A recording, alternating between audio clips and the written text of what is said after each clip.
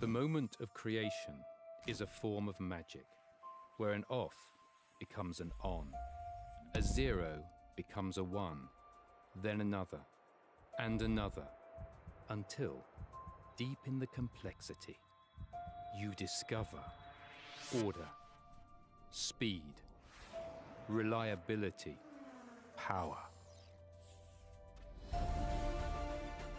Experience the WD Black NVMe SSD.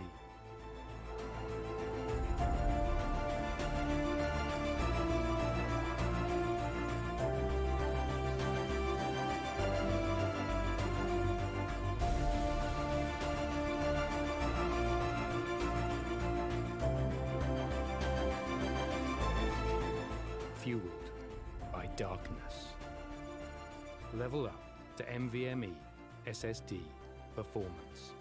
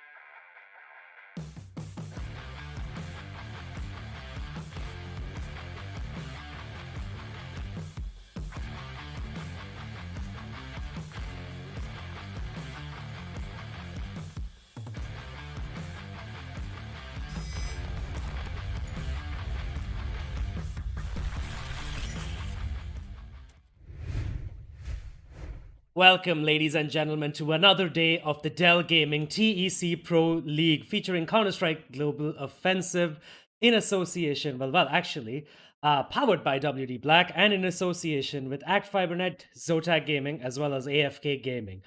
My name is Adi, and joining me again is Nitish Assassin 47 Nair. Hi. And today, Assassin, we're going to have 3 more Division 3 games. Those games in question are Ikari versus TN Esports, Purpose Esports taking on Vibe, and then we're going to round off the day with another game of Too Easy, and they're going to be taking on XOD. So again, for now, I mean, we're not really going to focus on Too Easy that much, but again, for me, the main focus is on Too Easy, and the main thing for me, Assassin, is that Too Easy, they need to be doing better, and they need to get into Division 2. But before we get to that, and that we can get to later, how do you feel about the first matchup, which is Ikari versus TN? Well, Ikari yesterday did show us some incredible gameplay. Even though they lost against Purpose Esports, it's okay. They brought it down. It was very, very close as well. Right off the bat, they started off with a bang in the first half.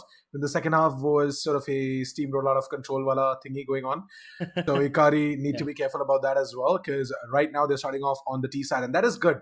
In a way, it's good. Even though they mess up on the first half, the second half needs to be flawless. The CT side needs to be good. From the side of TN Esports, yeah. It was the thing yesterday, right? It was basically that whichever team started off brightly, they lost the game. Basically, Exactly. all 3 of the matches that we've watched, all the 3 losers, they started off brightly, got 5, 6, 7 rounds. Some of them got 9 rounds, and then that's it. That's all they got.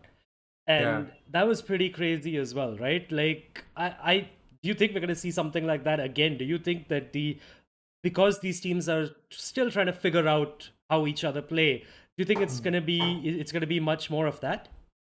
Maybe that might be the case because again, TN Esports, they are playing Ikari for the first time. And yesterday they had a game against Regal Strike where they, I think, won it out against Regal Strike. Yeah, it was And 16-14, I believe. 16-14. Yeah, Yeah, it was it very was close. So very them starting dirty. off on the T side, them starting off on the CT side on Overpass might be a good thing for them. But the thing is, starting off on the CT side, if you do really good and then on the T side you disappoint, then that again Yeah. becomes a rant of its own. Yeah. So I would really would love to see TN Esports standing tall on both the sides, whether it be CT or the T. I'm hoping for a good game, and Ikari and TN Esports both have got great potential. The map being Overpass, actually we have been seeing quite a lot of Yeah. Overpass, I and know I'm kind it's become kind of a home map for a lot of these teams, right? I think we Yeah. see it. We've seen it every day at least once, and most of the days. I think even Yeah. yesterday we saw it twice out of the 3 games, and I'm kind of just liking it. yeah, I'm Because liking it. We earlier had it used to be Inferno, right? Inferno Yeah. used to be the home map. Inferno and D2, Inferno and D2. And I'm like, God, can we play something else? Yeah, I mean, I'm glad that I don't have to introduce this show by saying, welcome to the Dell Gaming TEC Pro League featuring Counter-Strike Inferno Offensive. Like, it is nice to not be, not say that. But you know what? It is overpass the map, and I believe that the teams are ready as well. So let's get Yes. into this game, and then we can talk about it even further. Let's go. There you have it. TN Esports. They're going to start off on the CT side of Overpass. They have won the knife round. And on the T side, we do have Ikari. And you know what, Assassin, you're right. The fact that Ikari starts off on the T side, it might be a boon. It might definitely be a boon because I do believe it was yesterday when they actually started playing really aggressively. I mean, not aggressively, but really well, and on their CT side. But then they had an absolutely terrible showing on the T side. Well, looks like right off the bat, we're going to be seeing a lot of players from side of T and Esports make their way over towards the B side. Especially 3 players are going to be making their way over towards B. We've got Forest Vow, Kraken, and I suppose Deagle, who are over towards the B side. And Deagle has already got himself a boost as well. Because look at Ikari, they're actually making their way in over towards A long. It is an aggressive take by the CTs towards B shot. They've taken B shot control. They had the boost going for them as well, but they've realized that there's nothing happening there whatsoever. So they've in fact rotated a player now over towards the A bomb site, and well, they're gonna spot out a couple of players. Michael, in fact, he is gonna spot out a couple of players, but he's gonna take damage in return for that information. And now the CTs, well, the Ts rather, they're rotating over towards that B position where Forest Wow, he's pushed up from B short from sewers, and he's gonna think that hey, B is completely clear. But whoa, he's gonna get hunted down. Yeah, Forest Fire is in a bit of trouble, and now he's being spotted. Colossal takes him down, whereas Michael Nexi takes down Common. It's going to be a 3 versus 4 situation, Adi. I would just call it a 3 versus 3 as Kraken is down to 2 HP, but looks like Michael Nexi is doing all the heavy lifting for the team as Colossal in a 1 versus 4 situation has to land some crispy headshots, and that too, everything has to be precise. Because if not, then he's going to get instantly taken down. Oh, there you go. 2 headshots, Colossal. The IGL for the team is gonna show up in a 1 versus 2 situation. He's gonna try and get himself one more, but Deagle looks like he is gonna get that right back, and is gonna send out a clear message to Colossal that you are not the only one who knows how to hit some nutty one taps. Yep. I mean, I think as soon as Colossal got the kill and picked up that USP, I expected him to do this. I expected him to get a few more kills with that USP, and he does it. But unfortunately, they are going to lose the round, and I do believe that's because of the really good push coming in by Forest. He pushes up, from sewers into T spawn basically almost, gets a kill, and then he splits up the Ikari offensive, and that offensive. I think it was like literally 2 players went to get Forest Row, and then 2 players went towards the B side to get the kills there, and they just couldn't do it. Like that split helped the CTs a lot, but it is an eco round now by Ikari. They have done some damage, but they have lost 2 players in return as well. Yeah, the Deagles, they are not gonna work out that much. They do manage to do a lot of damage, but no kills in yet.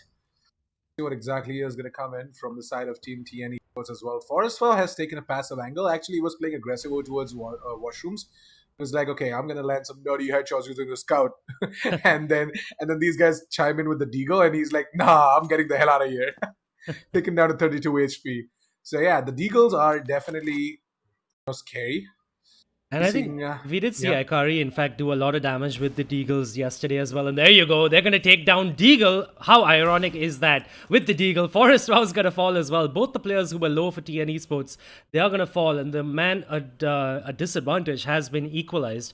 But to be honest, Ikari, they still haven't made any headway into a bomb site. And to be honest, I know it is just a case about doing damage, and they have done a little bit. I think they need to do a little more, and they'll be happy. Okay, Colossal. I see that. Well, looks like Michael Nexi is going to see Ole as well, and he's going to go ahead and finish it off. But Adi, an impressive eco round by Ikari. 3 kills, the bomb plant. What more do you want? Yeah, I mean, nothing at all, considering that they didn't invest that much into it, and they're gonna have enough funds to buy up into this round, right? They've put an insane amount of pressure on this, on the economy of TN Esports so early into the game. I mean, Forest Wow and Robot, they're sitting below 4,000. They're not gonna be able to get full buys in there, and that's that is the main thing. That is what you're supposed to do with those extra pistols. So I'm glad that Ikari has been able to do that. So, which means that they're gonna give themselves a chance now to take this round and take the take their first round on the T side. Well, the AK-47s are already out, and we're going to be seeing a hell lot of action happening over towards the B side over there, where we have got 2 players boosted up over towards the graffitis. Then we have got this assault being prepared over towards B short. Ooh, all right. So now we have got Kaman and Colossal doing a lot of damage over towards mid as well. My bad.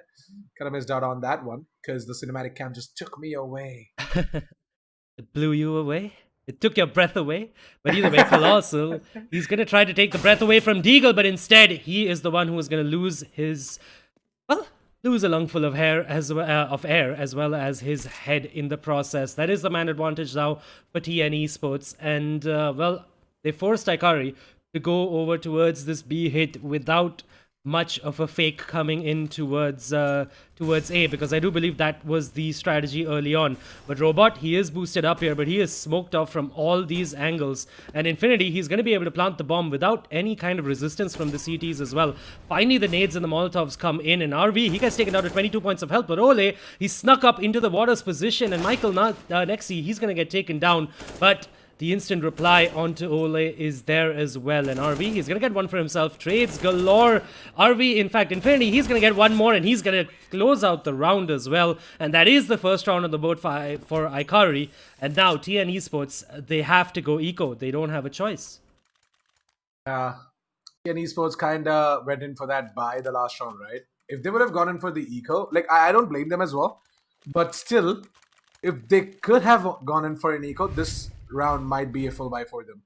They did manage to do a lot of damage as well towards Ikari, like 2 players down. That's not bad. Actually, 3. Yeah, there was 3 kills, but the thing is, I mean, for the CTs, again, doing damage to the terrorists isn't Doesn't always matter, important, yeah. But anyways, a B hit is coming in. It's a fast B hit, and it is a force buy by the CTs as well. So they have invested everything they have into this. And well, Kraken, he's going to miss a few shots. Robot comes in, but oh, he reloads at the worst possible moment, and then he cooks himself alive.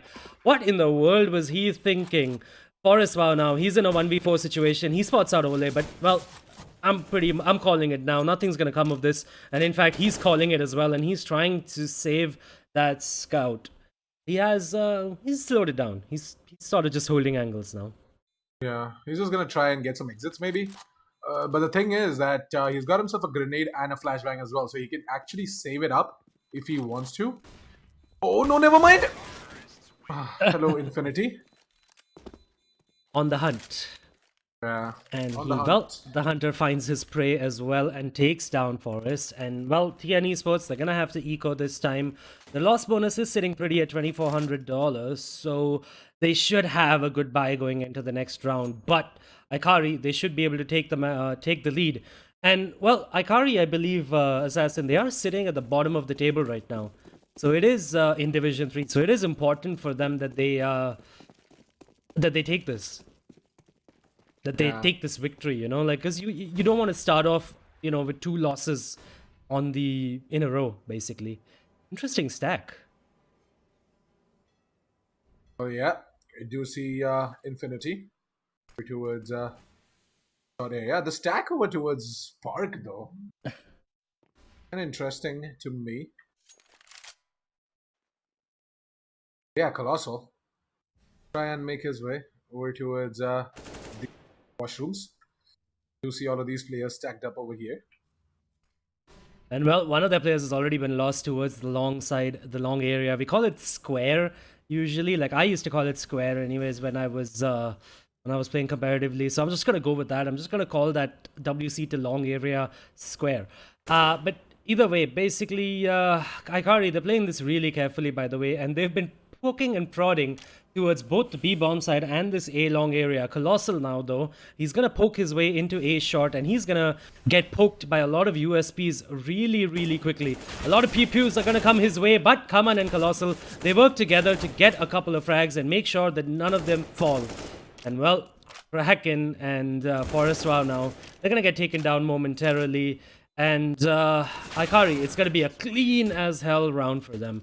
3-2, and the money as well for Ikari Assassin. It's looking absolutely gorgeous. That bank balance, it's gonna attract all the gold diggers in the yard. That's a lot of money, by the way, Adi. Not gonna lie, as you mentioned it. $5,900 on towards Infinity. We've got Ole sitting at $6,800. Oh man, if Ole only could had buy that much money. Ole could buy like 7 ZOTAC RTX 3080s. That was a nice one, actually. I was about to mention that if I had that much money, I would go ahead and buy myself a ZOTAC RTX 3090. But yeah, either way, it is the buy round coming in for TN Esports. And they don't have as much utility as they would have liked. Remember, it was 2,400, the loss bonus for them. So a lot of the players, in fact, 4 of them don't have head armor either. And Ikari, they've taken control towards the B short area as well as at Fountain. Actually, it's a really good default coming in by them. They've taken so much control, and oh, Nexi boosted up. That's a really good spot, but well, doesn't look like he's gonna spot anybody as of now at that short position. Maybe he got there a bit too late. But yeah, this 3-man stack towards the B side looks good, Adi. And with all of these utilities coming in from TN Esports, might be possible they might actually be able to hold it. But the problem is that they don't have much of the utilities, right? So if they're going to be using it all now, then when the actual hit happens, they're going to be left out with nothing. Yeah, but that pop flash try at B shot, nobody got pop flash, but they still got the kill off the back of that. And oh my god, Infinity, his position was given away by his teammate, by the way, Ole. He shot him in the foot, taking him down to even lower HP. And well, Michael Nexi, he's going to come in and take down Kaman as well. And now Ole and Colossal, they're left in a 2v4 situation. And for all that control, that indecision of when to hit the B bomb site or, you know, when not to, has basically cost them the round. Colossal and Ole now, they're just going to try and save up these AK-47s. Even though they have the money, they're just going to be like, "Arey, zarurat nahi, guys. Don't need to just lose these AK-47s. We might actually just save up our money as well." Yeah, exactly. I mean, the loss bonus was 1,400 for that round, right? It's reset now to 1. So basically, if they'd lost that round, they would have lost what? Yeah, 3,750 in worth of just AK and armor and some grenades as well. They would have lost like about $4,000 and gotten only $1,400. So it is a very good, sound, economical decision to actually do that. Hey, maybe they have a business acumen. Just maybe. The AWP is going to be picked up by Ole, the star operator from the side of Ikari. We're going to be seeing some nutty shots or not, some flicks. Ole, make it happen, buddy.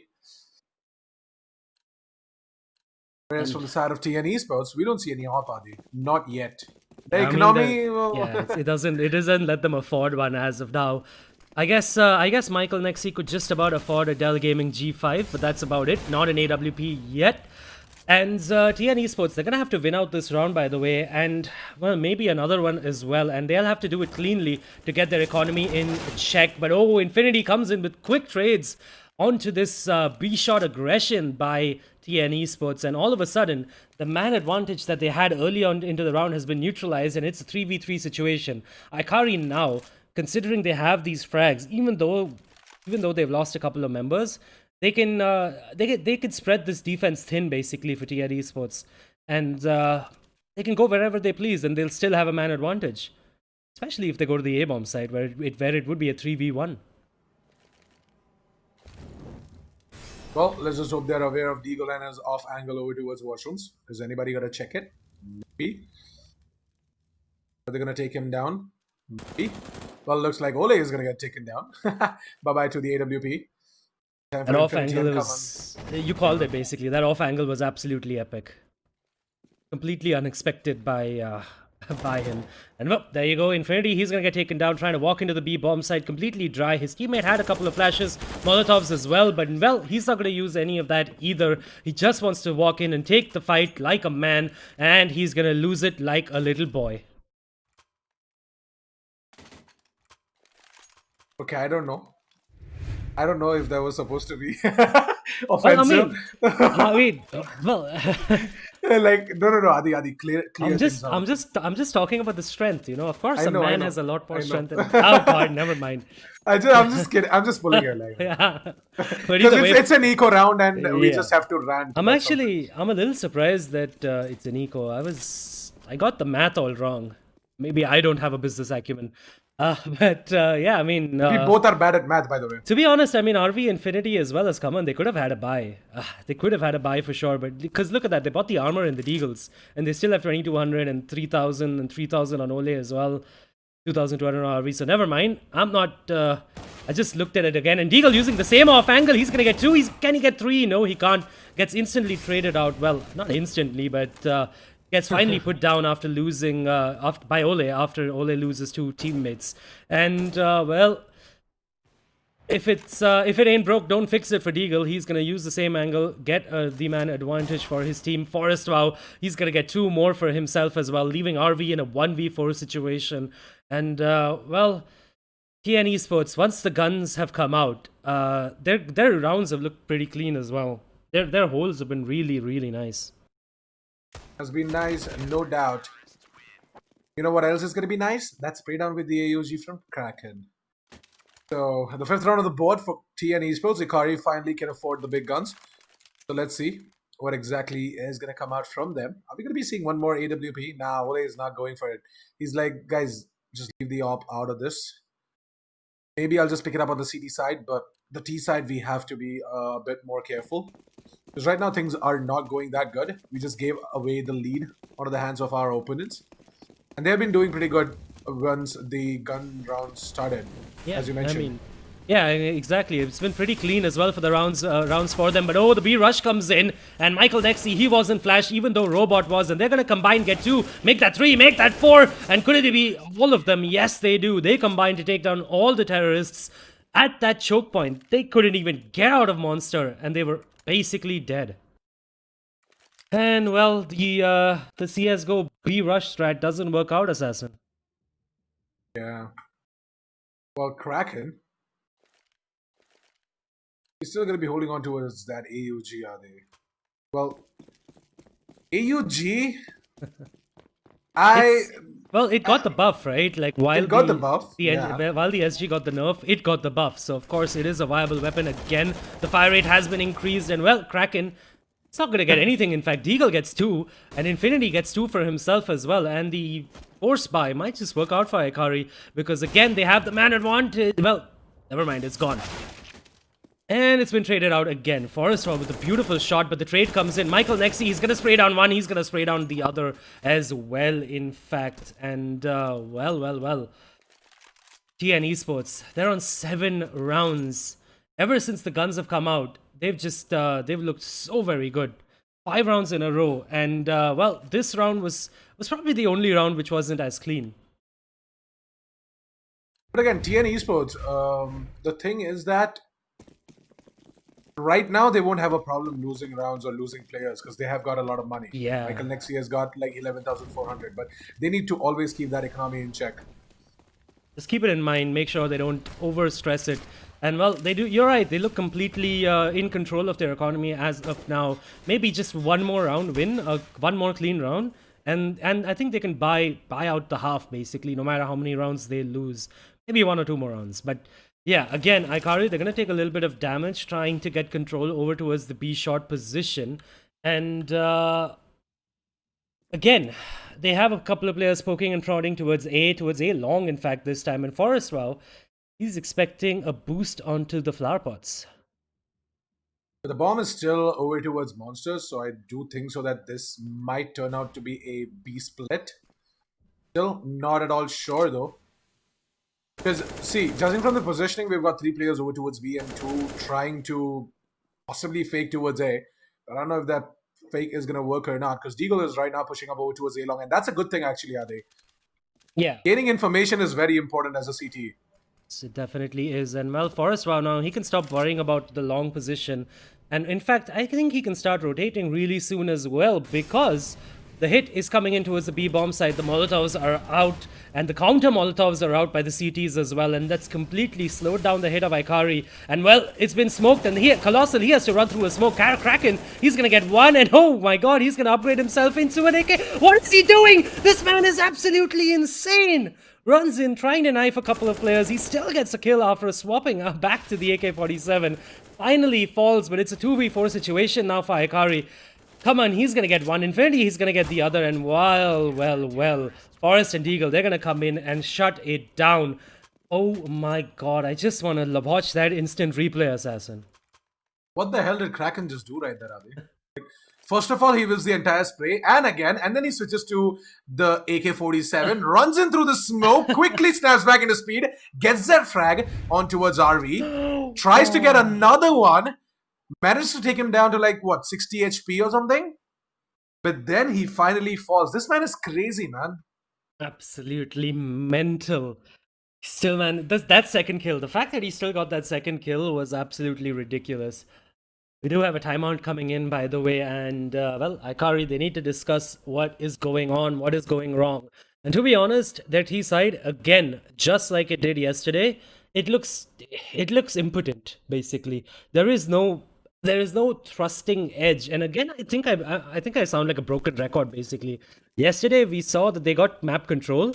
And again, once they had map control, they had no idea what to do with it. And I think it's exactly that again.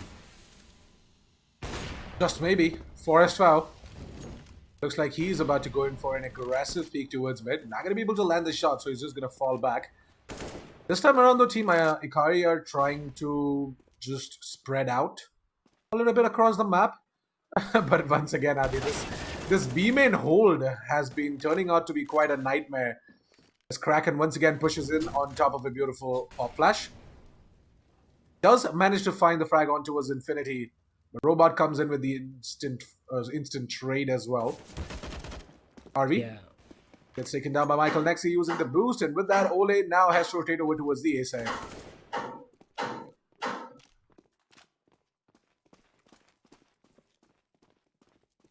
Well, 8-3 as of now, and it is a 3v2 situation. And, well, come on and Ole, they're going to walk in and get a couple of frags for themselves. And all of a sudden, it's down to a 1v2. And TN Esports, they might just lose their first round after the guns started coming out. It's all onto Robot. He's gonna peek out and get one. Come on.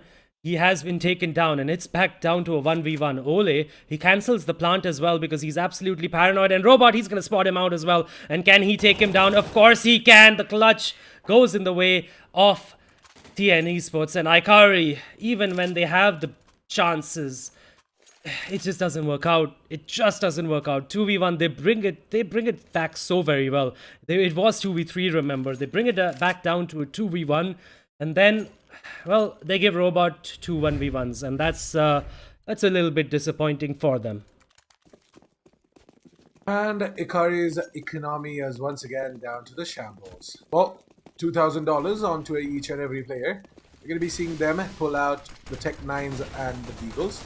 Well, looks like they're going to get sprayed, thanks to Deagle pushing up over towards the middle.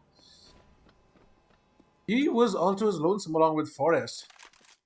Forest is now gonna fall back. He was like, "Up, I'm out. All right, Deagle, thanks for the 2 kills. You died. All right, I'm not staying here." Infinity I'm not losing my op. Yeah, Infinity is down to 7 points of health as well, by the way. And I'm not sure why Kraken isn't getting guns dropped over to him. And oh, Forrest, wow, can he hit this shot? No, he can't. Ole comes in, takes him down, and now he has Michael Nazi in his crosshairs as well, and he takes him down as well. Kraken now, he has to lock this down, and in fact, he does. He gets two, finally gets taken down by Kaman, and again, it's down to a 1v1, but this time, Kaman, he's going to stick the bomb plant immediately, but oh, he's going to get Molotov out of position, and instead, this time, he is going to win the clutch, and Ikari, they are going to put their first gun round on the board on their T side, 9-4. Well, basically, it was the eco, but it sort of worked. Yep. Yeah, well, like, first what I actually yeah. meant, what I meant was their first round on the board ever since TN got got the a gun, guns out. got the guns out. Yeah, okay, got it. My bad. But yeah, like Ikari, that straight up A rush kind of worked. I don't know what happened. Forrest was not able to hold it as well, and he just lost the fight against Ole. Ole did a good job with the Tech 9, man. Damn. It's that signpost position with the AWP, right? It's such a, I don't like that position at all. It is a one and done spot, and that time it was just a done spot. He couldn't even get the one, and well, it comes in to bite him. And Abhi, to be honest, TN Esports, they're not gonna mind this too much. They still have a healthy lead. 9 rounds on the CD side is great, but Colossal, he's going to take down Robot, and well, TN Esports, they're going to mind that, but wow, they're going in for the boost again. This is so cheeky. At the same position where they lost Robot, they're like, yeah, let's do it again. Right now, Ole is going to take a boost and he's going to spot out all of these players, but oh, Kraken is watching the angle. That's a good one. Whereas on the meantime, Kaman is going to take down Forrest, who was the sole defender over towards the A side, and with that, Kaman has taken control over the A side. All of these players are going to make their way over towards A as well. We've got Colossal on the bomb. There's Michael next. He has rotated over towards Bank. And we've got Kraken along with Deagle. Deagle is actually moving in from the backline, so it doesn't matter. But Kraken going to spot out a couple of players. Going to start the spray down. Not going to be able to do a lot of damage. There are we. Going to take care of Deagle coming in from the back lines. Nicely done. And he also writes nice shot in the chat because he knows that was a pretty damn good one. Kraken in a 1-3 situation now. I think this was a mistake. Yeah, well, it was definitely going for the retake because there's no money on TN Esports, and Ikari, they are going to win out this round. Of course they are.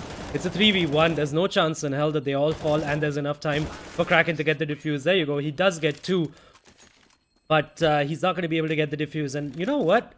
Unknown to me as well, Ikari's done a really good job at whittling down the economy of TN Esports. They have no money for this final round. Kind of did a good job, right? Like making TN Esports and us casters think that even though Ikari is losing, they're doing economic damage slowly onto us TN Esports. Like TN Esports, even though they're winning, they're completely in that mood, right? Ki ha, jeet rahe hum, koi problem nahi hai, everything is going good. But then slowly you get to realize that you have been played. Ooh. That beautiful spray down comes in by Infinity, and RV takes down Forest Wow as well, and now it's a 4v1 situation.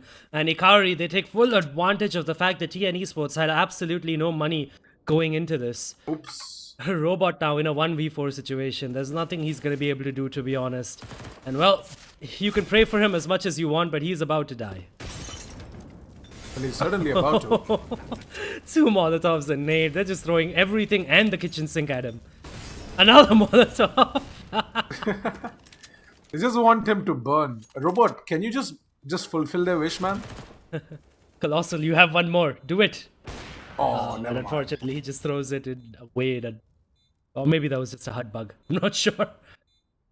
Oh, but that spray down by Infinity in the start of the round, I have to say, that was absolutely beautiful. For a terrorist to get pop flashed into that position, it's absolutely beautiful. Absolutely beautiful. 6-9, by the way. Kari now.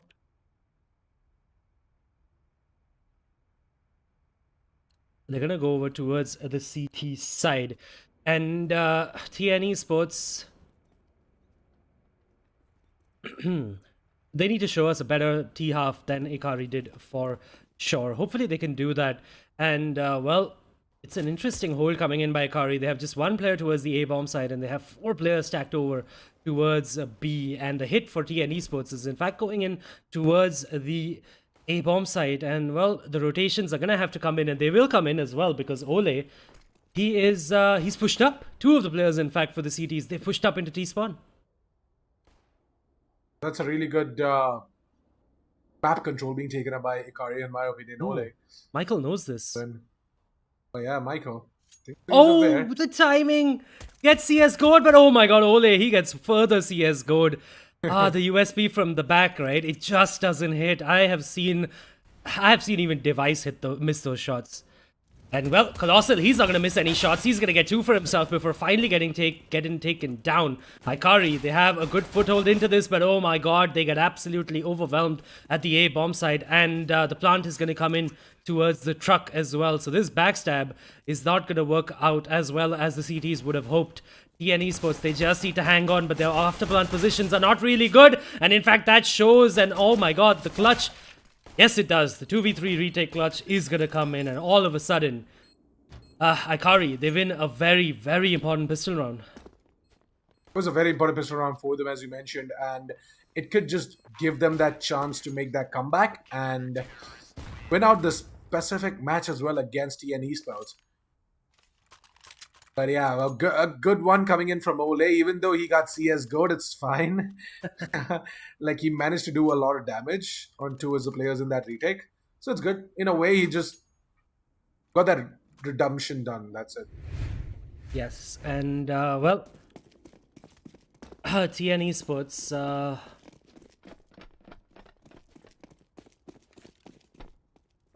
Yeah, they're gonna sort of go in for that it's just some pistols. Yeah, it's just it's not really a force buy. They're just equalizing the money. They're gonna have a buy in the next round, considering that they did get the bomb down as well.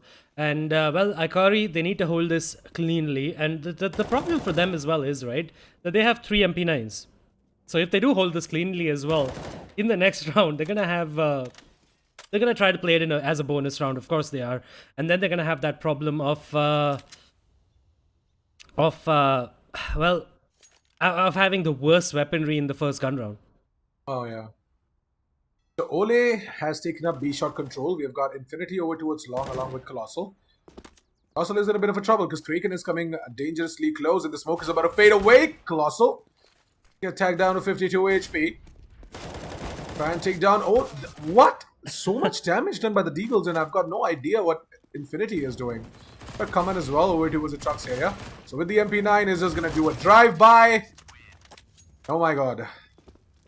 That was beautifully done. And that is a decently clean hold coming in by them for sure. And they're going to be happy with that. Even though Colossal falls, his M4 was recovered, of course. And, well, 9-8 now. And Ikari... They just need to keep this going. Their CT side, by the way, yesterday was pretty impressive. They did start off really brightly, and well, maybe yesterday, just like how things happened yesterday. TN Esports, the team that started off brightly in this particular map, they probably might not do as well again. And oh my god, come on, an Infinity!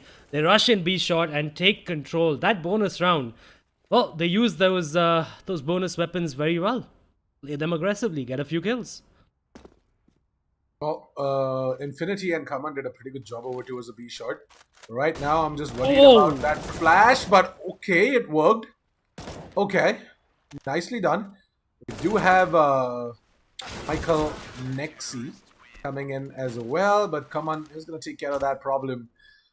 Man, I did not expect that flashbang to work. That was a beautiful pop flash, in fact. And yeah, I mean, look at that on the instant replay. You'll see it again. If you want to line it up, ladies and gentlemen, that's how you do it. That beautiful pop flash. Both those players completely blind. And they're going to get taken down by an angry Infinity. And well, Ikari, they're going to level it up. And their CT side is looking good as well. TN Esports, they're going to have to eco again. And, Ikari, they should take the lead in the... Well... in what seems after ages, basically. We do see Forest once again trying to move it over towards the B shot. Gonna get burned. Down to 51 HP. He's going to regret the decision of going in over towards the B shots. Double Molotov that too, right? Oh, Infinity, he's pushed up from long and he's backstabbed 2 players towards the WC position, and Robot's just like, wait, what? What just happened? And well, Infinity just happened, and Kraken is gonna fall as well. It is an eco round, of course, so Ikari, they should be able to pick this up pretty cleanly now as well, as long as they just don't go hyper aggressive now. They need to shore up their economy as well, because Ole, he's just picked up the AWP, so he's sitting at basically nothing, and Infinity is pretty poor as well.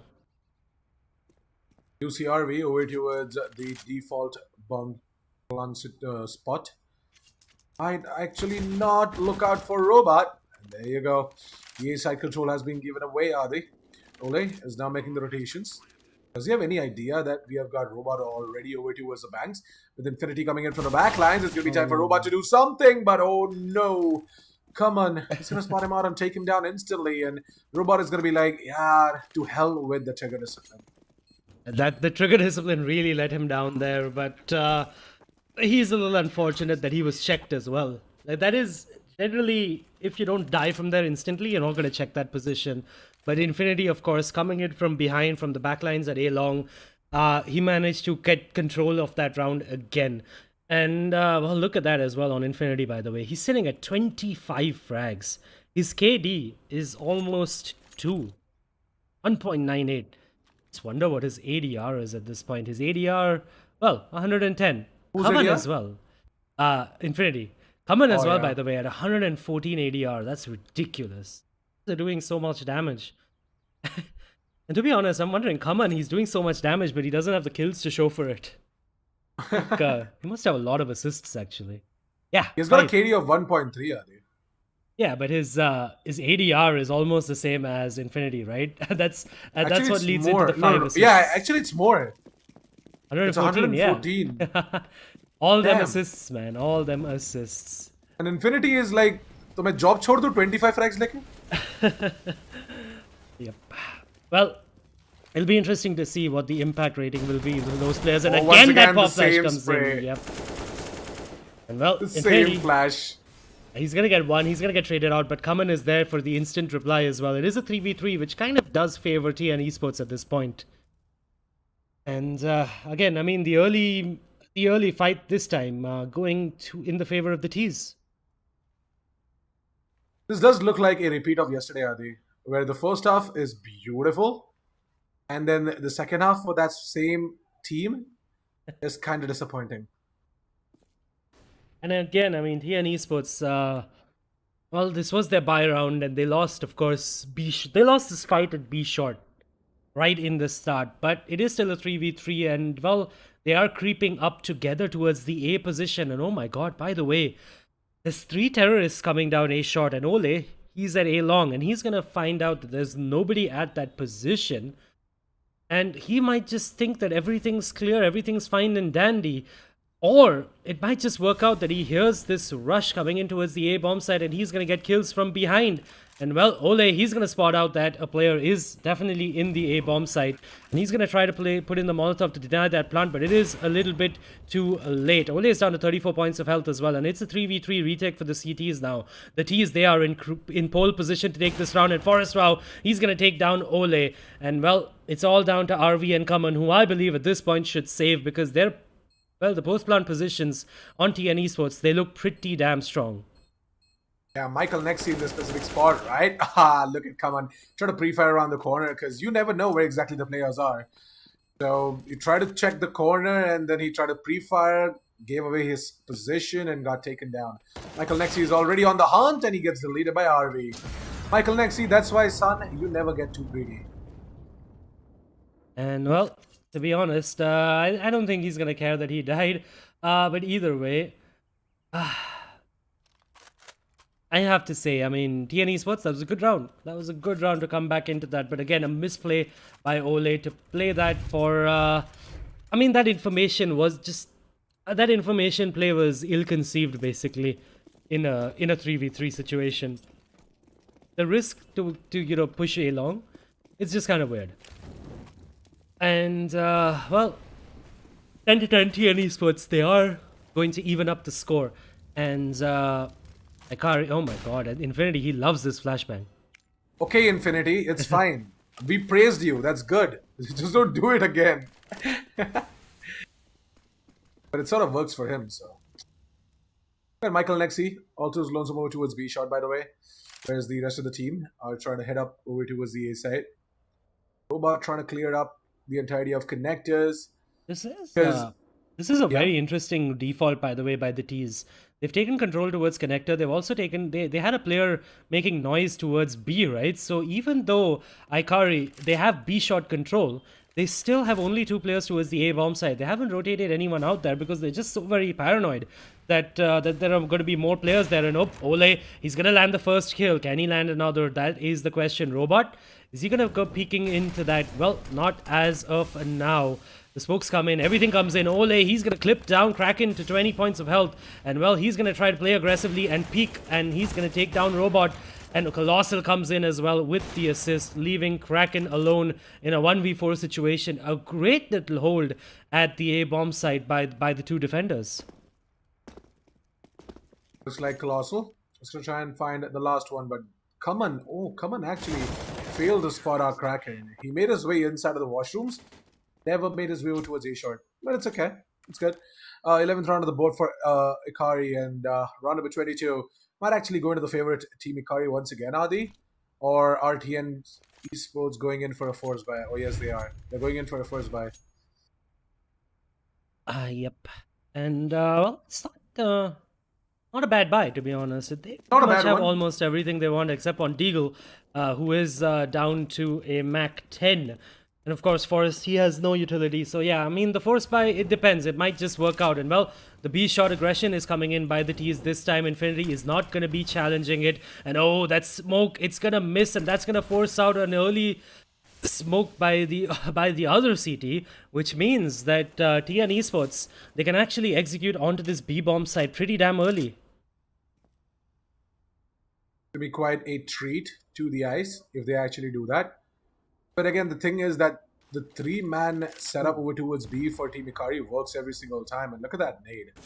That was a good nade. Brings Deagle and Michael Nexi down to 1 hit with the M4s. But Infinity, he's going to get 1 hit by an AK-47.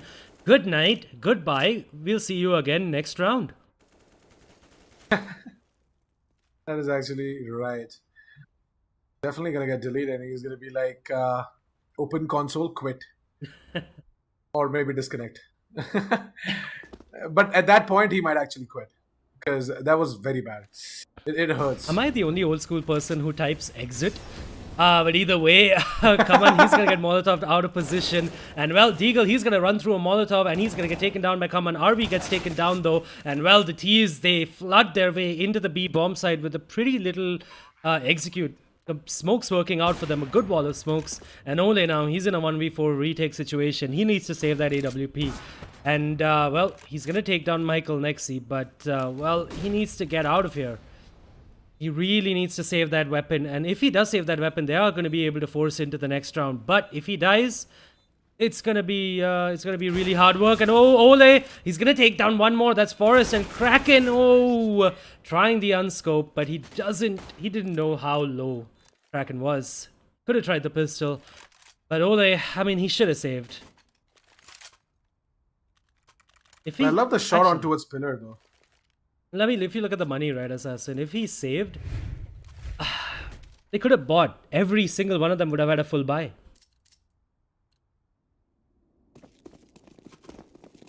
And instead, look at that. Infinity gets an MP9 dropped over to him by Kaman, and Kaman himself buys an MP9. Ole, man. Some better economic decisions. But either way, Kaman, he's going to make a really good decision of taking B-shot control. He's going to get 3 for himself. Good night, terrorists. Don't try to take B-shot from us. I think every time Ikari has taken B-shot control, they've won out the fight. Have you noticed that, Assassin? Yeah, I have. Every single time Ikari tries to go aggressive over towards B short, that round is like absolutely theirs. That round has Ikari written all over it. Yeah, but I mean, to be honest, they lost another player towards B. short, and it's down to a 2v2. Actually, it was towards A long, I beg your pardon. And well, it's down to a 2v2, which kind of actually is definitely a good thing for the terrorists, because they can just they can bunch up and hit into the split defense of the CTs.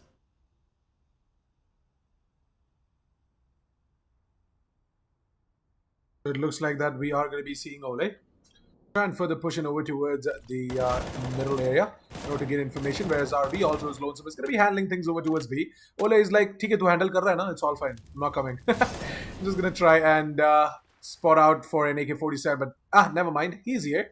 Hello there, buddy. Forest well down to like what, 15 or 12 HP? Okay, 12. Oh, still lands the shot onto RB. Towards RB. Yeah. Man, I'm not gonna lie. The uppers on both of these teams are really good, especially Ole. Yeah. What was that shot on towards pillars the last round before this one? Yeah, towards it was Monster. so good, Pillar, right? Yeah. But that's the thing. I mean, again, it's gonna be another. It's gonna be a force-ish by Akari. Of course, they've taken the lead yet again, by the way. But I bring up the scoreboard, right? You could see this. They've been trading rounds. That's not very good for the CT economy. And that is, in fact, it's horrible for the CT economy. And, well, the last round that they did win as well was absolutely soul-crushing for them. They lost almost all their players, but come on, he's going to take down Deagle and Robot. And it is an eco round by TN, by the way. So, well, Ikari, they need to keep it clean. There you go. Mr. Kaman chiming in to get all of these eco frags. And then his teammates are going to be like, "Ha, theek hai, chal, chal. It's okay. Eco frags hai, theek hai?" But yeah, Kaman is doing a pretty good job, man. He has already passed Infinity. Like, a moment ago, we were like, Infinity has got more frags and Kaman has got more ADR than Infinity. And right now, Kaman is going to be like, "Acha, Castas, kuch bol rahe the tum log?"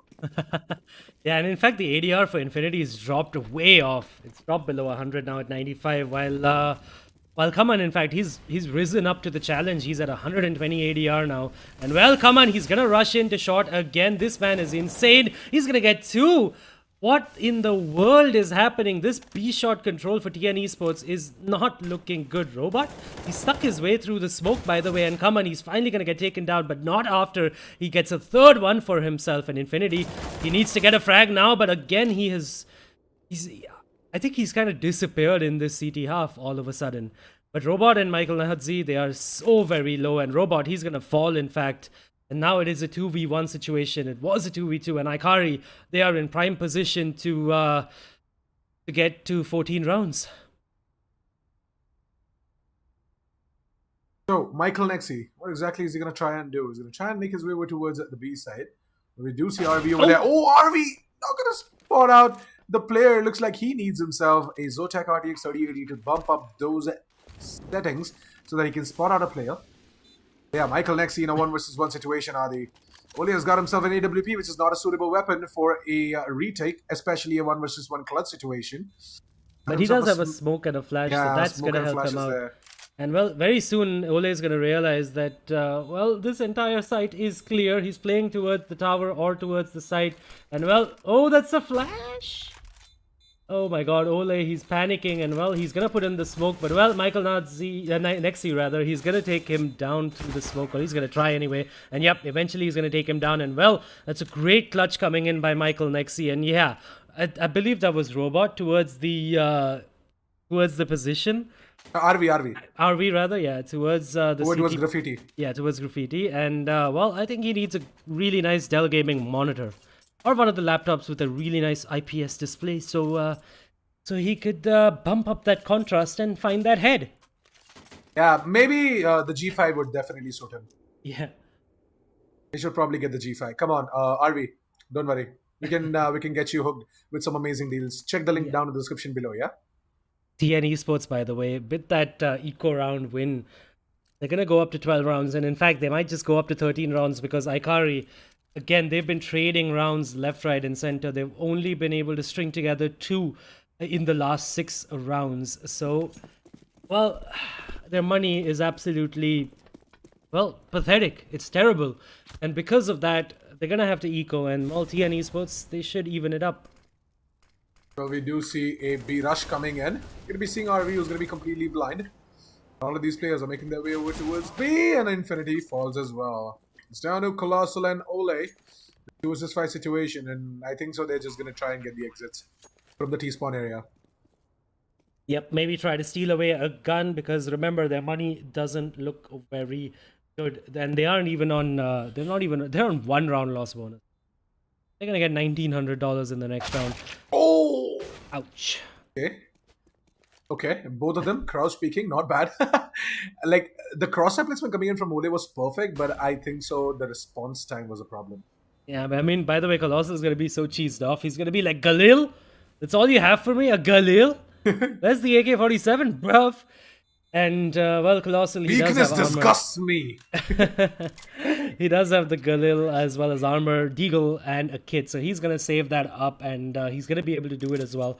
That's going to help their economy a little bit, because remember, they only got $1,900 on that round. Now their loss bonus is up to $2,400. And, well, they're going to buy up. But again, it's not a really good buy. And well, what are the bet? Well, I'm taking bets, by the way, Assassin. Come on. I think he's going to go for B shot control again. And I think he's going to get a couple of frags again. Well, or That at might least- possibly happen. Never mind. But, oh, yeah. There's nobody on the T side. Yeah. TN Esports, actually, TN Esports have adapted as well. They threw that Molotov, right? Which is going to stop that early push coming in. But again, we see all of these players dying towards the A side. Colossal and Ole, they both get taken down. RV holding close towards monsters, whereas Kaman is now going to be rotating. Well, with that low of an HP down to 15, I don't think so he's going to be able to do much. He does spot out a couple of players, going to try and do a drive-by. Well, that doesn't work every time, Kaman. Yes, indeed. Oh, look Doesn't at work. Robot. There's Well, to find one, down to It's all 4 down to HP. RV. It's all down to RV, though. And Man, again, just a Galil to save. Oh, never mind. That too is lost. 14-13, what- by the way, and I have to say, Assassin, that adjustment by TN Esports is absolutely beautiful. This time, they sent 3 players over towards A to get control of A, and Ikari, they kind of expected that as well, so they had a push going down A long as well. Unfortunately, we missed that, but yeah, both the players for Ikari, they fell at that A long push. And also, at the B bomb site, by the way, TN Esports, they didn't go for B shot control. They just spammed the board through towards B shot, and that's the thing that's where Kaman fell down to 15 points of health. So that's a beautiful adjustment coming in by TN Esports. And Ikari, they're gonna have to play for the overtime, because they have to eco now, and TN Esports, they should get up to 15. I don't think so. This game is gonna even go to an overtime. Are they looking at the economy, right? It just scares me. But yeah, if they're definitely losing this round, and when they're doing so, they're gonna get themselves to max loss bonus, which is gonna get them like $3,400, right? Or is it $3,400? Yeah, but I think this round they're only gonna get 2,900, but it's gonna be enough. And well, No, actually, after this round. So that is the next round is gonna be a Correct. max loss bonus. yeah, but it's not going to matter after that, because TN would have won. Because either way, Colossal, he's going to start off the fragging, actually. He's going to get 1, but he's finally going to fall as well to Kraken. RV is going to burn alive as well at the A-bomb site. And, well, the A-stack doesn't work out for them. And Infinity and Kaman, I'm pretty sure they're going to fall momentarily. Well, actually, Infinity takes down Deagle. Kaman trying to land a sweet little 1 Deag, but not sure who that was, Forrest or Kraken. He runs away. He's like, Kraken? I don't want any of this. He's like, nope, I'm out of here. Robot comes in from the backlines once again. He has been doing these cheeky little backstabs. I think Robot is the lurker for the team. Yeah, I think Infinity's been doing it for the CTs as well. Well, at least for Ikari when they were on the T side as well. Well, TN Esports, now they're at max loss bonus, Ikari, by the way, but they did get 2,900, of course, in the start of this round. And what that means is that TN Esports, they're gonna go up against an absolutely full buy. What seems like basically the first time in a long time, maybe since round number 21. And the Yes. op is gonna be out on Ole as well, and I think that's an important factor for Ikari. So they could try to push this over to overtime, of course. A 4-man stack, by the way, and there you go. Come on, he gets absolutely destroyed by Robot. And the adjustment by TN, by the way, this is what I was talking about. Their control is going in towards the A bomb side, while Robot, he's just spamming through there. Molotov as well as the wall bang. And he takes down Kaman, who's been trying the same thing over and over again. And well, yeah, of course he's going to try the same thing over and over again, because he's always gotten kills. Ole has got to be careful, because we've got Michael Nexi right around the corner, and now Ole doesn't realize that Michael Nexi has already rushed in over towards the A side. And you know what, Adi? Interestingly, the hit is not even towards A, it's towards B.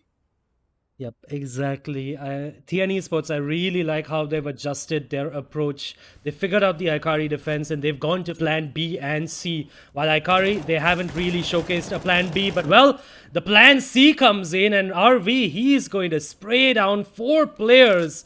And well, TN Esports trying the contact approach, the contact play towards the monster. It's not going to work out for them. And Ikari, they're going to go up to 14 rounds. And well, we might just go into overtime, Assassin. Just might. You see the push coming in from Michael Nexi to get the bomb, and he's like, okay, 1 second. 14 rounds for Ikari, 15 for TN Esports. What a beautiful spray down on your instant replay right now by RV. This guy was absolutely insane. That was beautiful, and I have to say, Ikari, well, if Plan B is individual brilliance, it's gonna be I mean, they're gonna be like very happy with that.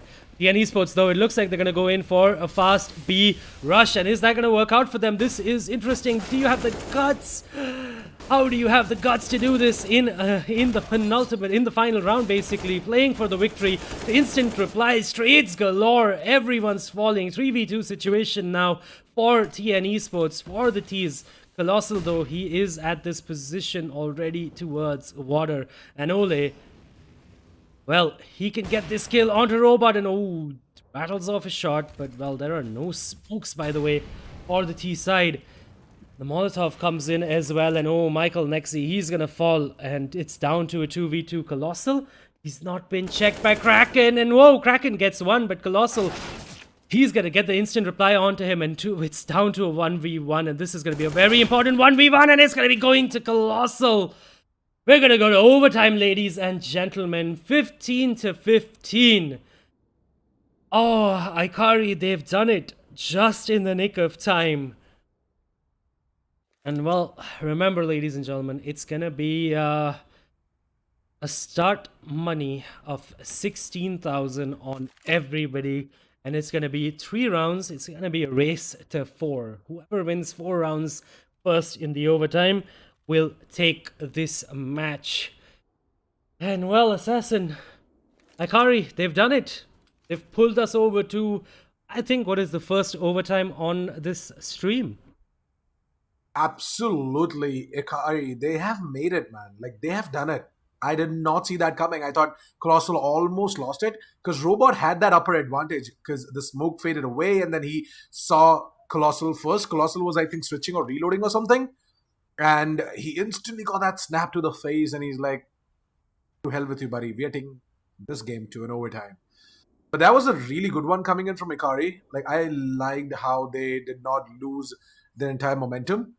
Because, you know, sometimes when your opponents start to dominate you, you kind of lose your morale. You're like, yaar, ye jeet kaise rahe? Kya ho raha hai? What is happening? You start to panic. And Ikari, they did not do that. They were very, very careful. They're like, okay, it's fine, guys. We can take this to an overtime. This is 15-14. Just need to hold on towards this B side, and they did. I thought that Ikari got caught off guard, but they did not. They were ready for this. And it's a good thing. I mean, that was a really ballsy play by TN Esports. I'll give them that. To rush B in a round like that, yeah, that's absolutely crazy. But unfortunately, the 3v2 clutch, the 2v3 clutch goes in the way of Ikari. And now we find ourselves in overtime. Round number 31, ladies and gentlemen. And well, nobody has to worry about economy. And they could just buy up whatever they want every single round. And that's what makes overtime so very special. And, well, Ole is playing the bait and switch setup towards towards this WC position, and they've been able to do this because the AWP is finally out. And you know what? I feel like Ikari will take this just because when they've had the money, right? They've been really strong on their CD side. Oh, but Infinity is not going to be aware of this cheeky little play being made by Deagle. But you know what? Ole is right there with the immediate frag. But what was Colossal doing, though? Not watching the back of Ole, and that's absolutely crucial.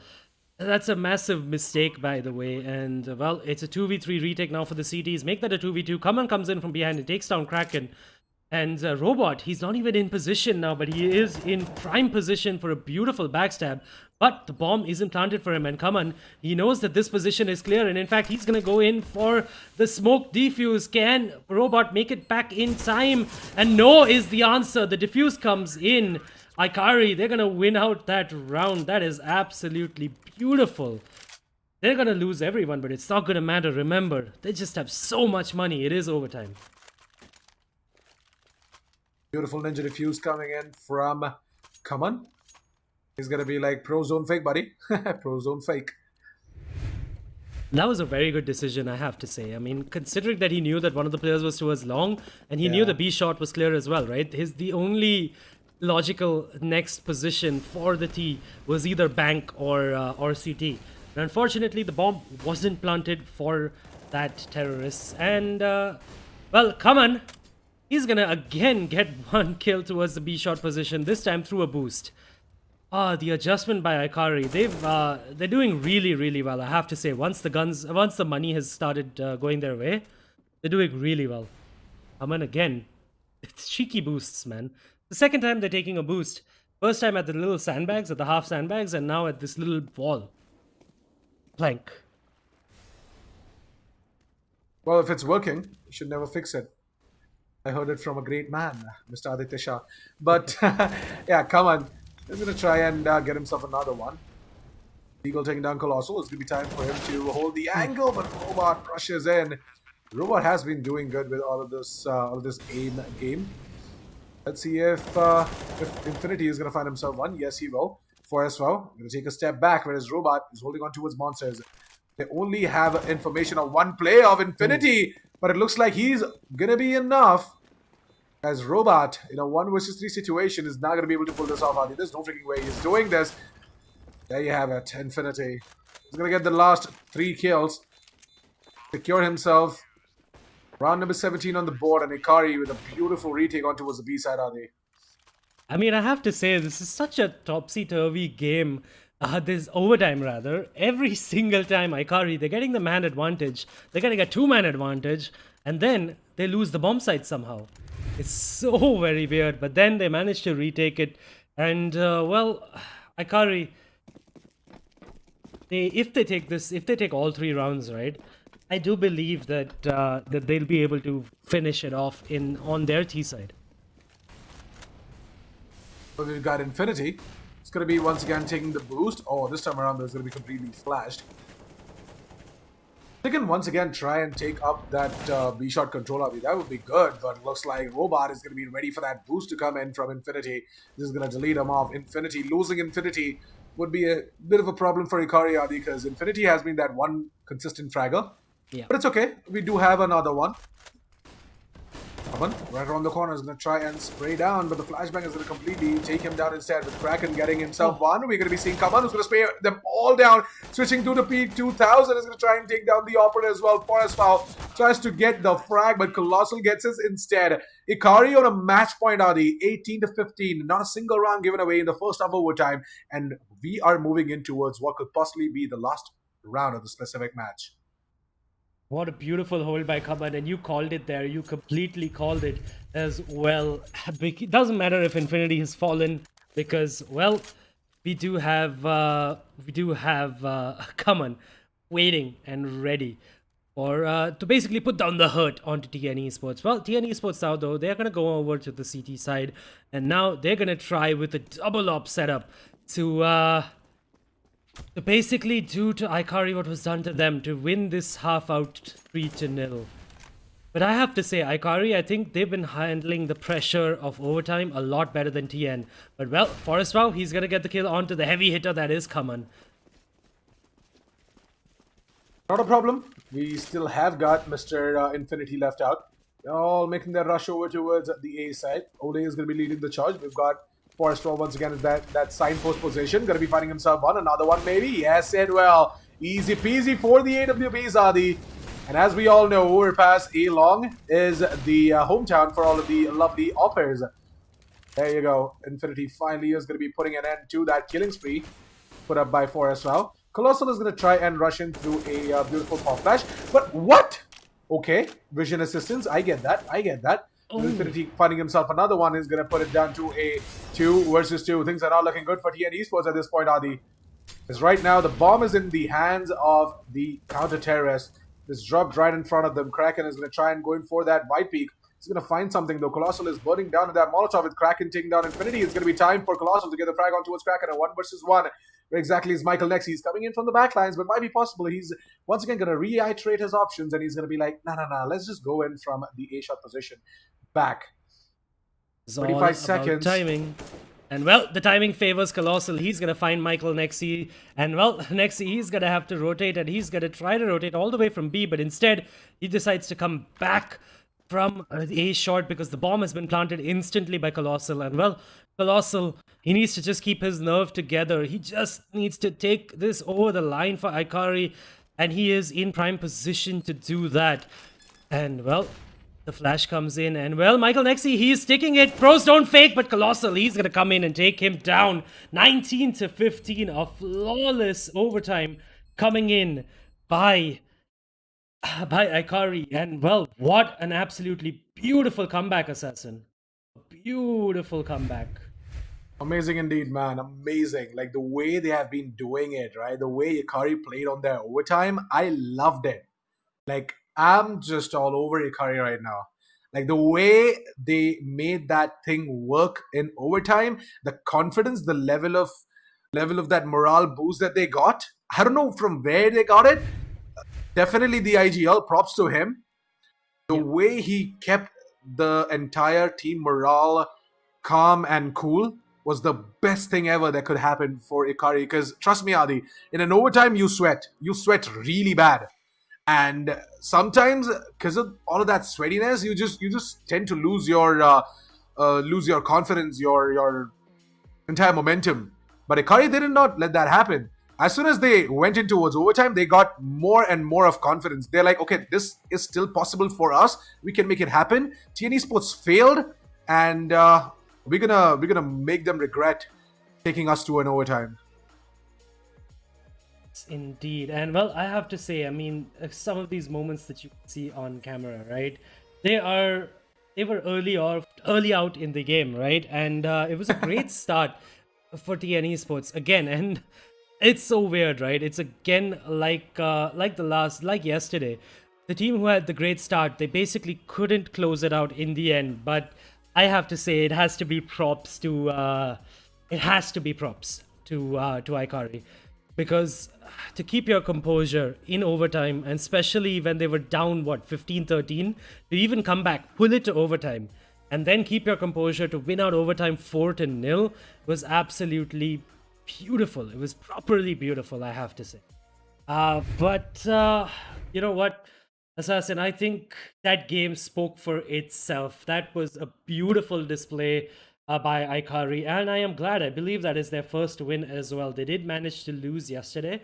We'll take a look at the scoreboard just before the next game to see how things have turned out for them.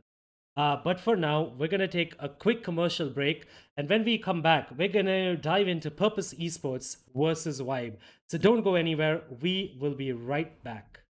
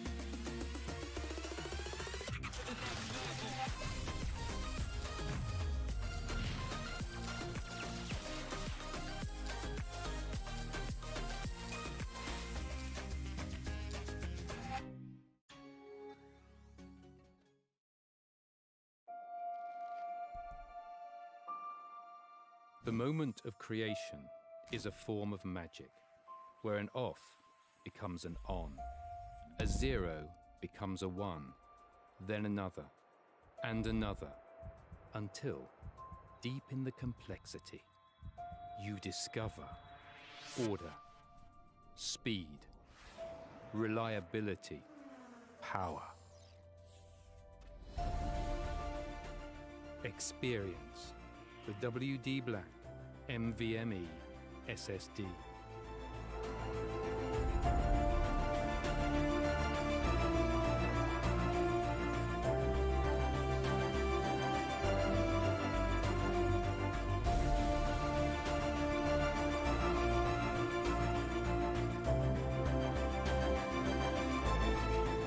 Fueled by darkness. Level up to NVMe SSD performance.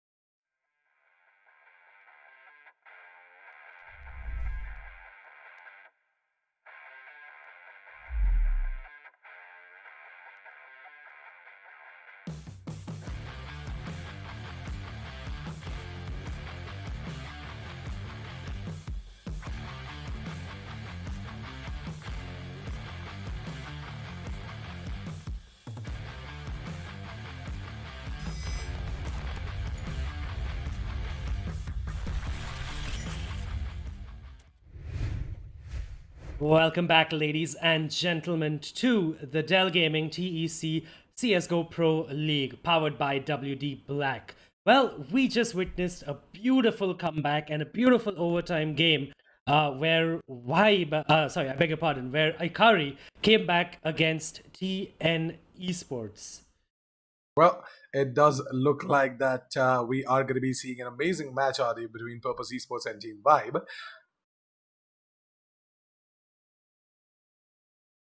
मेरा cam भी गायब हो गया ना.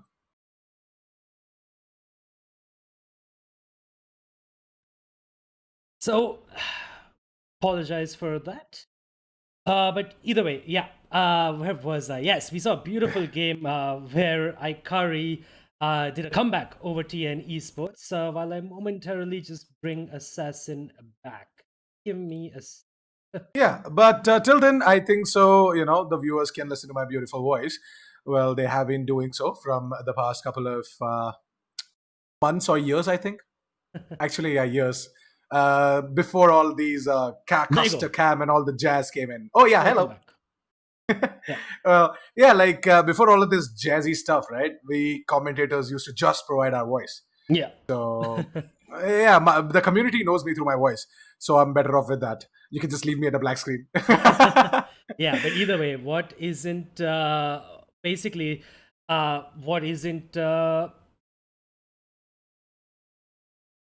not going to leave at a black screen is what I'm looking at. Those are the words I'm looking at. Is basically the next game, which is going to be Purpose Esports taking on Vibe. But before we do that, I just want to bring up the scoreboard, Assassin, and just talk about what that game for Ikari has done. In fact, they have won the first game, so currently they are top of the table. No, wait. They can't be top of the table. I'm pretty sure Too Easy is top of the table with the 10-point round difference. But yeah, Ikari, at least they are up onto the leaderboard. Yeah, I think, definitely think so too. Easy Gaming is the top of the Yeah. leaderboard, but it's fine. I think I believe what's happened here is that the automatic thingy, right, has decided that we're gonna go with rounds for and rounds against instead of round difference. So Yeah. I think Ikari would have won the most rounds as of now at 22. So that's why they're up there. And so is and TN. They've won the second most amount of rounds because they've played another game. I think so, that, yeah. we'll get that fixed eventually. But yeah, basically. Apologies. Yeah, basically apologies. But yeah, I mean, as of now, Regal Strike, Vibe, and Mighty, they're the only teams to have not won a game, won a round already. By the way, won a match rather. Well, it's about time that they do. Yes. Win. So right now, the match at hand are the Team Vibe, Team Purpose Esports, both of which we saw some of the incredible matches before in the qualifier stages, and yesterday as well we saw both of them play. Yeah. Now Vibe and Purpose Esports both have a special place in both of our hearts because both of them have disappointed and made us happy at the same time. Well, Purpose Esports yesterday, they won that game against Ikari, whereas Ikari today just went ahead and just surprised us all, and I love that. So throughout this entire league, we're going to be seeing a lot of disappointments, a lot of happy moments as well. So just pardon us with that, guys. We're just gonna one day we're gonna be like, Ikari, what are you doing? And the next day we're gonna be like, Ikari, you are amazing. So don't think that what are these casters? No, that's how the league works. That's how it all is. So Purpose Esports and Team Vaivadi. The match at hand is going to be played on Mirage. We've got Purpose Esports, who won the knife round and have decided to start off on the T side. That is so weird, right? I mean, who does that? Adi, trust me. Who does that? They do. We have got some teams. We have got some ballsy teams like Blaze Esports who do that, especially in a map like Train. I've seen Blaze win the knife round and start the game off on Train. I'm pretty sure Blaze does that. And Blaze is a division team, one team, by the way, if you guys are wondering. They are one of the best teams in the country. And I'm pretty sure, Assassin, they do that against opposition who, let's go with who they don't give respect to. Actually, no. I've seen them do it against Global Esports. Well, maybe they don't give respect to Global Esports. I understand the logic in that, to be honest. I remember this time really, like, it was ages ago. It was a tournament that I was playing in Goa. And we were playing Train. I think so. It was the Bits one. It was ICGC or something. It was ages ago. Oh, yeah. I remember.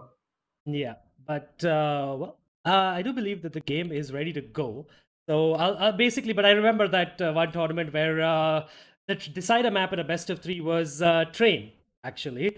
And the opposition, they won the knife. Well, they won the toss for the side pick, and they picked T to surprise us, and we stomped them 16-2 with like a 13-2 with a 13-2 CT hold. So that was fun. So hopefully that doesn't happen to Purpose Esports. But I do believe that the game is ready to go. So we're gonna get into it, and then we can talk about Purpose Esports on the T side. Let's go. Hopefully not throwing. Yeah, let's just hope that, yeah. So with that, we are all set and ready to dive into the game, Adi. So why not just transition in towards that game smoothly?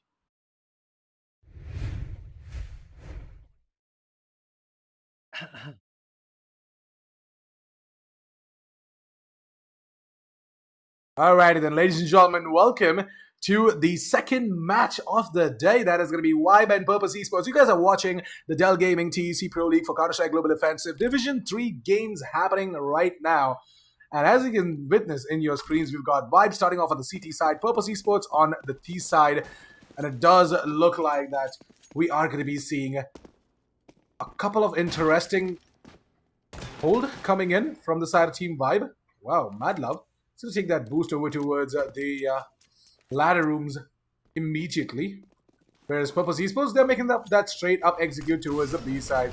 Got the smokes coming in, and Z-Fly is going to go ahead and delete off Elvis. With that, got a couple of players over towards the B shot area as well. And ooh, Mad Love, that early position that he took over towards the ladder room is going to come and help him out a little bit in terms of getting one frag at least. Z-Fly trying to take up this fight, and he wins it as well. Down to 18 HP. This man is still standing tall for the team. Easy in a 1 versus 3 situation. Has to possibly cuss this one out. He's going to spot out the bomb, and Z-Fly, my god, a triple to start off the game with a bang. This man is a maniac, and he is not going to stop anytime soon. That's a beautiful B take, a quintessential B rush, if you want to call it. And Mirage, well, to be honest, Vibe, they should have expected that. They really should have expected that B rush, because it is usually what teams like to do. But either way, Vibe, they're gonna have to go eco now in this round. And Purpose Esports, it's well, I was saying that earlier, right? Like going T in a map like Mirage, it is a CT-sided map, ladies and gentlemen, at the end of the day. But of course, it seems like they are more comfortable on the T side. So they're going to go ahead and pick over that side. And hopefully it doesn't... what I was saying, Assassin, is I hope that it doesn't turn out to bite them in the butt, basically. Because if Vibe, after the guns come out, if they just like stomp Purpose Esports 12-3 or 10-5 even, Purpose Esports will be left scratching their heads. They'll be like, IGL, Captain, what decision was this? And then, you know, there's going to be a little of, quite a bit of a infight starting off. And you don't want that. Yeah, let's just hope that doesn't happen. I'm definitely sure that Purpose Esports, they have a purpose. They have a vision of how exactly this game is going to turn out. So let's just believe in them for a second, and let's just support them in this decision that they have taken of starting off on the T side. Well, the decision of Vibe holding on towards the A side was a pretty ballsy one, as they are definitely going to be getting themselves a couple of frags down to a 2 versus 2, and Madlove is going to fall as well. Hold on a second. Let me just eat my own words, Adi. Because Vibe, the decision of holding on towards A was absolutely perfect. They got themselves 4 freaking frags. What the hell? Yeah, that's such an expensive round for Purpose Esports. They walk into the stack, and well, even though Finn tries to come in and get a spray down, he only manages to get 2. And well, fortunately, Zappy, the player we've heard the most about of Purpose Esports anyway, he manages to clutch it out. And of course, yesterday I believe he was the player who had the most issues as well when it came to power and internet and things like that. Oh yeah. Man, but still, that didn't stop that guy from fragging his mind out. He did a pretty good job that game against Ikari. Well, today, let's just hope that he's going to be able to live up to that fame that he has made up for himself in the community. Mike Daddy. And peek out wide over towards mid. There's no one watching mid, actually. He's just holding on towards the B shorts. And right now, he's going to be distracted by Z-Fly over towards apartments. So right now, I think so. Z-Fly is just going to be acting as a distraction. And then the entire assault is going to be coming over towards the A side. But oh, never mind. Zappy is now making his way over towards A as well. You see Z-Fly using up all of the utilities, are they? Good little default as well. They've taken control over towards apartments at A, well, towards Palace, and towards B apartments as well. And they have a player at mid as well. But yeah, I mean, the way this round is turning out to be, it looks like it's going to be a B hit. Eventually, and I think we're going to see number 8. Who is that? Trace. He's going to try to get a couple of frags towards the A bomb side. And there you go. He's trying to put in the distraction, but he's going to get taken down. And in fact, Z-Fly falls at the B bomb side as well. And now Finn, he's going to walk into a world of hurt. Elvis, he's not going to let Finn enter the building. He's going to take him down. And now Zappy, he's in a 1v5 situation. And well, it doesn't look like he's going to survive for much longer. Well, he gets 1, gets 2, but that's all she wrote. 2-1, and Vibe, they put their first gun round, and they put it on the board. Interestingly, as you mentioned it, definitely a bit of a disappointing moment for Purpose Esports, but I don't think so that should affect them quite a lot, as they are now trying to go ahead and pick up the Deagles. We're going to be seeing Z-Fly with the Deagle, Zappy on the Deagle as well. The rest of the players, they haven't actually bought into the Deagles. Oh, never mind. There comes Finn with the Deagle as well. So 3 Deagles and 2 Glocks. Let's see what these Deagles can do. For now, though, they are going to station themselves over towards apartments, whereas Z-Fly once again is going to go on a solo mission. Gather information, do some damage, and fall back. And you know what? That first round, it looked like, I mean, the round number 3, the first gun round, it looked so disjointed by Purpose Esports that I don't understand why they've picked T. I really don't get it. And honestly, 'cause some of the changes they've made to Mirage, like the chair in front of Finn, right? To jump up into the window, and that little lip, which has been removed right in front of Mike Daddy here, to give the CTs a clearer look into the into apartments from that position. Look at that. I think they're more CD-sided changes than T-sided. Like, Yeah, honestly. like sort of there was the discussion happening around the community as well, right? Like the entire global community. They're like, These changes, man, yeah, they don't Mirage- really help the Ts. yeah, they don't really help the T's. It just makes a CT-sided map more CT-sided. I mean, okay, the bench, fine, you can self-boost your way into middle, but the problem with that right now is that you have to run, so you will make sound. So it's still better to crouch. And also the fact is that now that there's a bench there, people would be wary about that position even more. And, they'd have their eye on that position even more. So that would mean a T can't go there that often. And, well, seems like a full-on A execution is coming in, Assassin. If all else fails, an A execute. A smoke wall is what we're going to get. Well, my daddy, he's holding on towards the T spawn once again. And who exactly is pushing up? Oh, it's Hellstorm. Hello there, Hellstorm. Well, Hellstorm is in a prime position to get a lot of frags once these players from Sarah Purpose Esports start to rush in. Madlove is going to be acting as a distraction, and they're going to try and hunt Madlove, and they're going to forget about this cheesy little angle. But no, Zfly comes in to check it, and Hellstorm, good night. Good night, buddy. Yeah. There comes the entry fragger. Mr. Trazemac was going to try and make his way over towards the side. He's going to get himself a frag on towards Madlove with the Galil, whereas Elvis is going to try and spray down through the ticket boxes. And the bomb is going to be planted as well. The 3 versus 4 retake. Is that going to be done by Vibe? I don't think so. I think so they should not even go ahead and try this retake out, because it's going to be a very expensive round for them if they do. So if they do win it, it's fine. But again, the economy, right? It's going to be a bit of a problem. And with Finn holding on towards connectors, it is way too easy for Team Purpose Esports. Well, talking about easy, he's going to fall down on the hands of Z-Fly, and there comes Mike Daddy with a swing. Adi, that was a very expensive round for Team Vibe, and it's just going to be Hellstorm who's got himself $5,300. Yeah, and Raven, he could buy up into this round as well, but unfortunately the rest of the team, they just can't. Purpose Esports, it works out for them. That bait and switch position for Hellstorm, that wasn't, I believe that was Madlove and Hellstorm doing that bait and switch at A ramp. It didn't work out for them. It kind of was telegraphed. And Purpose Esports, they expected it, they took that kill, and then they just steamrolled their way into the A-bomb site. Beautiful execution, but Vibe, they're going to adjust for that. They're going to make sure that they don't... the thing is, A executes, they don't work out all the time. So Purpose Esports this time, they are going up against an eco, and well, Trazemac, he's going to spray down 3. Zappy's going to get 1 more. Leaving Easy all alone. He's going to get 1, but he's going to get taken down. Again, an expensive round for Purpose Esports. They lose 2 players. But they win the round 4-2, and they need to start I don't know. They need to start flexing Building a little up bit, their... Purpose Esports. Achha, Yeah. okay. Yeah, they need to start flexing a little bit, because if they've chosen T, there is a damn good reason for it, right? I need to see that reason. Okay. Let's hope they definitely show you that.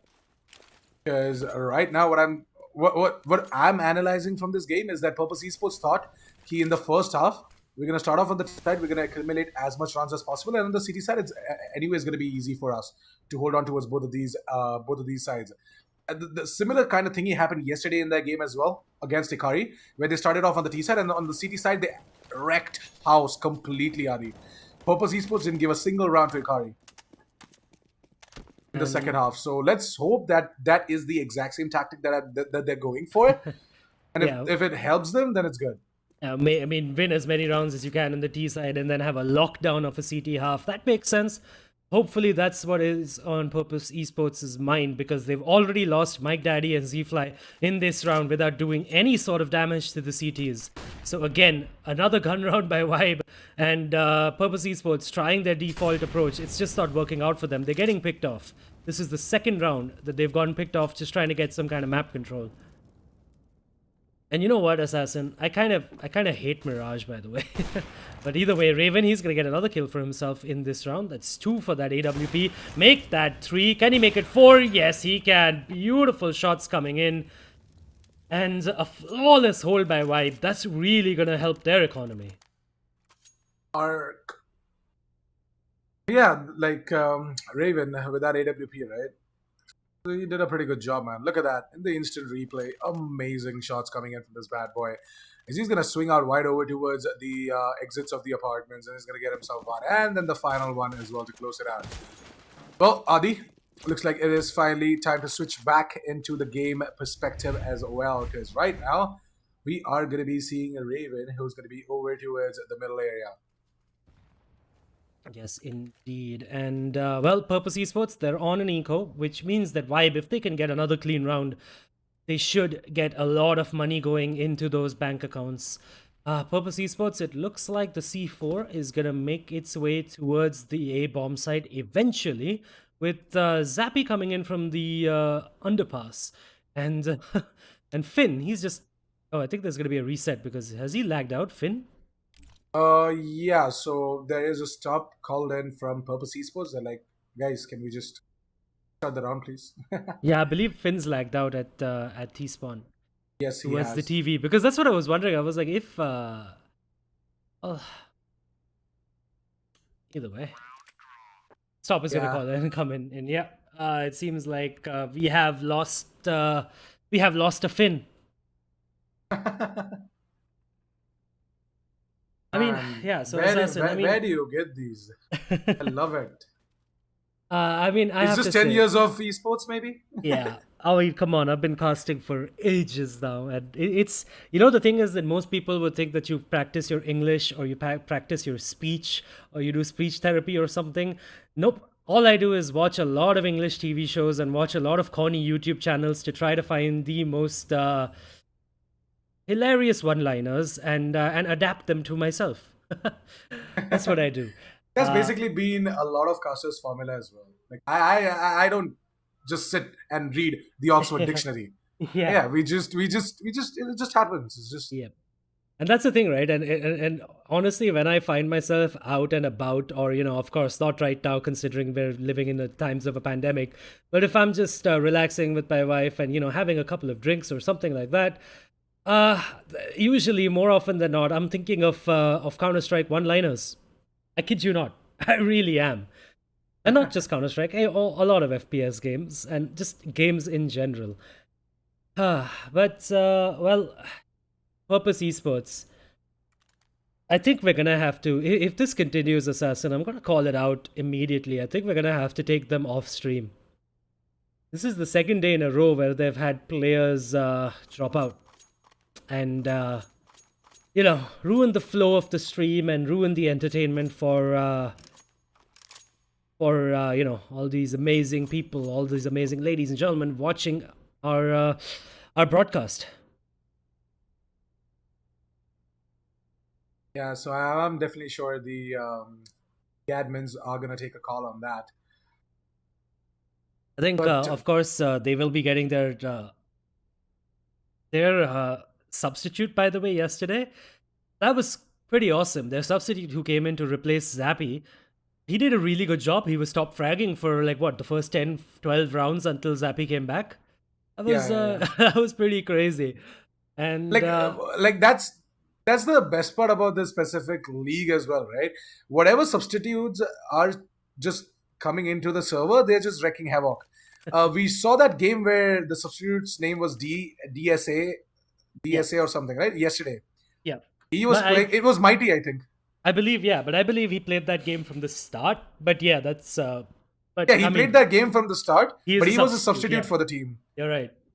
And he just came in and he started bragging his mind out. Like, I was like, what is this guy on? Did he take himself an adrenaline syringe or something like that? Like, he was so confident. He was so energetic. He's like, bus main connector rush kar dunga. I'll just rush up towards B shot. I'll just get all of these frags and I'm just gonna show myself as a top fragger. And he did as well. I guess he was the team MVP, I think. Yeah. I guess substitutes have a lot lesser what could you say? A lot lesser Playtime? A lot less of stress on their shoulders, a lot less of weight on their shoulders. They don't have their IGLs and etc. They're not going to expect so much from them, right? I think that's the main part. I think that really helps out a substitute because they'll be like, Zappy or Trace or whatever, whoever they're, whenever the substitute for Purpose Esports comes in, they'll be like, "Bhai, tu jaake maar. I know you don't Yeah. know our strats. You go and get kills, please." And I But think, actually, I Adi- think that helps out a substitute, right? It's just like go frag, play however you want, instead of Yeah. playing for the team necessarily. But again, Adi, that's the beauty of being a substitute, right? So the substitute, he not only just sits on the bench and just does nothing, he actually observes the game. He actually knows a lot that even the active five lineup don't. So he's watching the game from a perspective that he knows a lot of things about both the teams, not just his own team. Yeah. And when he comes into the server and starts to wreck people, you kind of figure out that he was not just sitting on the bench right there. He was actually observing the game. He was actually seeing what the opponents are doing, and now he has a counter to that. I remember Badman from Global Esports. So Badman used to be on the bench quite a lot because he was not in the active five. He was Yeah. a six man for Global Esports.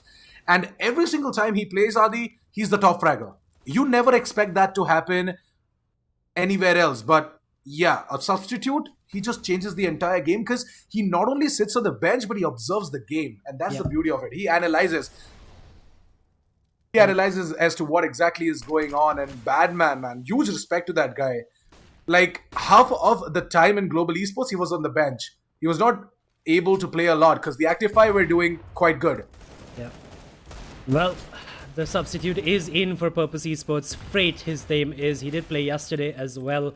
And, well, he's going to get taken down, but not before Trace can take down Easy. It is an eco round, by the way, coming in for this T side. So, Vibe, they should go up to 4 rounds momentarily. And, well, I did mention before this that they need to get a clean round. And, well, they've already lost a player, so they need to make sure they don't lose anymore. Yeah, Mike Daddy is trying to make his way over towards the B side right now, whereas Z-Fly is going to be holding on towards A mains. Zappy has taken up that aggressive angle over towards connectors. Well, surprisingly, no one's over towards the connectors or the jungle. Don't think so he's going to be able to find anything over there. The bomb is in the hands of Mike Daddy. We have got Mr. Madlove holding towards the apartments. Oh, what? Okay. Well, Getting himself a double. Picking up the AWP and getting wrecked as well. And what? Did Purpose Esports just win? Okay. Cool. Yep. Cool. a Cool. flurry We of just talked frags. about. Yeah, a flurry just of frags talked all about around the map. substitutes. Yeah, well, Freight unfortunately didn't manage to get much done, but his team, they were ready for it. And now the CTs, that is Vibe, they're like, what the hell happened there, guys? 3-5, and well, now it is that problem situation, by the way, because look, a good CT half on this map is a 9-6. And well, Purpose Esports, they're gonna be on to 6 rounds very soon, momentarily, in just about 10 rounds, or now 9 rounds, in fact. And Vibe, they need to figure out what's going on, honestly. And well, they've lost another player. Turning out to be quite a bad one for Purpose Esports. Gotta fix things out here. Gotta be absolutely ready for the tournament matches, man. Because official matches, you cannot afford to have a dropout like this. Yep. You know, like, I mean, I said this yesterday as well, right? And of course, you should get an ACT Fibernet connection, by the way. Assassin uses one, and he usually doesn't go down at all. I don't have ACT Fibernet available in my area, so I have 3 internet connections to make sure I am always online and always connected and always ready to bring you these beautiful games, either it be broadcasting, casting, or whatever it is. So yeah, I mean, these professional players, Assassin, what I was trying to get at was either they need ACT. What?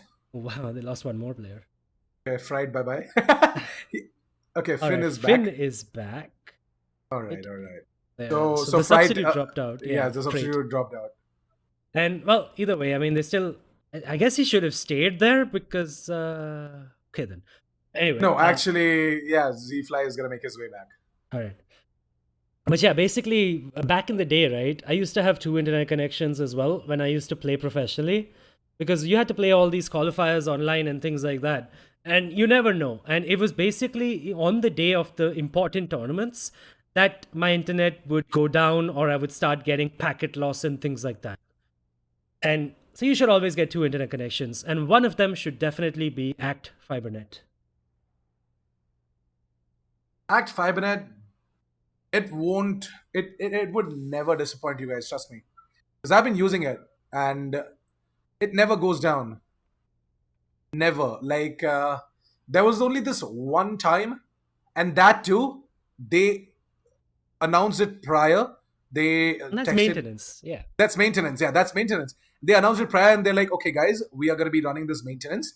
So please expect this specific location to be down for this specific time. And trust me, even before the time got over, they got the internet back up and running.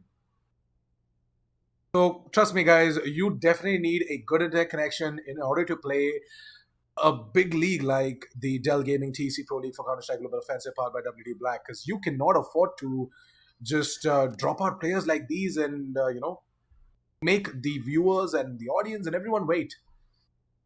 And it sort of destroys, like, okay, keeping all of that aside, keeping the production side of things, the league side of things aside, even as a team, you just lose that momentum, right, that you have gained. Yeah. Now, Purpose Esports just won that round. And it's not going to make them any justice if they just have to wait another 5 or 10 minutes for a player to reconnect back. And then they lose all the momentum. They're like, acha, kya hua tha last round mein? No idea. It seems like Zfly did not recharge his account at the cyber cafe he's playing at. That's the news we're getting from the admins, and that's hilarious. I hope they are safely social distancing as well, by the way. I really hope that he's using his own hardware. I'm sure he is. I'm sure he is. And well, Zfly should get back into the server momentarily. And to be honest, I think Purpose Esports, they're about to have finished almost all of their technical timeout time. They are afforded, I believe, 10 minutes of technical pause. And once that runs out, the admins or whoever are not going to pause for you. Of course, the other team, they could be sportsmanlike and they could pause. But you know what? I wouldn't. Well, it looks like that Zfly just joined the server and then he instantly left. There is a bit of a catch to that as well.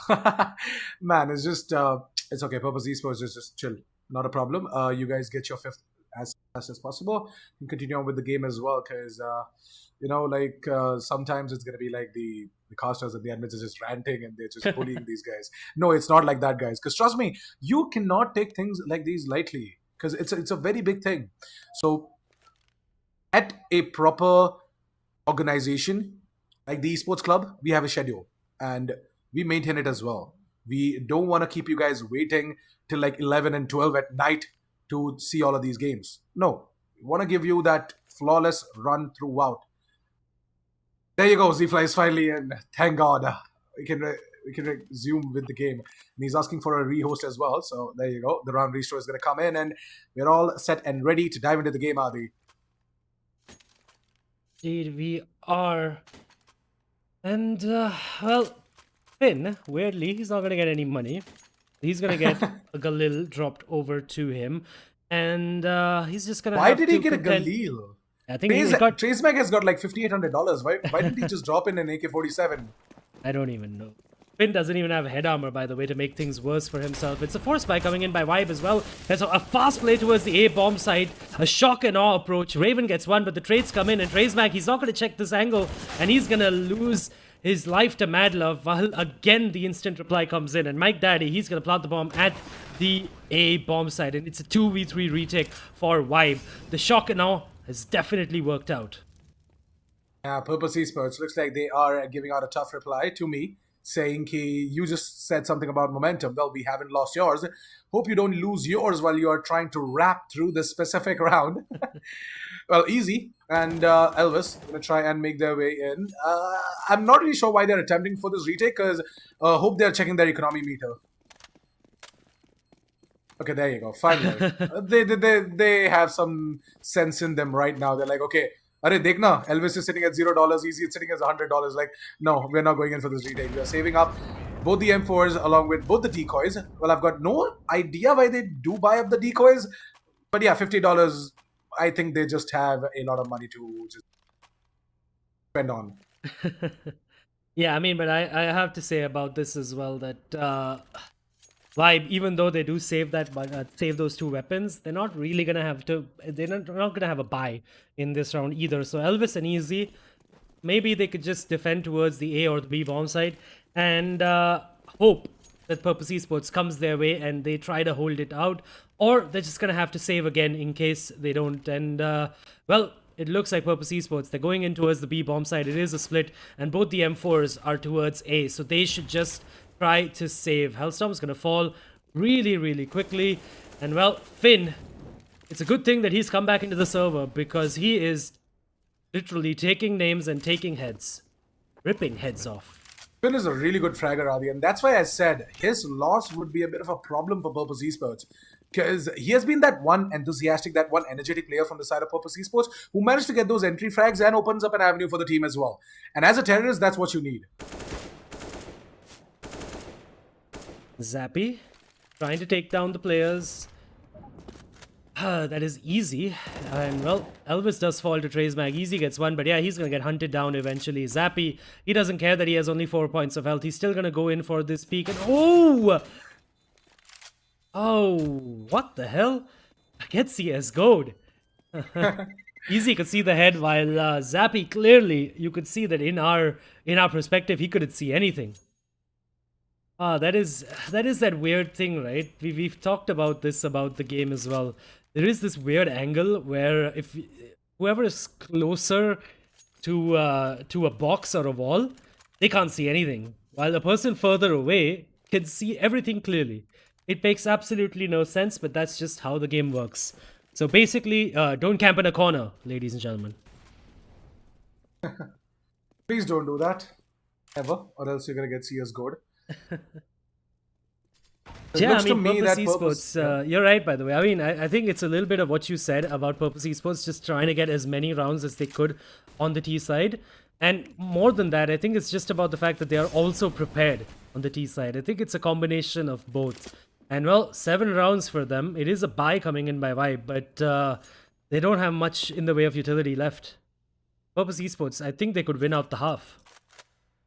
So I kind of talked about Purpose Esports' T side, right? Like, yeah, they are prepared for it. They have an idea as well. It's not like they just came in unprepared. Their T side is pretty strong, Adi, if they go in and explode on towards a specific side. But if they try and take things slow, they kind of just, you know, they just get out of control. That should not happen. And that's why they always try and go for this explosive kind of an execute where they just try and catch all of these players off guard. Right now, it looks like Trey's mag is going to get caught off guard as he's not aware of that scoped weapon onto the hands of Raven. With Finn trying to take down Madla. He's going to get the frag as well. And we're going to be seeing the bomb getting planted. Adi, what is going on? Why is Vibe not stopping them with the utility as well? Never mind, they don't have one in the first place. I mean, they're just going to try to retake this bomb site now. It is a 4v4, so they can definitely retake this. Mike Daddy, he's going to fall, but Z-Fly and Zappy, they're going to chime in with a couple of frags. And, well, Elvis and Hellstorm, they need to fall back. And, oh my god, Elvis, he desperately wants that AK-47. He's finally going to get it, and they're going to fall the hell back. That was a little hilarious. It was. He was spamming that E button on the keyboard. He's like, "Arey, ut, arey." And then he's like, okay, let me just try throwing my primary weapon first. And then he just sacrifices that UAP and he's like, finally. Come here, you little bad boy. He got his dirty little hands on that dirty little gun for sure. And look at this, it's on the instant replay. Adi, why do you do this? Well, I mean, I wanted it. That's why I did that. I thought it was a funny little moment. I mean, instant replay. Isn't just about beautiful shots. It's about. Yeah, I know, but it's about stupid moments, funny moments, mistakes, everything. But well, Vibe, they might have made a mistake letting Mirage through in this map pool, because Purpose Esports, honestly, they have been playing the T side with a purpose. Sorry for that horrible pun, but they have 8 rounds already, and they've won out the half, and we're only 12 rounds in. Well, 11 rounds up, and we're in the 12th round now. Purpose Esports, they could really, really lay down the hurt on Vibe. And I'm not really sure what is happening wrong from the side of Vibe as well. First of all, yeah, the economy management, they have to work on that. Secondly, I don't know why they're going in for these broken buys, Adi. Like, what is this buy? I mean, this buy was specifically because 2 of the players saved, right? Elvis and Hell. And they But saved, and then doesn't the do other team, justice. the other players were just like, oh, we have just enough. We have $4,000. Let's buy because we've saved anyway. And well, to be honest, Vibe, they need to get numbers on their CD side. And you know what? 7 is better than 3. And is better than 5 for sure. So they need to try to get as many rounds as they can. And well, Elvis, he's going to get 2 kills for himself, a nade as well as an AK kill. And Vibe, they finally might have a chance, but Z-Fly comes in and he neutralizes the man advantage.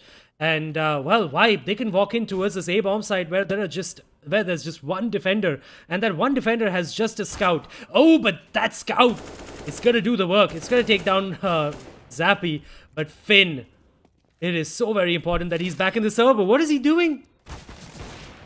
Why is he sticking the bomb plant? Well, he sticks it in the hope that Z-Fly would cover him, and Z-Fly eventually does get the kill onto Raven, and it is a 1v1. He is aware of the position of Hellstorm as well, and oh, he's gonna miss the shot, and oh, he's not gonna miss for the second time. Hellstorm, he's gonna get taken down 9-3, a dominant display of power by Purpose Esports on their T side.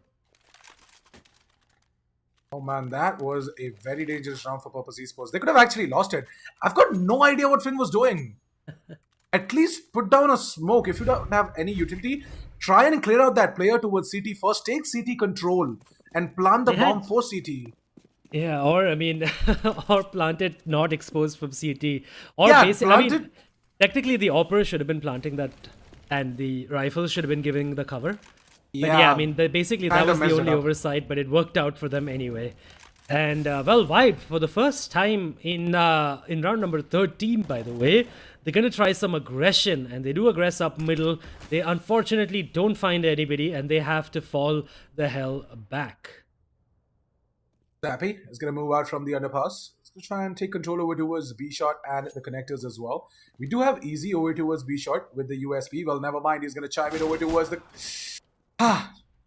This is As what soon I'm as I talking- say that. Yeah, exactly. This is what I'm talking about, that new bench edition, right? There's gonna be a CT usually always keeping an eye onto jungle, or at least onto the dog hole at window. And that's why it's more of a CD-sided change in my head anyway. Of course, I could be completely wrong about that, but yeah, I mean, I think it's a CD-sided change. And well, you see Zappy, who jumped up into Sniper's Nest, or into middle, into window, whatever you want to call it, and he gets taken down by Hellstorm.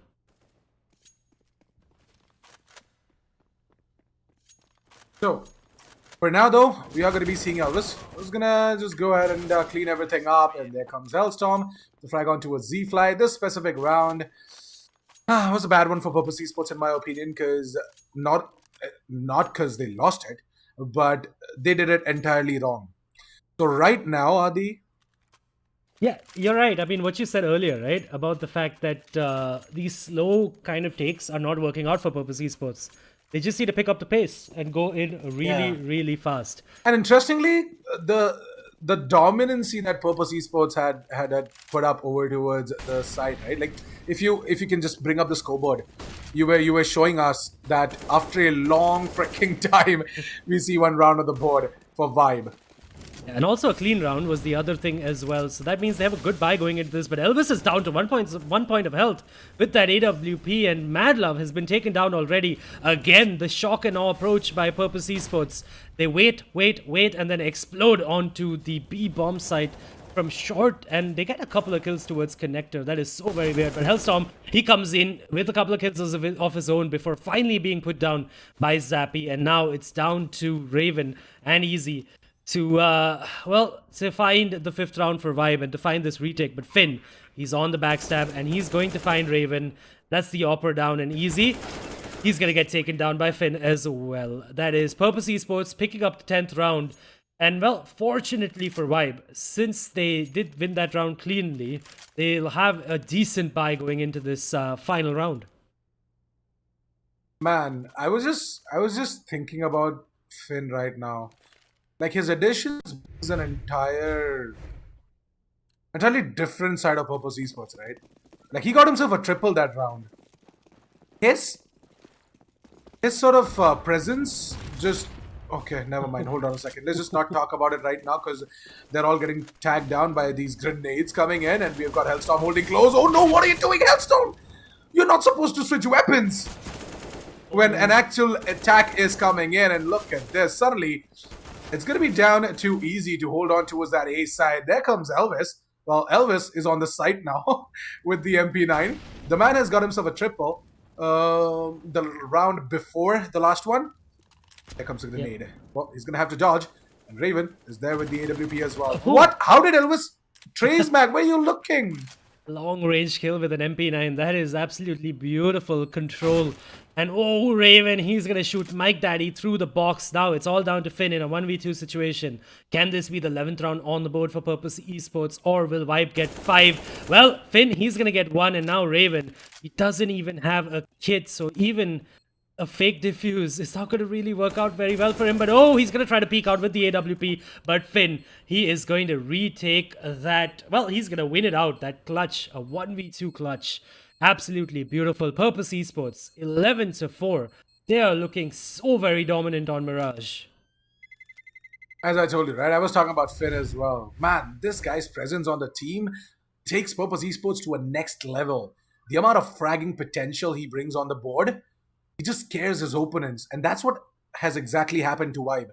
They are scared, Adi. They're scared of this explosive entries coming in from Finn. What is his ADR? What is his KD? Well, actually, it's a little 2.2 KD. Yeah, but his ADR is a little wrong because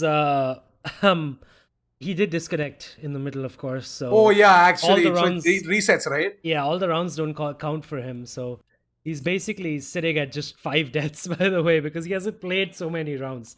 He's played about 8 rounds, and he has. But I think now he's making up for it. Like he's like, don't worry, guys. Even though I was out, I'm gonna try and get you that round that you so badly want. That's a bit scary, right? If Finn didn't lag out for those couple of rounds where the substitute played, was it just 2?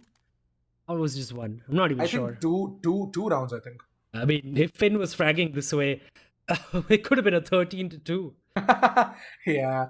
Vibe wouldn't have walked away with 2 rounds. But it's okay. Now we're on towards the second half of the game, ladies and gentlemen. 11 rounds for Purpose Esports, by the way. That too on the T side. And now, on the CT side, they can just hold on towards both of these sides, hold on towards mid, and easily walk away with the win here against Vibe. Does look like Vibe is coming in towards the A bomb site. There were a couple of players sitting outside A right now, and 3 players are making their way towards connector from underpass. And Finn, he's going to have to land some nasty shots, by the way. Otherwise, he's going to be in a lot of trouble. And oh my god, it's going to be an explosion through the smoke. Finn hears it, by the way. And Finn, oh, he's not going to be able to hit the shots with the USP, but he is going to be able to run away while Trey's gets a couple of frags. And this interesting attack by Vibe, it's been shut down. It is a 4v2. The bomb is going to get planted. Hellstorm, in fact, is going to take down Finn eventually. And now it's a 3v2 retake for Purpose Esports. Oh, nice. Now Hellstorm in a 1 versus 3 situation, Adi, has to find himself in individual one-on-ones. 3 individual one-on-ones, and they're all giving it to him. What is going on? Mike Daddy is not... What? Wait, is he just going to give up? No, you cannot. Mike Daddy in a 1 versus 1 situation. You can do this against Hellstorm. Hellstorm, he doesn't know where you are. Oh, never mind. Now he does. Right, coming patiently close. He doesn't have the kid, and Hellstorm is just going to go ahead and delete him off. An ace for Hellstorm, ladies and gentlemen. And that was not how it was supposed to go down. Purpose Esports, they had all the advantage in the world for themselves, but they just made that one mistake of giving individual one-on-ones. Not 1, not 2, but 3 individual one-on-ones to Hellstorm, and he's going to win it any time of the day. he is an 11-5, a very important victory for Purpose Esports, by the way. And, well, for Vibe, rather. I beg your pardon. And they really needed to win that. And, well, Finn is rattling off a few Deagle shots. He's doing a lot of damage, by the way, to Raven. But, well, Zappy, in fact, he's going to take down Raven as well. But the trades are going to come in, and the B-bomb site is very soon going to be under the control of the terrorists. But, well, not if Mike Daddy has something to say about it. He takes down Mad Love. Finally, he's taken down as well. But these trades are coming far too slowly for Vibe.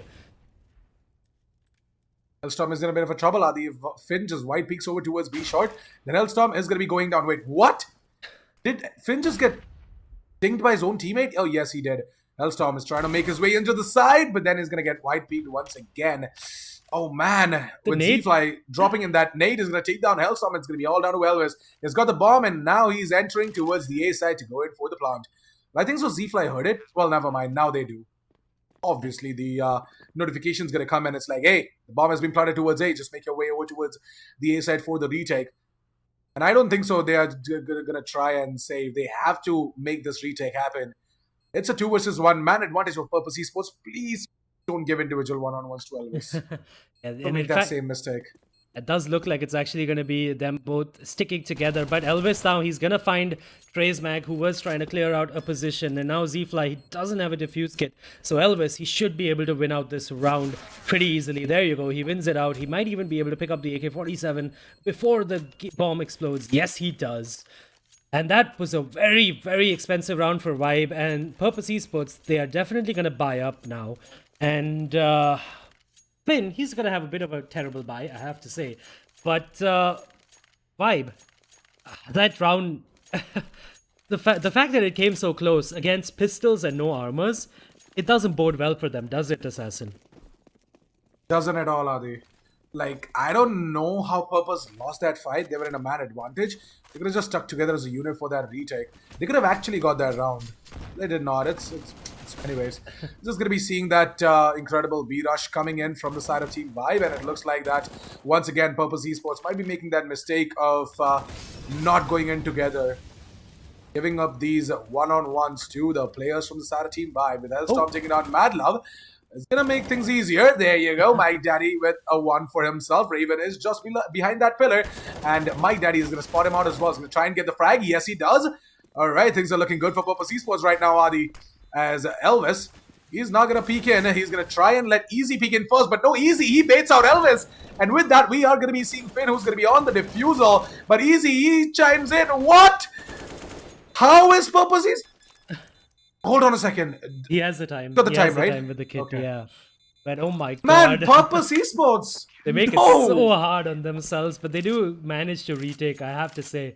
That was pretty interesting. Hellstorm, of course, helping out Purpose Esports with that TK that you just see on the instant replay that enabled Mike Daddy to come in and get a triple kill on the retake eventually.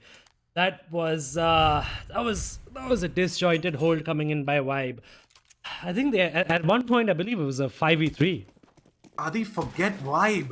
What about Purpose Esports? Why did they lose so many players on the retake? It was an easy, goddamn easy retake for them. How did they allow Easy into the side in the first place? Like, I mean, they gotta be more aware, Adi. Otherwise, the economy is just gonna roll out of control. They're gonna lose all of these rounds. Yep, and you can already see the effect of losing all those players. Two of the players, in fact, are down to MP9s and 2 of them down to FAMASs. Only Zappy has an AK-47, but fortunately for them, Vibe is on an eco now. And Purpose Esports, they even have the man advantage, a courtesy Trazemag. So that means that if they don't lose any players right now, they need to build up basically their economy. There you go, Finn. He's going to help with that MP9. He's going to get 2, in fact, for himself.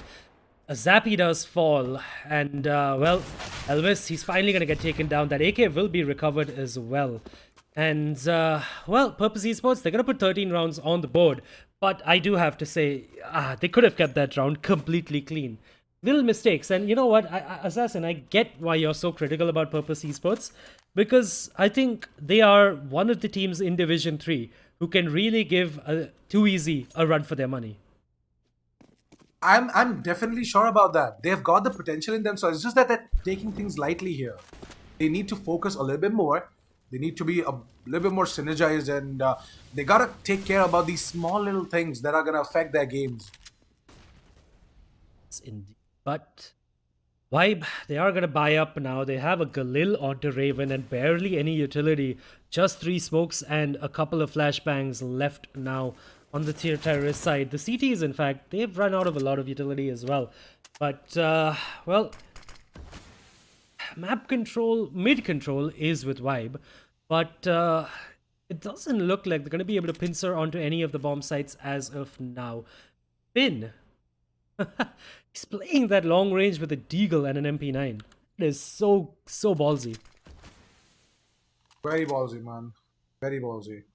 But it looks like that vibe. This time around, they're taking things slow, and I don't think so this is going to turn out good for them. That explosiveness worked over towards the B side. But are they another purpose esports is the question. Like, if they take things slow and if it doesn't work out, the problem is that even though they have the big guns, they don't have the utilities. Looks like they won't need any. Yep. They walk into the B bomb site yet again, where they've had success earlier, as you did mention, Assassin. And, well, they take control so very easily. Finn and Z-Fly now, they have to bring it back. Well, they have to bring it back from a 2v5. They bring it down to a 2v3. 1 versus 3. And now it's a 1v3 for Z-Fly.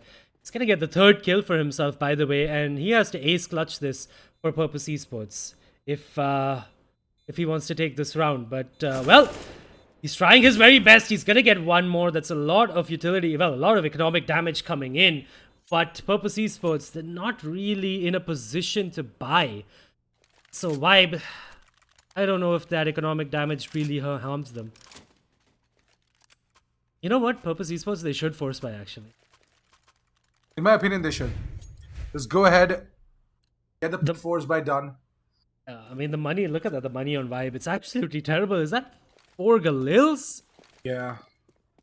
I wish Purpose Esports had that information, and I wish they kind of, or had the read rather, and they bought up into this. It would have been interesting because I think they could have gotten a couple of M4s and a couple of FAMASs out for sure. But either way, it's going to be an A hit coming in. Purpose Esports, they are eco. And Vibe, they should get the 8th round on the board unless things go horribly, horribly wrong. Well, let's hope that they don't, because right now Vibe could love to have that 8th round on the board, but look at Elvis. Why is he planting over there? He's just getting tagged by Finn. He can just go ahead and plant towards a firebox or something like that. Yeah, Trace Mag in a 1 versus 3 situation is to just fall back. He cannot do anything. Might as well try and get some exits. Just pick up that Deagle from the corpse of one of your comrades. You see Easy coming in. Easy, just don't give him the AK-47. Oh, you made that one mistake that you were not supposed to. Wait, a Trace Mag. Is it really going in for this retake? Don't, just save up. I think save he wants that AK-47. I think he is really aware that the economy is pretty wrecked on the T side. So it's not a bad decision for him to try to go in and get a few more kills. Saving the AK, of course, is the way better decision, and he is going to make that now. But yeah, I believe that he was just trying to get a cheeky 2nd kill, and maybe if it was forthcoming, he would have tried to go for it, or at least he would have done a lot of economic damage. And well, Vibe, again, you're going to see that their money is going to be so very strained. So if Purpose Esports, by the way, can win out this round, that is round number 22, when they're finally going to have a buy-in, they're going to have an op onto Z-Fly as well as Finn, by the way. Double up setup. If they do win out this round, Assassin, Vibe, they're going to have to eco. If they don't save a few weapons. So that economic damage is really going to help. Vibe now, by the star way. Player. Yeah. Has got himself the op, and there comes the smoke. Well, F in the chat for the dreams. But Finn might actually get himself a kill through the smoke as well. You never know. You get lucky. Instead, he gets peppered with a couple of bullets. And it's a slower round coming in by Vibe. Again, they've taken mid control from Purpose Esports. From Purpose Esports, yeah. And they've just slowed it down again. I've been noticing this. They've always been trying to sneak a player or two over towards connector and then hit either towards the B or the A bomb site. So it is a pretty bog standard approach coming in from them. And, well, it looks like it's going to be the A play coming in. And Purpose Esports, they do have 3 players in and around this A bomb site area. Finn, does he make the correct rotation now? Does he go to the CD spawn with that AWP? But you could see he's so very antsy about that doggle position. But there you go, the hits coming in from Connector. Trazemag, he doesn't have his back watched. And, well, Finn and Z-Fly, well, they're gonna get 1 kill with the AWP, but Finn now, he's in a 1v4 situation at this bomb site for now until his teammate can come in. He's gonna get 1, but the bomb is gonna get planted momentarily by Madlove. And, well, again, it's gonna be a 2v3 retake situation for Purpose Esports. And their CD side is not looking really good to me. Zappy, he's gonna get taken down. Well, after all of that, Finn is not going to be able to perform much in a 1 versus 3 situation. So they spot out one player. That player is going to try and hunt him down as well, and with a Galil. A Galil. Insult to an injury, man. Anyways. Purpose Purpose Esports' Esports. CD side, yeah, it's looking terrible, I have to say. They're not taking map control. They're not, fighting at mid. They're not playing aggressively towards anywhere. I mean, if they don't want to fight mid, you could still play aggressively towards the ramp or towards apartments at B or even towards Palace. You need, as a CT, you need to be active and you need to be taking frags. And they're making the same mistakes that Vibe made, honestly, on their CD side. And Also, the rotation was kind of iffy, right, Adi? As soon as Finn made his way out of the jungles, who exactly? It was Trazemag. Mike Daddy who was Trazemag. no. Actually, no. Trazemag is there. Okay, Trazemag should have. First of all, he shouldn't have been playing in that specific spot. He should have played a lot more safer behind the default box. yeah. Apart from Trazemag, I was talking about Mike Daddy. He was over towards B shot. He made his way in towards ladder rooms. Now, the question here is, why didn't he take down the players aggressing in towards jungle? Why did he just give up the control of jungle and made his way from connector and got taken down? Oh, massive These type oversights. of- Massive Yeah. oversights on the CT side by Purpose Esports is costing them the round, and it might even cost them the game. They are eco, of course, in this round, and well, Vibe, if they have a clean round, all that good economic damage that Purpose Esports has done in the start of this half is going to come for naught. Again, they do take down Madlove, but Easy is going to come in, and Hellstorm, in fact, is going to come in as well and take down all these players. 13 to 10, Vibe, they find themselves in the double digits, by the way. And Purpose Esports, on their CD side, by the way, out of 8 rounds, they've only gotten 2. Things are not looking that good, are they? And slowly I'm getting a sensation that Purpose Esports are losing the control of the game, the grip of the game that they had in the first half. They're slowly but surely losing it. It He does fly look and his so. op. It has to do something over towards mid. Oh, never mind. He's going to get mollied out. Right now, it looks like that Vibe have got an idea as to what exactly is happening from the side of Purpose Esports. They are slowly reading Purpose Esports, are they? Each and every move Purpose Esports makes, they are being stopped right there. And it's like Vibe, they're reading them like an open book. Yep. Vibe, they do try to change some things up, by the way. They do have connector control for a change. So maybe that's something that they have talked about, and that's what they're doing. But Vibe, they are going to put down some smokes towards B short as well as window. And they're going to go in towards this, for this B hit or this B split. That's going to be interesting. And Zappy, he's going to be the first point of contact towards the B bomb site. Can he find anything? That is the question. Madlove is slowly moving in. Oh my god, fat fingers, my bad. Zappy, try and hold close over towards apartments. He's definitely gonna get pre-fired as well, but Zappy still stands strong. Oh no, he falls down to the Molotov, but it doesn't even matter as the rest of the players have got this, Hadi. Beautiful stuff coming in from Trazemag. See, I love this. I love this. If you make rounds happen like these, where you aggressively take control over towards connector, you take control over towards B shot, you take control over towards apartments as well, you've got the round. You've got this. Yeah. You don't need 3 players over towards the A side. But honestly, I believe that if Vibe goes back to what they were doing earlier, taking mid control again, it's going to be very problematic for Purpose Esports. Z-Fly, he needs to be very aggressive with this AWP. He can't just be sitting behind the smokes. But again, Vibe, it looks like they want to go in for this B play. And well, there you go. The mid aggression comes in, by the way, by Finn as well. He's taking control there, but oh, Zappy, he's going to lose control of the B bomb site. And Vibe, they've made a brilliant decision. I mean, you're right, it's an open book. At Purpose Esports, I mean, they're being read time and time again. And Purpose Esports, I think a 4v5 retake is going to be very difficult. There's gonna be, man. With Elvis getting all of these frags like these, it's gonna get even more harder. We do have Finn, who's keeping the hopes alive. Let's hope he's gonna keep on doing it. Raven is right around the corner. He's gonna peek. He's gonna take it out of 5 HP. It's gonna be all down to Z-Fly. Take down Raven, a 1 versus 1 situation. Where exactly is Mad Love? Oh, he's holding close with the AK-47 with 100 HP. Not 100 in, my bad. Just got taken down to a different game. But yeah, 100 HP. He is gonna go ahead and wreak havoc. Nicely done. But Adi, not gonna lie, the retake attempt was good from Purpose Esports. They managed to take down 4 players. But it was a very expensive round for them. Expensive retake. Yeah, I mean, they can get a decent buy out there, by the way. Z-Fly, he is gonna go in for the glass cannon AWP. Mike Daddy, Trazemag, and Zappy, they should be able to buy up a couple of guns for themselves. Finn, well, he's going to have to pistol armor or something like that. The T's going to use their timeout, and they're going to figure out what Purpose Esports is going to do now. Purpose Esports, they are going to go in for the buy. There you go. Finn, he's going to pick up the Deagle armor. Mike Daddy, M4. Zappy, FAMAS. Trazemag, M4 with no utility. At Purpose Esports, well, they have been read. You know what? You are absolutely right. Vibe, they expected that mid-aggression. They expected that connector control.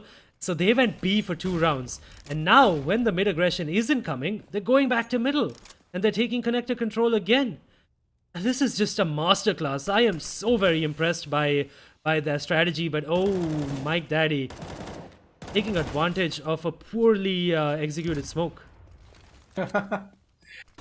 Well, might be possible. He's gonna say, haters are gonna say that there was a mistake, but I threw in a one-way smoke. I don't think that was Mike Daddy's smoke, by the way. That was a terrorist smoke. That's why I'm saying actually, okay, never mind. You're talking about Mike Daddy. Okay, yeah. I thought you were talking about Raven here, Yeah. who's making use of that one-way smoke. Well, he smokes his way towards B short, by the way. Z-Fly, he's going to get one. Can he get a second one for himself? No, he's going to get wrapped upon by Mad Love. Hellstorm comes in as well. Easy comes in, takes down Zappy from behind.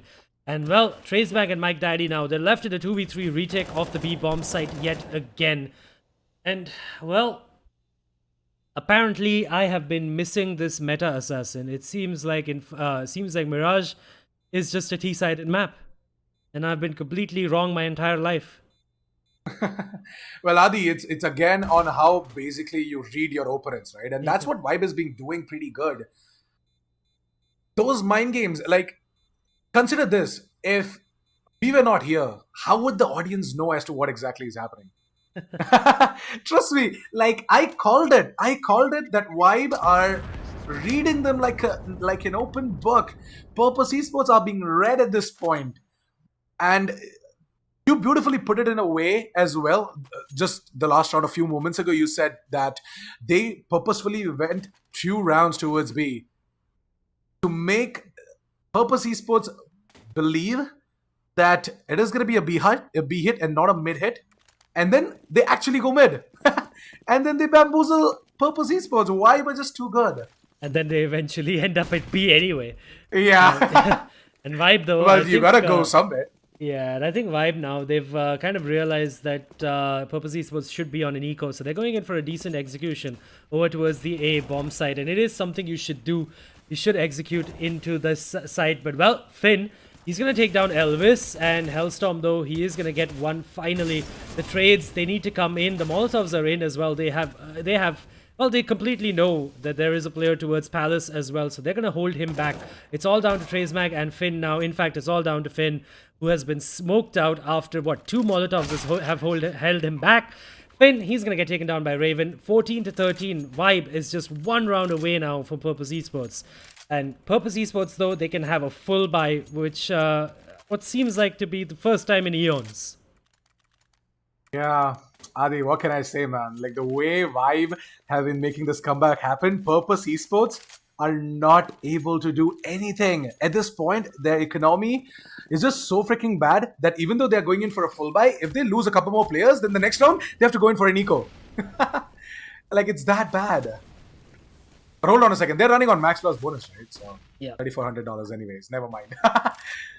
Raven has got himself the AWP as well. He's going to try and peek through that smoke. That's not even a one-way smoke. I think, I mean, if there's a player close, you could see his feet. I think that's what he was trying. But Raven holding that angle. I think Vibe, by the way, they're not just like Purpose Esports is running on max loss bonus. I feel like Vibe is running purely on adrenaline right now because their their hits towards the B bomb side have been so explosive, and their calls also as well have been so very, very good. And well, Purpose Esports, I think they're gonna just be scratching their heads. And now again, they have no information towards a middle, and they have these two players towards B, and well, they're not even they're not playing for connector control. They're not playing mid control. The CT's defense is just so very static. But look at the bomb that has been dropped over towards the T It's spawn. a fake.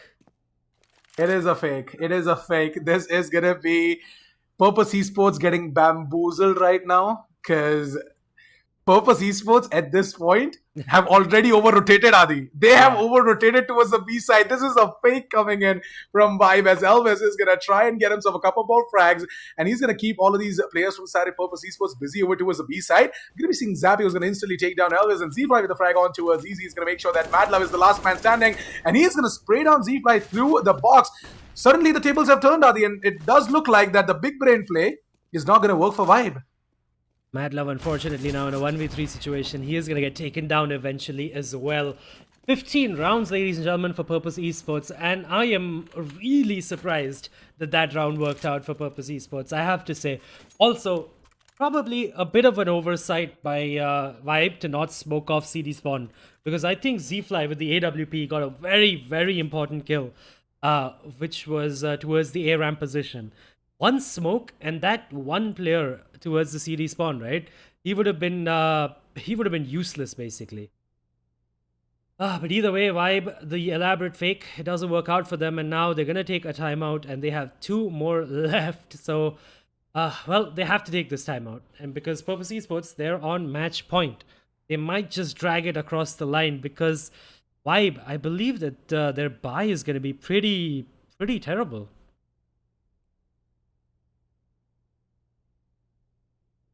Well, it does look like that a timeout is going to be called by Vibe. Basically, I'm looking for Vibe to pull out a beautiful strat out of their sleeves. Adi, what do you say? Is it going to be one more big brain play getting wrecked? Well, hopefully it's like the Fnatic pause for them, right? Where things are going really, really badly, and then they take a timeout or two, or pull a plug or so, take a breather, and then they just come back and win the rounds back to back to back and manage to win out the game. So Vibe, they're definitely going to hope that it's that for them. But Purpose Esports, I mean, they have the better by a mile. I think like Hellstorm, he's on a P250. Raven, he's on a Deagle. So that's going to be a bit of an issue for them, of course. So Purpose Esports, they are in the driver's seat to win out this game. Wait, is Elvis AFK? He's like, I give up, guys. Okay, never mind. I'm just kidding around, guys. I'm just kidding around. But jokes aside, we are going to be seeing a straight up A execute coming in from Vibe. And this time around, though, no fakes, no sorts of mess ups whatsoever. They're just going to straight up hit W and rush in onto the side. And it looks like that rush is not going to work for a longer time. But, ooh, Elvis is making things happen as he's got some kind of vision assistance through the smokes. He's just trying to wall bang all of these players down. Well, they do get the bomb down, Adi. And it looks like the Zappy is going to get tagged down to 15 HP. Oh, Raven is going to delete off Z-Fly. And with that, he's going to isolate and Trace Mag in a 1 versus 2 situation. And what? How did that round work out for Vibe? This is incredible. I don't believe this. Okay, I'm just hitting quit, Adi. Well, don't do that. Don't leave us. Why pulling out a beautiful round? And, well, it's a simple A take. They get the bomb down, and then they manage to hold it down, even though Mike Daddy gets the first 2 frags, by the way, going in. And I like this. They're using another timeout. And they just gotta take some more time and discuss what they need to do. And Purpose Esports, by the way, they're gonna have a terrible buy going into this. Mike Daddy and Finn, they're the only ones who can probably pick up M4s, and Finn could probably pick up an AWP as well. But Trey's, he's gonna be relegated down to FAMAS at Zappy and Z-Fly. I'm not even sure they can afford that. So, well, Z-Fly is gonna force into a FAMAS. Never mind. But yeah, I mean, Purpose Esports, this buy looks terrible for them. And Vibe, they might just be able to drag us into overtime, and that would be 2 overtimes in a row, Assassin. I was just about to say that. Are we going to be seeing a second overtime coming in a specific day? Well, if it is, then we are just going to call 14th October as the overtime day. Or you could call 14th of October, where 14 rounds isn't enough. Actually, come on, Adi. Well, you know, both teams are 15. Never mind. Like, you know, 14 isn't enough. I got it. Yeah. Bad pun. Never mind. But a slow round. You're known for them, okay? You're known for bad puns. So Yeah. keep on cracking it, Adi. Yeah. Keep I on will coming up with always- insane stuff. Yeah, I'll always deliver with the cringe. 14 to 15, by the way, and Vibe, they are gonna try to make their way over towards this B bomb site with 2 players. Well, there are 3 CTs rather, waiting for them, and Trace and Finn, they're gonna take down those 2 players coming into B, while Madlove and the C4 has made its way towards the A bomb site. Magdiety has been taken down, and the bomb should get planted momentarily, but Z-Fly is actually... He can work off the edge of that smoke. I'm not even sure if it's a very good smoke, but the bomb will get planted. It is a 4v3 retake situation. Make that a 3v3 retake. Raven, he is in the firebox position, and he has the AWP going his way. Zappy, he has a smoke and a couple of flashes, and he really needs to use these. Looks like we are going to be seeing Finn. He's going to take a little bit of a boost. Oh, he needs to be careful. Not like this. Don't Purpose Esports. You guys have got this. Chase Mike is going to try and stick the defuse, and Raven is going to knife him down. It's going to be down to Zappy in a 1 versus 1 situation. He's going to take down Raven, maybe? Or he's just trying to stick the defuse. Oh, he's getting knifed as well. And we are going overtime. Second overtime of the game, of the day, ladies and gentlemen. 15 to 15, Vibe versus Purpose Esports. Why did he leave the spray down? Come on, finish it. Just pull out your pistol, man. I don't think he had the time for the diffuse anyway. So that is Vibe pulling out a beautiful comeback, I have to say. It is absolutely beautiful. So yeah, I'm gonna be seeing Purpose Esports. Gonna take a little bit of a timeout. They're like, "Thoda sa bhi waqt chahiye." We need a bit of a time to, you know, get a sip of water, get a sip of H2O, because right now we are dehydrating with all of that chaos happening over towards the A side. But man, that was a very close one. And also one of the players is going to drop down to the server. Purpose Esports are going to wait for that 5th to get back into the server. With that, we are going to be seeing Vibe. I have ample amount of time to think out the executes that they're about to make. Round number 1 of this overtime. Well, Team Vibe have requested to restart the round. Okay, never mind. Pause is going to be called in right now. Z-Fly is back into the server.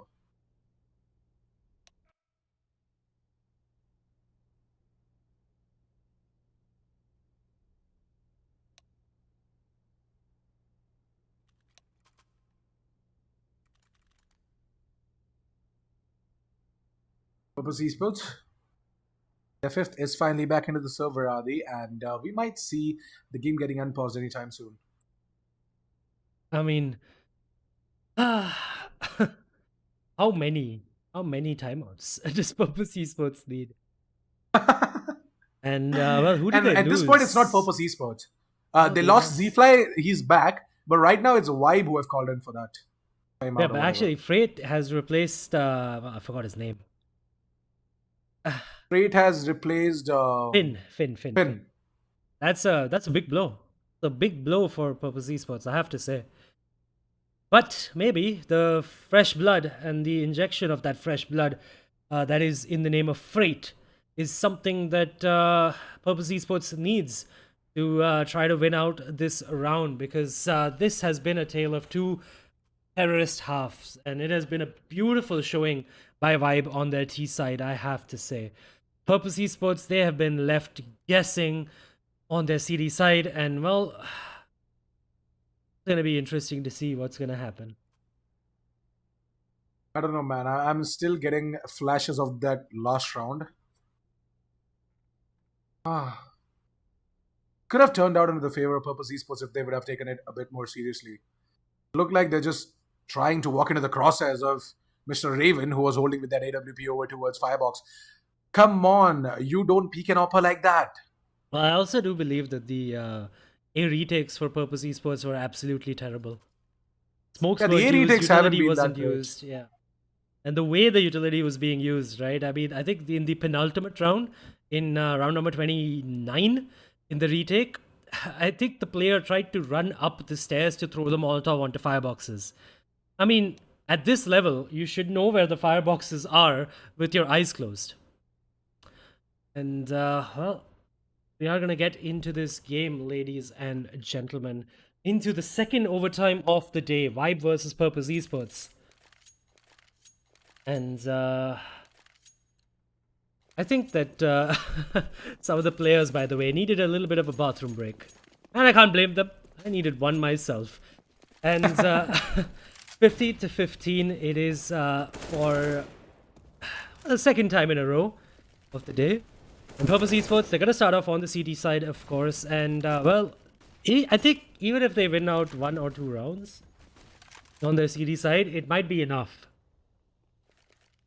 Why is Trazemag watching over for snipers? I don't understand this. Why are they so confused, Purpose Esports? All Because they have to do... no information. Yeah, they have no information. That's the best part. That is what I have been ranting about the entire game. They need to have someone push up towards apartments. By the way, or towards mid. You might want to keep an eye on to Freight as well, by the way. Yeah, not Freight Freight, sorry, Trazemag. Oh, okay. No, wait, who is that for? Mike Daddy. Okay. My bad. Oh, Mike yeah, Daddy. there you go. He's gonna get pincered upon on this A-bomb side. He spotted out one player, but there you go. He gets taken down from connector yet again. This is just, this lackadaisical hold of the A-bomb side is burning my blood, boiling my blood, burning it actually. Yeah, I'm gonna go with burning it at this point. Purpose Esports, it's what, 2v4 now? They've lost the A side over and over again, and yet they don't try to fight for connector. They don't fight early in this round. They're just so scared to lose players earlier in the round that they're not even fighting. They're not aggressing towards A, they're not aggressing towards B, they're not aggressing towards mid, and it is coming back to haunt them over and over and over again and again and again. I'm not even sure what Freight was trying to save for, by the way. I don't know. 16k. I mean, yeah, if it was 10k start buddy like it used to be years ago, okay, saving is important even in the overtime. But we've gotten rid of that ages ago. It's always it's been 16k for a while. So, but either way, the CTs, they're gonna take a timeout. I believe that in overtime, the CTs and the Ts, both the teams that is, they get 2 extra timeouts. Purpose Esports, they gotta man up. They gotta try and push in, gather information. It's fine to lose one player at the start of the round. It's okay. At least you get information as to what exactly is happening. Right now, they're so confused that they're like, "Acha, unko mid control mil chuka hai." Okay, wait, no, they're already inside of Sniper's Nest. Okay, wait. So I'll just ask Trazemag, who is opting towards B shots to come over towards markets and watch for Sniper's Nest. Like, what is that? No, it doesn't work like that. You need to send in someone like Zappy or even Mike Daddy to just push in B apartments, push in A site, push in A mains, just get information, push in A palace. I haven't seen a single A palace push coming in from Purpose Esports though. Actually, I haven't even seen them push mid, at least, like, except for that one round. Yeah, I mean, I think a couple of rounds they did try, but one of them was an eco, and also the other round when they pushed Palace was an eco. And I think, yeah, you're right. They've never pushed apartments at B ever as well. And again, well, this time they do push B apartments, and Mike Daddy finds himself over towards underpass. And well, they should know at this point that Vibe is setting up for an A hit, because if he's pushed over all the way to underpass from B apartments, well. And why is he still watching B? Why is he still watching mid? Mike Daddy has already got mid, right? It's clear. We have all cleared it up. And there comes the execute towards A. And right now, if Z-Fly doesn't show up, then I don't know who will, because there's nobody over towards the A side. We do have Freight and everyone else chiming in. They are making the rotations as well. Going to be seeing Zappy, who's going to be using that smoke to his advantage. A lot of damage has been done to Hellstorm. He's down to 1 HP, and don't tell me they're about to make their way over towards the B side from the CT spawn. No, they're not. Obviously, they're not that mad. The bomb is going to be planted, and they've got themselves that control towards CT, but I don't think so. Adi, right? You see this firing squad that Freight is about to walk into? Yeah. I told you. That's what happens when you don't have map control, Purpose Esports. Oh, that's gonna hurt. That's gonna hurt very bad. And now again, 3v4 in the retake, and the time is ticking away again and again and again. Raven, he's gonna spray down one. Mike Daddy's gonna take him down, but it doesn't matter. There are so many more players towards the CD spawn to defend this bomb. Z-Fly, he's gonna get one, but again, it's a consolation frag. And Vibe, they put up the 17th round on the board. And Purpose Esports, they look absolutely clueless. And Vibe, they are basically running circles around them at this point. Mad respect to Team Vibe, Adi. The way they have been playing, right? I did not expect them to play like this. Mad respect to them for reading out Purpose Esports like a book, for making those counter strats to whatever Purpose Esports were planning. At this point, I don't even think so that Purpose Esports have got a strat in their hand. Because right now, they've experimented too much that it's just too late for them to even come up with good stuff. And finally, Mike Daddy does something. He's going to push up over towards underpass, going to get himself a frag on towards Elvis. And there you go. That's the Mike Daddy that I've been waiting to see, that I've been craving for. And there you go. Zappy, he's going to get himself a double. And with that easy, 1 versus 4 situation, is now going to be in a situation where Purpose Esports were the last round. They're like, "Acha, kya karna hai? Kuch idea nahi hai." And I mean, it only took them 16 rounds, losing 16 rounds to figure out that they need to aggress. That's the saddest part, right? Yeah. Why? Well, eventually they do figure it out. They throw caution to the wind. Mike Daddy gets a beautiful double kill for himself, and they should be able to win out this round easy. He has brought it down to a 1v3 from a 1v4 situation, but honestly, it's going to be so very difficult for him to do anything with this. 45 seconds left on the clock, and he is just scared about the backstab. And to be honest, I'm not sure why he's watching his back. Purpose Esports, they've never flanked. I've got no idea why they haven't, because they have got Zappy mentioned as the lurker of the team. Yeah, I mean, I haven't seen him lurk. I'm not saying, I mean, in this round, they don't need to flank, but yeah. No, not this round. I'm just saying, in general. Ooh. In general, I need Zappy to push up towards apartments and come in with a flank. If Vibe is making an A execute. He sneaked over into the B bomb site, and there is no information. Zappy doesn't know this. Zappy's gonna get taken down by Easy, and he's gonna get the bomb plant as well. Now he's brought it down to a 1v2 situation. Is he gonna be able to win this out and ruin the party for Purpose Esports? That smoke is a good one. The nade, it's not gonna do much damage to anybody. And Easy, he's gonna see TraceMag. He's gonna take down TraceMag, and well, it's down to a 1v1 situation. Vibe. Not like this. Don't do this to Purpose Esports. Oh, he's not going to check his back at Z-Fly. He's in fact going to knife him. And well, Z-Fly, he's going to clutch it out. And well, I don't think he's in any kind of position to be adding insult to injury, because the way Vibe have been running circles around the CD side of Purpose Esports, is insult enough.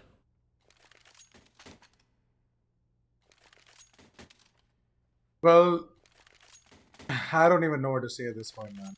Well, actually, I do know what to say, by the way. Yeah, tell me. One round for Purpose Esports on the CT side, it might just be enough, because the way the two CT sides we've seen in regulation have been appalling.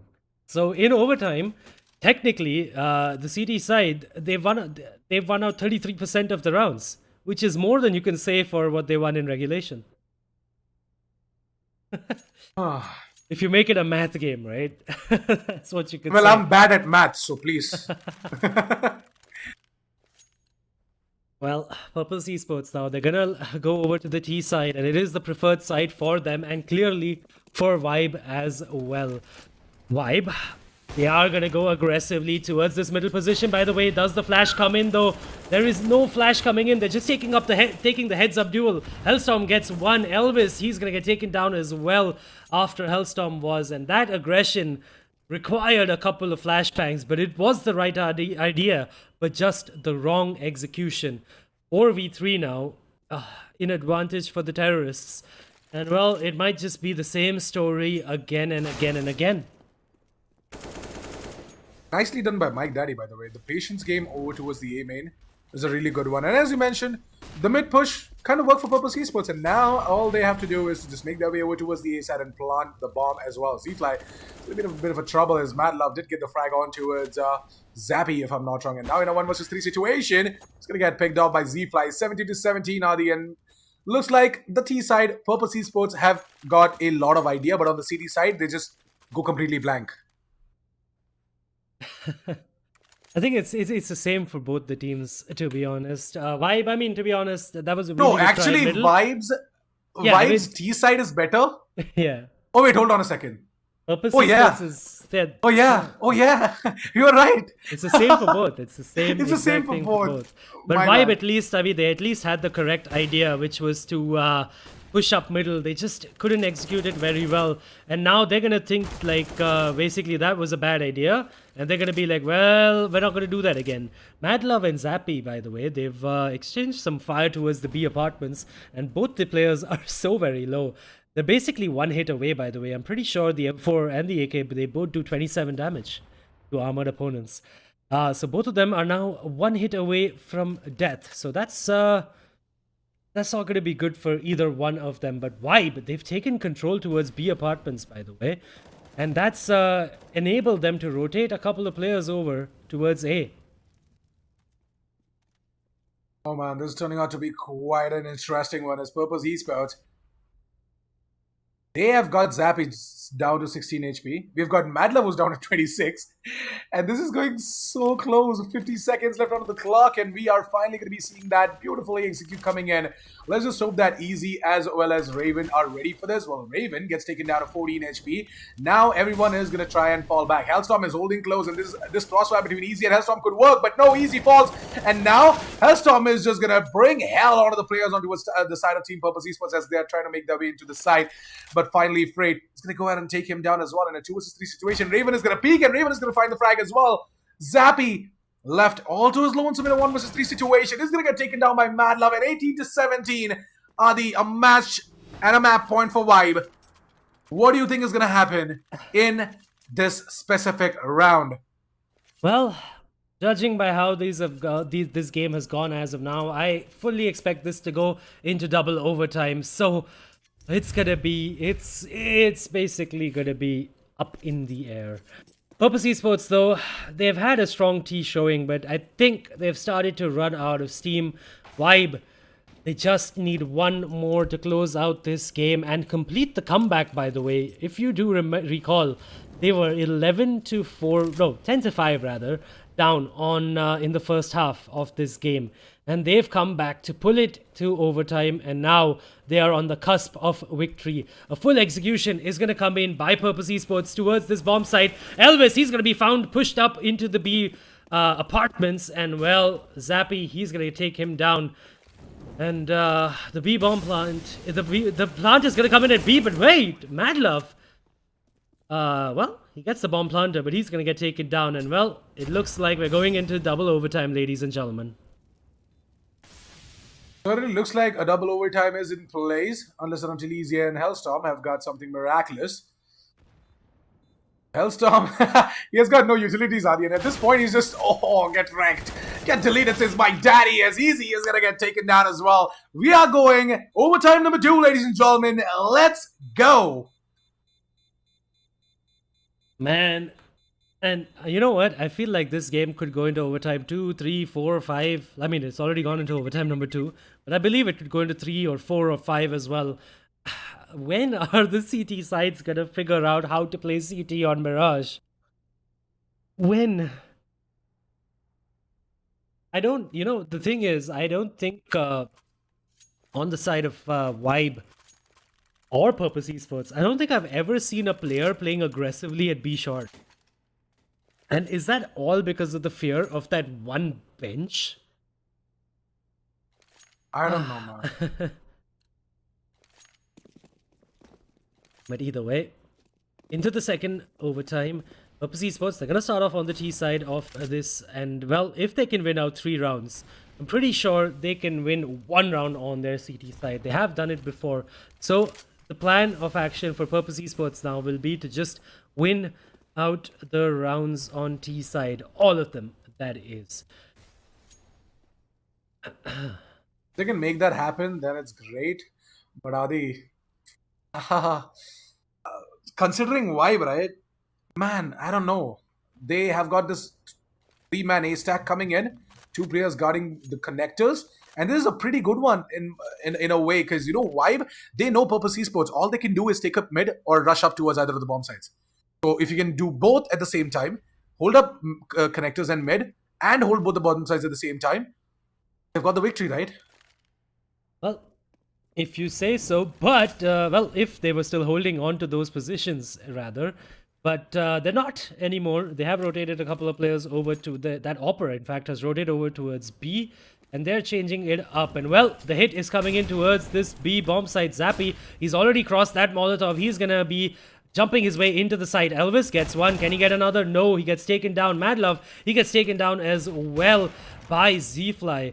And, well, now, again, it's going to be a 3v4 retake situation. And all these CTs are rotating from apartments. They have no control towards middle. And which means that they can't come in from even underpass. And, well, Z-Fly, he's just picking them off one by one by one. Easy now, he's alone in a 1v4 situation. Make that, he's dead in a 1v4 situation. And 19 to 18, Purpose Esports, of course they're going to pick up a T round. Impressive. I like that slow late round execute coming in from Purpose Esports. The way they kind of bamboozled the players from Vibe over towards A and then quickly made the rotation over towards B, that was a good one. I like that. If they can pull out mind games like these... Again, yeah, tell me.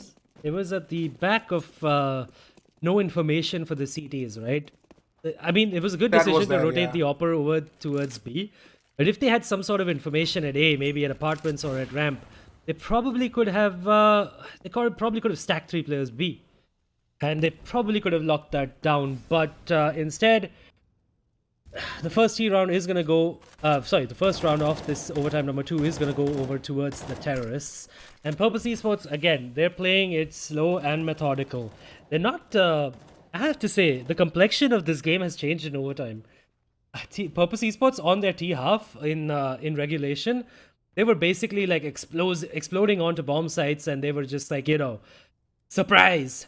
And now they are like calm, composed, and measured. Oh, Easy has got his eyes over towards A mains, and once again, Purpose Esports are taking things slow. Are they down to 55 seconds? We are seeing them trying to go in for what looks like an A split. We've got Hellstorm holding on towards connectors. Zappy, is he going to be ready for this? Oh, yes, he is. He's going to take down Hellstorm with that. Madlove might actually chime in and take towards connect. With Z-Fly getting the flag on towards Elvis. We've got 2 players down from the side of Team Vibe, and the rest of the 3 players, out of which 2 are AWPs. So I don't know if they're going to be relevant for a lot of time. There you go. As I said, the AWPs are not going to be able to do its job, but the rifle definitely can. But Mike Daddy is going to take out that rifle as well. It's going to be all down to Raven in a 1 versus 3 situation. 20 seconds. The bomb is going to go down over towards the A side. Ooh. And Z-Fly, he was so goddamn lucky. Raven missed that. And Freight is not going to be ready for that PT coming from Raven. And finally, Z-Fly to take down Raven. That got way too close, Adi. A 1 versus 3 turned down to a 1 versus 1. Could have gone the distance if Z-Fly didn't act quickly. I'm wondering, does Freight have headphones? How did he not hear that first missed shot? But either way, it's just the pressure of overtime. What else could it be? And unfortunately for Purpose Esports, of course, they are not playing with their they're playing with their substitute. They're not playing with Finn, who has timed out. Probably internet or power related issues. We have no idea. By the way, But- Adi, look at yeah. this. Look at this mid-take coming in from the side of Team Vibe, and they are in a boatload of trouble as Zappy is going to push up. He knows that 2 of the players have rushed in over towards the middle area as well. And we are going to be seeing Fright further pushing in over towards the B shots, trying to take up towards connectors. And it looks like that Vibe have sort of an inkling that they are trying to go up towards B, and they have rotated all their players towards B except for Raven. But now, surprise, surprise, it might be possible Purpose Esports are going to be making their way towards ARD. Yes, and well, they have the man advantage, of course. And yeah, I think, yeah, I mean, I honestly believe that Vibe, after all their comeback, they've kind of run out of steam. They've tried so very hard and they've brought it so far back. But I think Purpose Esports, they are, I think they're just turning out to be too much for Vibe. But hold on a second. Might be possible that Vibe are going to get bamboozled once again, as the players are slowly rotating back as well. Hellstorm is watching over towards the sniper's nest, whereas we have got Mr. Easy holding close. Zappy is going to check the corners, going to take him down as well. Zappy is going to be like, that's my corner, Hellstorm. Sorry, Easy. I will absolutely check it. And that's going to be the B-side all taken up for Team Purpose Esports. And my goodness, Purpose Esports, not a single round given away into the hands of Team Vibe in second overtime. And it looks like the pressure has hit them, Adi, and they just want to get done with this specific match. Well, I actually think that I'm not even sure if it's pressure, but I just think that Vibe they've run out just of got steam. tired, They've yeah. run out of juice. Yeah, they're a Tesla which has run out of electricity out in the middle of nowhere, and they have nowhere to plug it back in. And well, Purpose Esports. By they the way, are- Adi, yeah. you might want to switch the scoreboard from the stats to the kills, because some of our lovely audience in the chat were asking how many kills do these guys have. So let's just show it to them. Yeah, 39 freaking kills onto Z-Fly. Actually, And you this can guy's not see it, stopping. so- yeah, 39 on him as well, and 32 on Raven, 35 on Elvis, by the way. These guys have been playing for quite a while. Freight, of course, has just come in the start of overtime, so that's why he is languishing down at just 5 kills, but that is 5 kills in about 7 or 8 rounds. Either way, Vibe, they are on the T side now, and Purpose Esports, they just need one good round, but it's not going to start off very well for them, because Zappy as well as Trace, they have been absolutely annihilated at this B bomb site. Freight comes in, gets a frag towards Easy at the middle position, but now Z-Fly, he needs to land this. Can he land this? Oh, he looks away at the worst possible moment, gets CSGO's son, and oh, he's going to get double peaked. Oh, 2v4 retake situation now, and the CTs, they're not going to be able to do it. The T's are just so very strong on this map. Certainly looks like that Mike Daddy is not going to be able to do much. So better off just try and get a lot more kills, maybe, because saving doesn't make sense. You already have a lot of money. You just try if possible. There's no time you have to make your way out of here as well. Don't die to the bomb. And there you go. But yeah. Oh. Hello, Hellstorm. I mean, it doesn't matter at all, by the way, dying to the bomb, dying after time, etc. There's just so much money in overtime. But again, like I said, Purpose Esports, they just need one round. One round. And Vibe, they need 2 more now to pull this into triple overtime. And honestly, the way these CT halves have been going, it's more than possible that we're going to end up in triple overtime. This game is absolutely bonkers. Man, I'm just like 41 rounds into the game, 40 rounds into the game, and neither of these teams has a clue how to play CT. That is, man. and that I got scared. and that T side is actually so good as well. Actually, I got scared. My game kind of froze, and I was like, "Oh no, don't give up on me." The game kind of froze, and I'm like, "Okay, never mind." Yeah, get CSGO'd. Get CS:GO, yeah. Man, it happens. The observer tool is still, but it's better than every other whatever. Yeah. So, my daddy gonna be holding on towards the jungles right now. He's watching over towards mid, and this time around, though, interestingly, Vibe they are directly approaching the B bomb side instead of taking any control towards mid. Are they? Yeah, I mean, they don't even need to, right? Because because Purpose Esports, they haven't been pushing up. They don't have any information. They have 2 players at A, 1 player at connector or at window, and 2 players at B. They're playing a bog standard default. So they don't need to take control anywhere. And there you go, Traceback. He's been flashed, and he's going to get 1, but he's going to be instantly replied upon. Easy is going to take down Mike Daddy as well. But Zappy, he's still in this bomb site. He's going to get 2, he's going to get 3, and finally he's going to get 4. And finally, Purpose Esports, they do it. 22-19, ladies and gentlemen. All it took was a beautiful display of I'm at a loss for words. Beautiful display of skill by 1 player to finally eke out the victory for a CT side. That is absolutely ridiculous, Assassin. I mean, what can you even say about this game now? I've got no idea, man. I've been scratching my head, and you can see it on my hair as well. I've been scratching my head thinking, what is going on in this game? Yeah. And I've got no idea how these guys pulled it off. But Purpose Esports, mad respect to you guys. You guys, even though you did get the victory, you made a lot of mistakes which you need to work on. So please get the demo from the admins and work on it, because you cannot afford to make these kind of mistakes against teams like Too Easy, which are going to be your direct competitors. Yeah, I mean, I have to say, I mean, earlier on, this game earlier on was just CTs capitulating under the pressure of the T's, and you're gonna see that in the relive the moment as well for a little bit. We're not gonna really hang up on too many moments because, well, we're running way over time now. So, I mean, yeah, I mean, just earlier on in this game, you could basically notice that the CTs, they were just able to do absolutely nothing when it came to these terrorists taking map control and taking the bomb sites. And well, maybe if they took map control themselves, if they played aggressively towards the middle position or towards A or B, maybe things would have turned out different. But instead, we have seen a massively terrorist-sided Mirage, basically.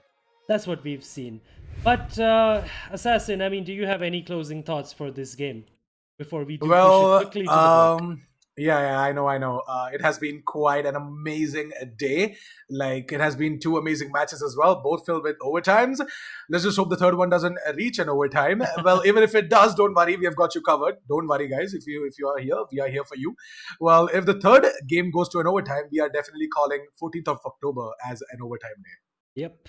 But either way, we're going to take a quick break, ladies and gentlemen, and we'll be back after that break with Too Easy Gaming taking on XOD. So don't go anywhere. We'll be right back.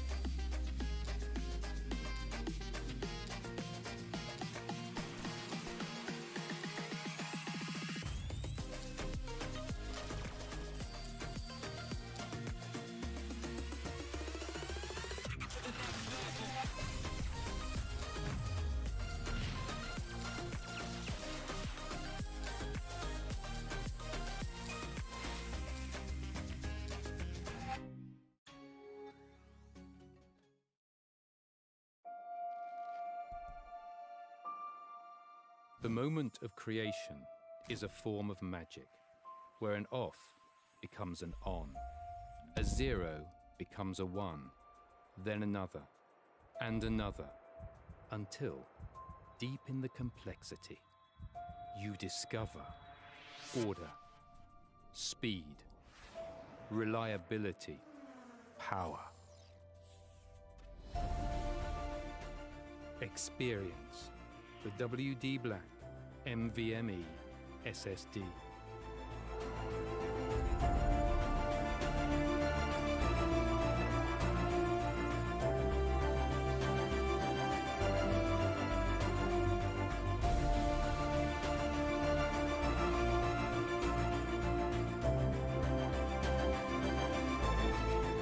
Fueled by darkness. Level up to NVMe SSD performance.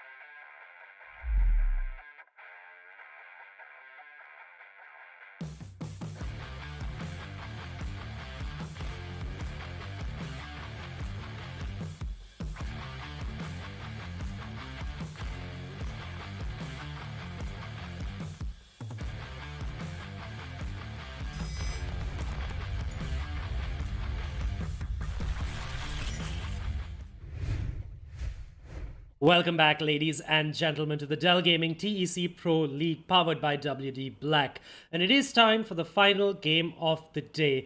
We have been through quite a bit today, Assassin. We have been through 2 overtimes. And I am, well, to be honest, however exciting overtimes are, I'm hoping for my throat's sake that we don't see another overtime. But of course, the game is Too Easy Gaming versus XOD, so maybe we might not see an overtime. Yeah, because well, let's just say Team Too Easy Gaming. They have to stand up to their name and make it too easy for themselves. We are once again going to be revisiting the old ruins of Mirage, which hasn't been reworked yet. Hopefully we'll see it played.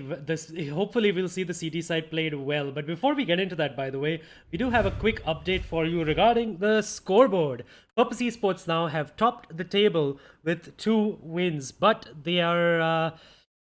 They're only up there by, they only have like a 1 round difference advantage over Too Easy. And if Too Easy wins out this game, which will be difficult, by the way, because you can see that XOD is in the 3rd position already as well. So this should be a close game. But if Too Easy can win it out by even 2 rounds or more of a round difference, they will top the table at the end of the night. While we do have an update for you as well, that Regal Strike off stream has lost their game as well. And that is 2 losses on the trot for them. Vibe, of course, they are also sitting down there at the bottom after you just witnessed their beautiful comeback try get demolished by Purpose Esports. Kind of disappointing right there for Regal Strike, but what can we do, Adi? Like, if you don't come prepared, that's what happens. And I'm happy for Purpose Esports that they are topping the boards right now. And considering the fact that Too Easy Gaming are going to give them a really, really tough run for the money, I think so. Gaming should top the chart at the end of the day.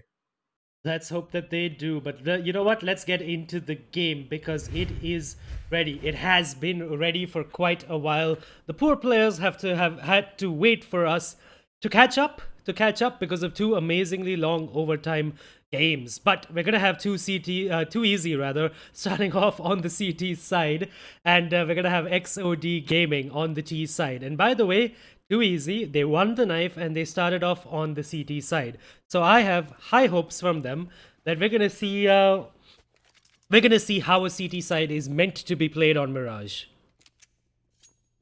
All right, so for now, Too Easy's setup is 3-man over towards B, 1 towards the CD spawn, and 1 towards the jungles, or the sniper's nest, as you would love to call it, an XOD, making up a straight-up execute RD. And look at this. This is a good one coming in from Too Easy. The decision of falling back a little bit and moving it together as a unit, and did XOD just give 2 easy frags onto the hands of SK Wow? He's going to take it any time of the day, ladies and gentlemen, and there comes Mr. Paradox. He gets wrecked. And Omkar is going to chime in as well for the retake. Well, Fast AF has taken up that control over towards the jungles, whereas Craze is going to be watching out onto the side. Well, this is not at all good. If Omkar and Naya get spammed together in one bullet, then that is going to be sad. With Craze missing out on a lot of bullets, we are going to be seeing Omkar, who's got himself the defuse kit. And why in God's name would they just take the defuse? 2 players alive. What? Okay, never mind. I think so. Too Easy Gaming are once again gonna take it lightly at the start and gonna make us angry, and then they're gonna be like, "ठीक है, बहुत bully कर लिया casters को. Let's try and play seriously." Well, to be honest, I don't think that's the case. It is the pistol round, of course, and getting run over by Glocks is not a good feeling. I still have high hopes for Too Easy as soon as they get their guns out. And well, of course, remember XOD Gaming is no slouch as well. They have won their first game. And we have seen, of course, Sullied going absolutely mental throughout the qualifiers and even yesterday. He is such a good player. That he is. And it looks like that we are going to be seeing a straight up mid to B stuff coming in from the side of Team XOD. One of these players are getting taken down. SK Wow, the only one over towards Market, to try and grab himself a couple of 1Ds. Not going to happen, as Sullied is just going to do a drive-by. Man, Sullied. Right now, he's on a mission, a solo mission to get all of these frags. Is he going to get another one? Oh, what? An ace? Okay, haters are going to say that it was an eco ace, but still, it's an ace, guys. Give it up for Sullied as he finds himself an ace with a MAC-10 and a straight-up W gaming stuff. And that's a lot of money, by the way, made by him as well. That's the most important point. He's sitting at $5,700. SMG, yeah? Yeah, and he's not even going to buy up. He's not going to buy up. He's like, yeah, well, it does well enough for me. Too Easy Gaming, by the way, 3 of their players, they have 4 spawn into this, the team, and 3 of their players don't have head armor. So those 3 MAC-10s onto WD, JLT, and Sullied can really, really hurt them. Well, it's a B play coming in. Looks like that Fast AF is going to be watching out for the backstab, whereas WD is going to be in a bit of a trouble, as he's the only one who's over towards the side right now. There comes Fast AF, and with the Galil, I don't think so he's going to be able to do much. As Paradox is right on the corner. Oh, Paradox! He's going to whiff big time, and Spawn is going to find himself a frag on towards WD. With that, SK Wow has to peek out wide. He knows where exactly Fast AF is. He is, but oh, for a second I just thought that SK Wow is just going to give up on Spawn God. He's like, "Theek hai, tu mar," and then I'm going to take the frag. But finally he chimes in. SK Wow, you're not supposed to do that, man. If Spawn would have lost his weapon, you would have been in a world of trouble because of the economy. Well, to be honest, the position Spawn was in, right, was it's kind of weird anyway that he didn't die earlier. So I think SK Wow probably assumed that that was clear, and that's the reason he didn't peek out. But as soon as the bullets started rattling off, he's like, "Oh, I'm gonna save you! I'm gonna save you!" And then he does save his teammate. XOD Gaming, by the way, they have a healthy buy going into this round. So Too Easy Gaming, they have their work cut out for them. There's an op onto the side of WD and 4 AK-47s. While Too Easy Gaming, they have two FAMASs and make that 2 M4s and 2 FAMASs because they've lost SK Wow to the aforementioned AWP. And in fact, they're gonna lose Spawn as well at the A bomb site. Man, things are not at all looking good for Too Easy, and I think so we are about to look at a possible disappointment once again in the first half. And in the second half, they're going to be all heroes and guns blazing and all that. I feel like I've missed a memo. I feel like somebody hasn't told me that Mirage is now just a T-sided map. I feel like I feel like I've missed something here, and I'm Adi, just so confused. Adi, you were just not in the loop. Okay, it's fine. It's Yeah, okay. it's a T-sided map now. Yeah, Mirage Adi, is we T-sided, both that's were good. not in the loop. It's okay. we left Counter Strike for a little bit Yeah. because TEC didn't come up with an incredible league like this. But now they have, and here we are. We've got Paradox, who is over towards the CD spawn as well. Is going to take down JLT, and oh my god, WD! That was so crispy with the AWP. He's going to double scope and get himself the frag on towards Paradox, whereas Omkar and Naik, they both are moving in from the CD spawn area as well. And oh, he's going to miss a sitter. It's not at all good, WD. You've got to be very, very careful. And Pastev is going to miss the spray down as well. But look who's coming in from the backlines. That's Mr. Sullied over there. He's going to take them both down without any issues whatsoever. But nope. WD is going to find the frag on towards Omkar. That's going to be the third round of the board for XOD Gaming. Too easy gaming. Not so easy for them, the retake. Yeah, but I have to say their retake looks a lot better than any of the retakes we saw in the last game of Mirage. They just had the man disadvantage, and of course, because it is so early in the game, they do not have enough utility as well. But it is looking a lot better for them, and of course, XOD Gaming, remember, they're no slouches. They have the aim, and Mirage is sort of a puggy map. Can't really rely too much on strategy. And Too Easy Gaming, of course, they're gonna have to eco in this round, which means that XOD Gaming, they should be off to a flyer. They should be off to a 4-1 lead. Well, Nayak and Omkar, they are in a bit of a hurry.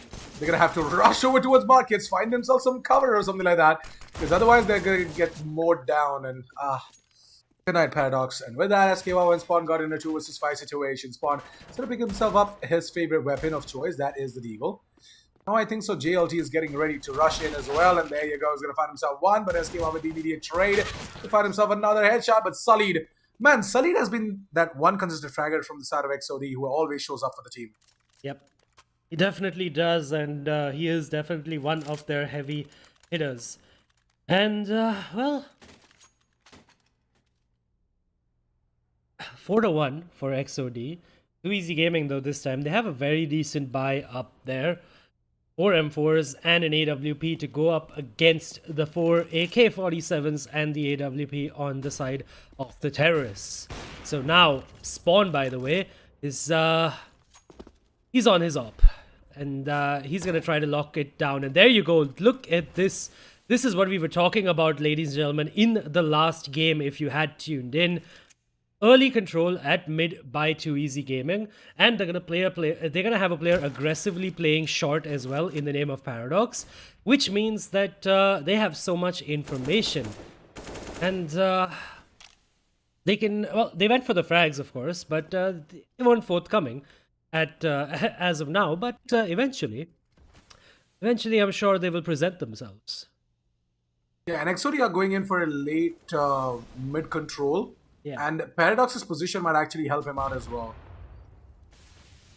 And we've got Spawn gone. Find himself one over towards the palace. Whereas Paradox is going to jump down from the ladder room and he has got to be careful. Why would you do that? Why would you give up your control over towards ladder room?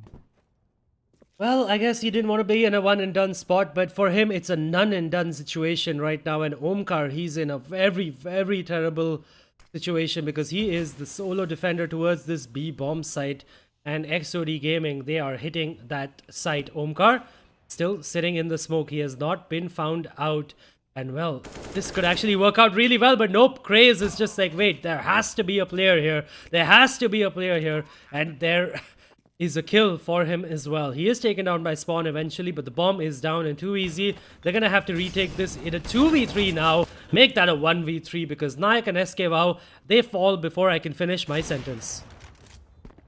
Well, let's hope that Spawn, if he tries to go in for the retake, he can finish it before the bomb explodes.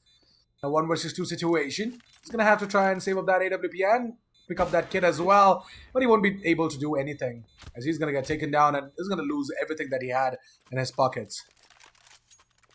This is so very weird. I mean, well, clearly I've missed a memo, but either way, I mean, Omkar tried to play that the best way he could, but Too Easy again. They had the initial aggression towards middle, But then they gave up control at middle way too early. They could have left a player up there and had a couple of players push up connector as well as short.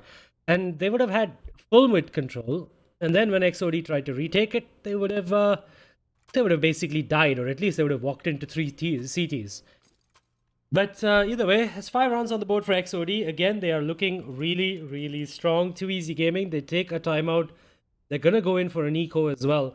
So they have another round basically to chalk things out. And they need to figure out how they need to win out this half. Alright then, so round number 7, and we've got Team XOD Gaming once again trying to take up that control over towards the B side.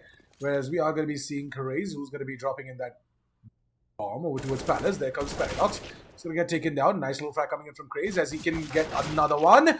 But Spawn rushes in with what we call as the mini P90. Oh!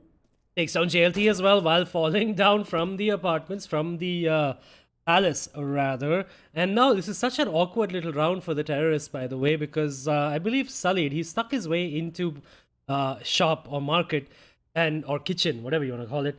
And this teas now, they're rotating around and they're actually going to run into SK Wow, who hasn't been found out by Sullied. So this is going to be absolutely crazy. Well, SK Wow, can he get a couple of frags? If he gets a few of them, well, he's not going to be checked either. Ooh, the Deagle gets one. Can he get another? He has one more bullet. He takes him down to 13 points of health, but it's not enough. Spawn does take down Sullied, and now he's in a 1v1 situation. And Fast AF, he's gonna have to be Fast AF with his kill because he has a massive, massive HP disadvantage. And in fact, he's gonna pull a fast one and go towards the A-bomb side. And Spawn, he is figuring that out really, really quickly. Try and plant in for the CT spawn area. Not bad. Spawn is not going to realize, and is he going to try and save this one? Or is he attempting for the retake? Well, I think so. He should definitely go in for the retake. Oh, this is not at all good. Oh, what? Lucky? Fast? You got lucky, buddy. All you have to do is to just hold up over towards the CD spawn area. Spawn is not going to check CD spawn. Doesn't have a defuse kit, by the way. He's going to try and stick it, maybe. But Fast, what is he doing? I think so. He knows what exactly Spawn is up to. Here comes a flashbang as well, and Spawn is moving in quickly. Fast AF! He's going to get that headshot, and he's going to save the round for the team. Man, that was dangerously close, but Fast AF, he pulls it off. Ladies and gentlemen, give it up for the clutch beaster himself from the side of XOD Gaming. Fast AF. He's going to do it, man. He's going to make it happen. I mean, XOD Gaming, they're going to be relieved with that clutch by Fast AF because they basically tried their damnedest to throw that round away. And Too Easy Gaming, though, now they're going to go in for the double op setup. Spawn and SK Wow, they both pick it up. And Paradox, Omkar, and Nayak, they're going to be on the M4s with all the utility they need. And it's going to be a fast A hit coming in. And that's beautiful. That's really well done. The smokes come in as well after Spawn falls. And, well, you know what? FWD, he's going to fall while planting the bomb. But Craze, he's going to go a bit too aggressive and he's going to lose his life. SK Wow trying to be cheeky through that smoke yet again, but he is going to fall. And oh, Paradox, he's dropped in towards Sandwich and JLT. Does he know this? He does! He takes him down as well. What a topsy-turvy round. 3v2 now, and Too Easy Gaming. It's going to be a very difficult retake for them. 2 versus 3 retake with JLT sitting on towards the Sandwiches. It's impossible, Adi. It's impossible for Too Easy Gaming to go ahead and retake this. Yeah. What I'm gonna do now is I'm gonna forget everything I knew about Mirage, and I'm gonna call Mirage a T-sided map, and I'm gonna go with Too Easy is on the wrong side. All right, that's what I'm gonna do for my own sanity. So if I sound like a ridiculous idiot, just ignore it. Okay, just ignore it. So either way, XOD, they're doing what they should be doing. 7 rounds on the side of, on the T side, because now you know Mirage is a T-sided map. Too Easy Gaming, they're going to try their very best to get as many rounds as they can for the on the CT side, of course. And then on the T side, they're probably going to try what XOD, they're going to try to do to XOD what is being done to them. And Too Easy, of course, they're going to be eco again. Well, the eco. See what kind of a play is going to come in from them. You see Spawn and Paradox. Paradox once again trying to rush it over towards the Palace, whereas Fast AF is not going to realize this. And Paradox might actually get that jump on towards Fast AF and pick up that AK-47 as well. Fast AF is not checking for the backstab as well, and he's not going to be ready. Oh, well! Oh, no! Get CSGO'd. Get CSGO'd, man. Well, more than CSGO'd, just have your guns out. Yep. But anyways, this is the kind of aggression the CTs need to pull off on on Mirage if they want to win out their half. I'm not saying that it is a CD-sided game, CD-sided map particularly. If you play it wrongly, it isn't.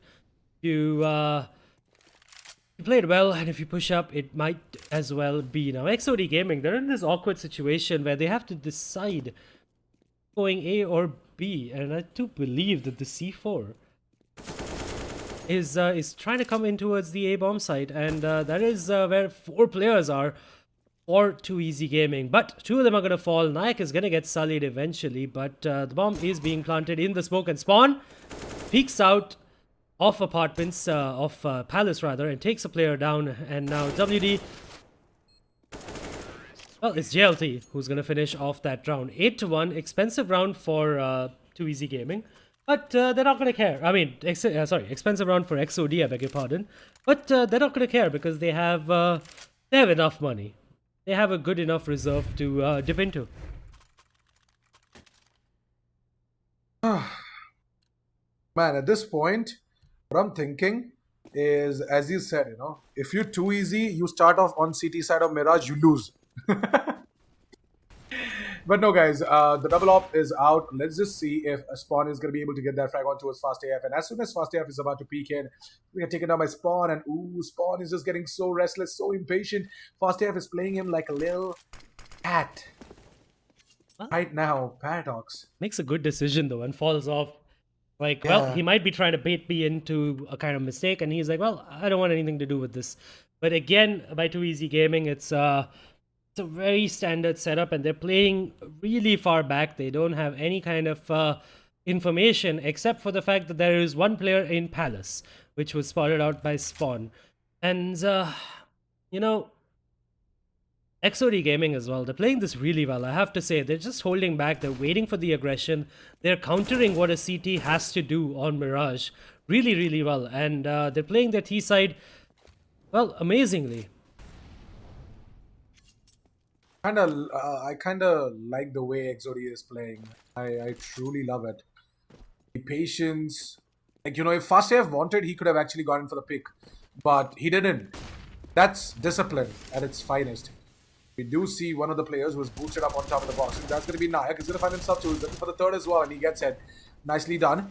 And this time around, though, things are going to be a bit different. As Sullied is going to walk in over towards the B side. He's going to have to find the flag on towards Nayak. Nayak is pretty damn low. So pick himself up an AWP as well, and he's going to try and take him down. But Nayak dead. He has a flag on towards Fast AF, and with that in a 1 versus 4 situation, Sullied is going to take out by Nayak, and that is an ace, ladies and gentlemen. An ace for Nayak. Triple towards B shot, double towards the B side, and let's have that on the instant replay, shall we?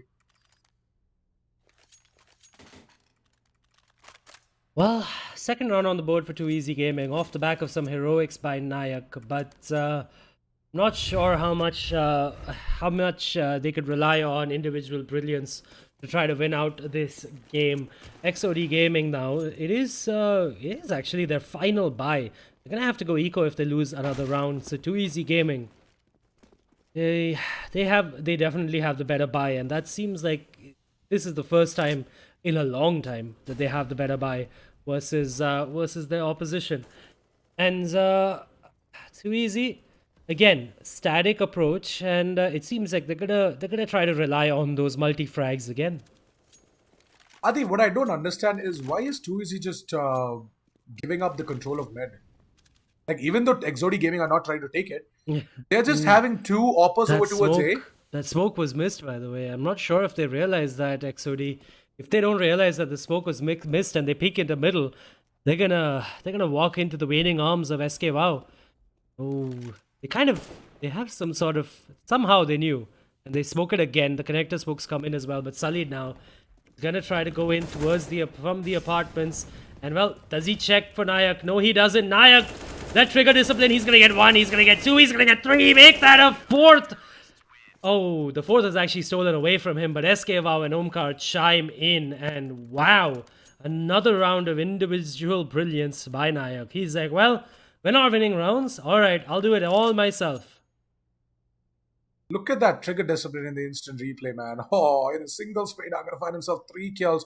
Looking for the 4th. He does a lot of damage, but then... He had the 4th. It was stolen. He had the 4th. It was stolen. He had the 4th. He took him down to like, what, 20 or 10 HP? And then the comrade, his comrade is going to be like, hey, nope, that's not yours. That's mine.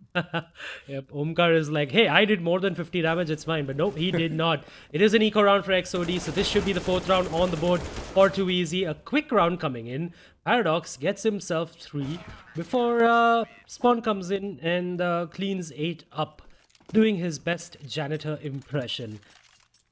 8-4 though, and Too Easy Gaming, finally, it seems like they have woken up and they are woke to this attack of XOD. I told you, right? It's just Too Easy things.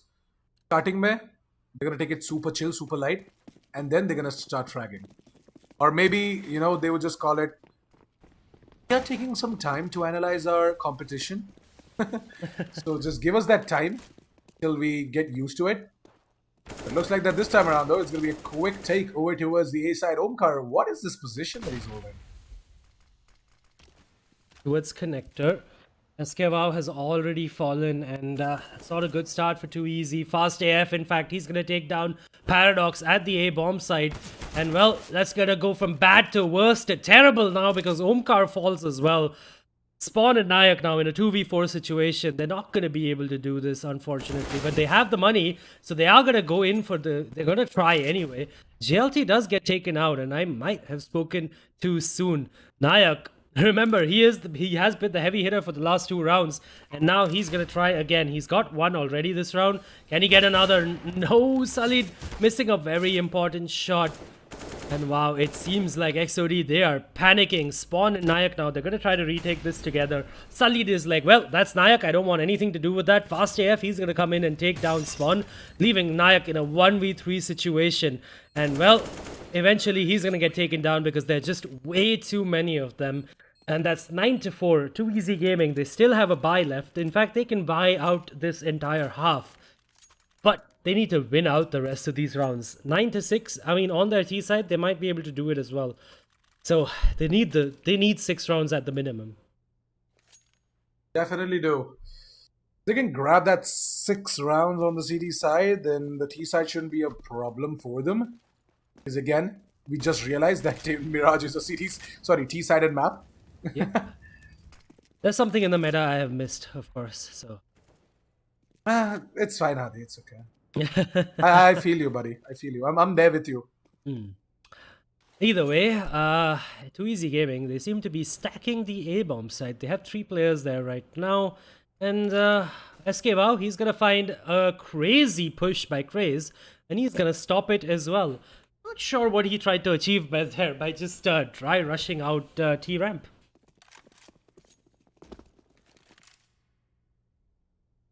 Fastef is holding on towards the palaces as well. I've got no idea why he would do that. Like, yeah, he got smoked off, but he could have given some sort of cover to Craze, or else just stopped him from making that push in the first place. And in fact, like, okay, Chris, wait. Like, he could have been like, Chris, wait. I've been smoked off. We cannot execute. And he's like, too late, buddy. F in the chat. Let's have some coffin memes here, yeah? Well, either way, it is the A execute coming in. JLT coming in from the apartments. Can he get a couple of frags for himself, or will the Oppers take him down? Paradox and SKVOW are putting in the work though. Salid and Fast AF, they do fall. Omkar does get JLT as well. It's all down to WD. He gets 1, but he is in turn taken out as well. 9-5.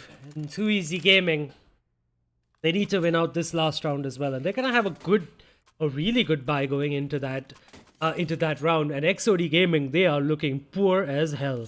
Fast AF, a Deagle. WD, a Scout with no utility. Craze, AK, he's the only one who has a good buy. JLT, Khalil, no utility. Salid, a Deagle, and a flashbang. A flashbang. A singular flashbang. So, Too Easy Gaming, they should be going up to 6 rounds. And it looks like that SKY once again is going to find himself that first strike on towards Sullied. Gets another one. And these guys are just handing it down to him on a platter. It's not just the platter, right? It's the aggression we talked about in the earlier game as well as in the starting points of this game. And this is what we expected to see from Too Easy. We expected them to be peaking underpass, to be pushing middle, to be peaking apartments, to be pushing palace. Like, they didn't do that for so very long. But now, finally, I feel like they found themselves, they found their swagger back. And they're starting to claw these rounds back as well.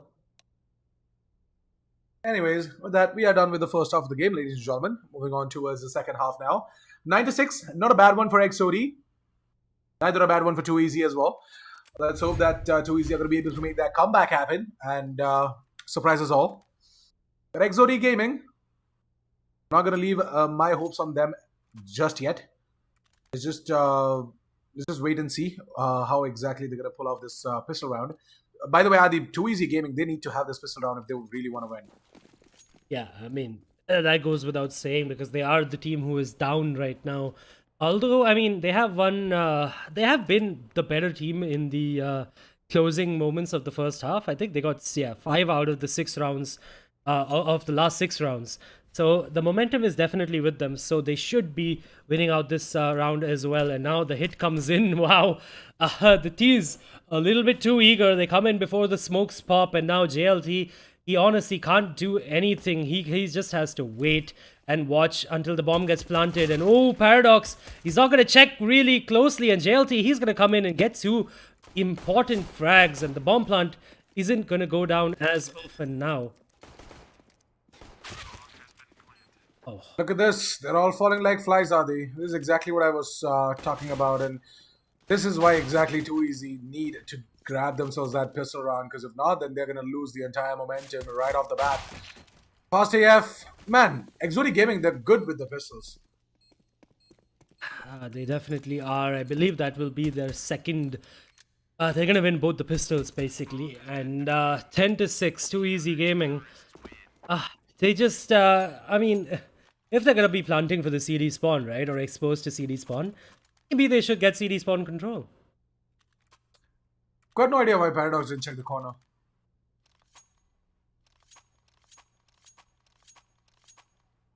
Well, again, not his fault, because JLT was holding that cheesy angle. JLT did a really good job. Am I audible? Okay, yeah, there you go. JLT did a very good job there, I have to say. My bad, Assassin. I just had my panic cough button on. Oh, so maybe. Okay. I was like, okay, wait, did I just disconnect? Not gonna happen because I've got Act Fibernet. But either way, Too Easy Gaming, it seems like gone for a force-ish buy. Bit of a tongue twister for me. A couple of pistols, some armor, and nothing else really to offer. No flashbangs or anything. Sullied, though, he has some headshots to offer. He's going to get 2 before getting taken down. And WD, he's not going to be checked, but oh, he's going to whiff from that angle, and he's going to get taken down by SKY. But Craze is in, and he's going to get 1. And, well, momentarily, I do believe that the CTs will be able to win out this round because JLT, he's coming in, and Craze, he's going to finish it off as well. 11-6 now for Too Easy Gaming. XOD Gaming. Yeah, for XOD Gaming. I'm sorry, okay. the HUD has a mind of his own. And yeah, 11-6 for XOD Gaming now. And well, Too Easy Gaming, of course, they're gonna get a good buy going into this, but so will XOD Gaming. And it remains to be seen if this is a CD-sided map or a T-sided map. Well, we do see Fast AF along with JLT holding on towards the A side. Paradox is slowly coming closer towards A mains as well. Let's see what kind of an execute is coming in from the side of Too Easy Gaming. There comes a Molotov, which is going to force Paradox to push up over towards the A side. He cannot go back anyways for a few seconds. Might actually turn out to be impatient and get taken down. With Sully taking down Nayak, that was the middle guy. Is going to get taken down, whereas the rest of them are outside of the A mains and the palaces. With the smokes coming in, we are going to be seeing JLT in a lot of work. Going to be very busy, Adi. So let's not disturb him. Well, But it looks like that Paradox and SKW are going to disturb him for sure. WD. Which was the connectors with Craze getting himself one. He's going to get instantly traded out as well. It's going to be a 2 versus 3 situation. And this slow take over towards the A side sort of looks like it worked, Adi. Yep.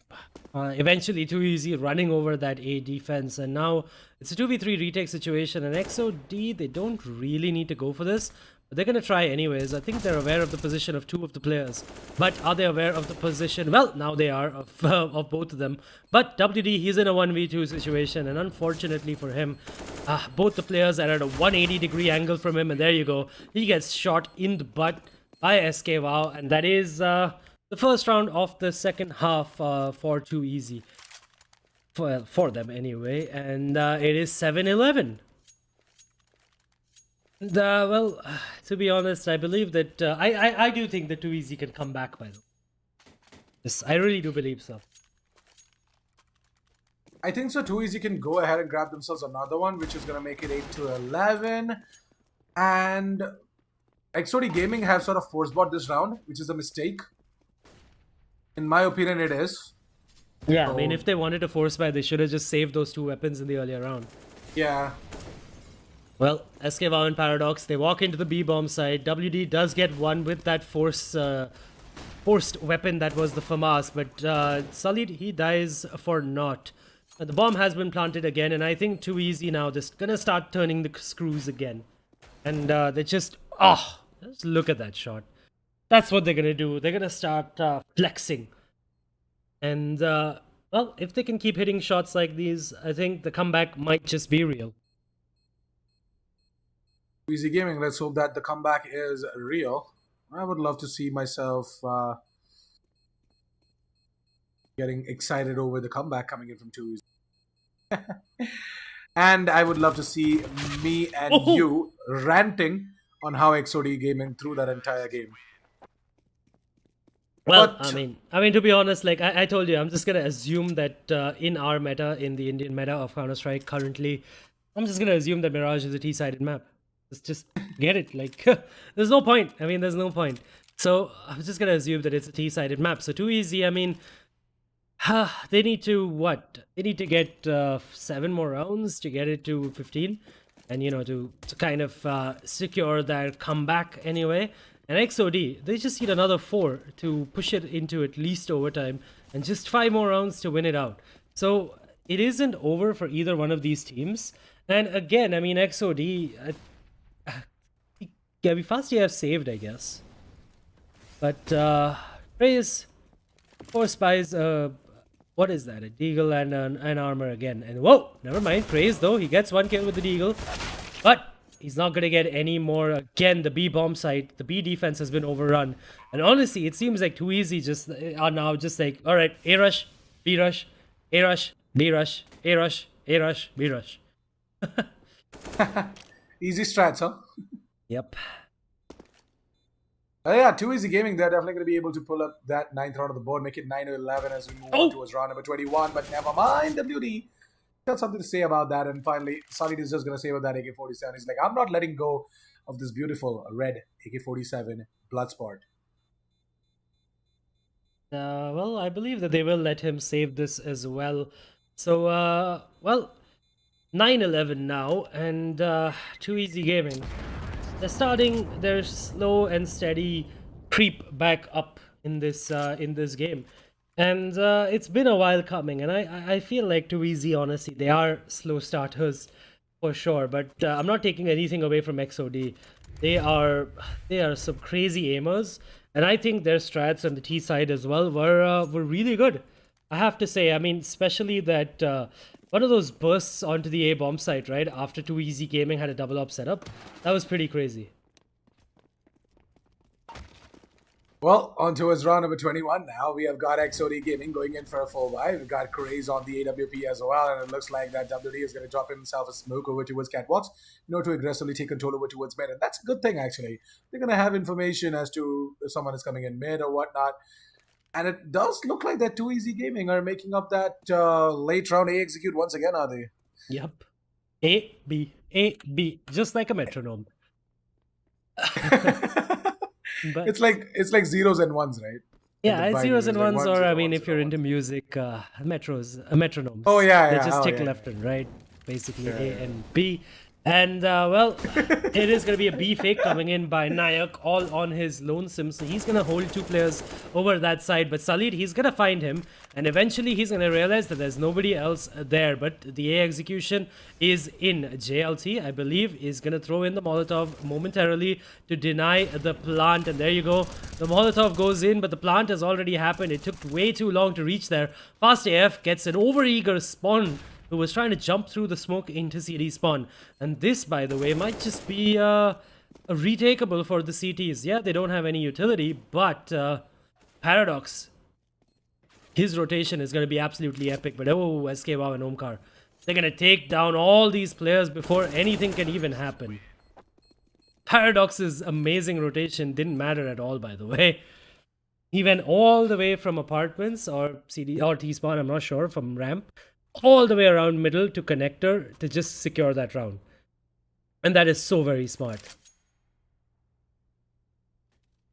Yeah, with that, we are going to be seeing Team 2 Easy Gaming, who are going to go ahead and call themselves a timeout. They've got one timeout left, by the way, Adi, and this is the last one. We'll be using it up right now, and then they basically have got no timeouts left. So 2 Easy Gaming, just make it worth it, okay?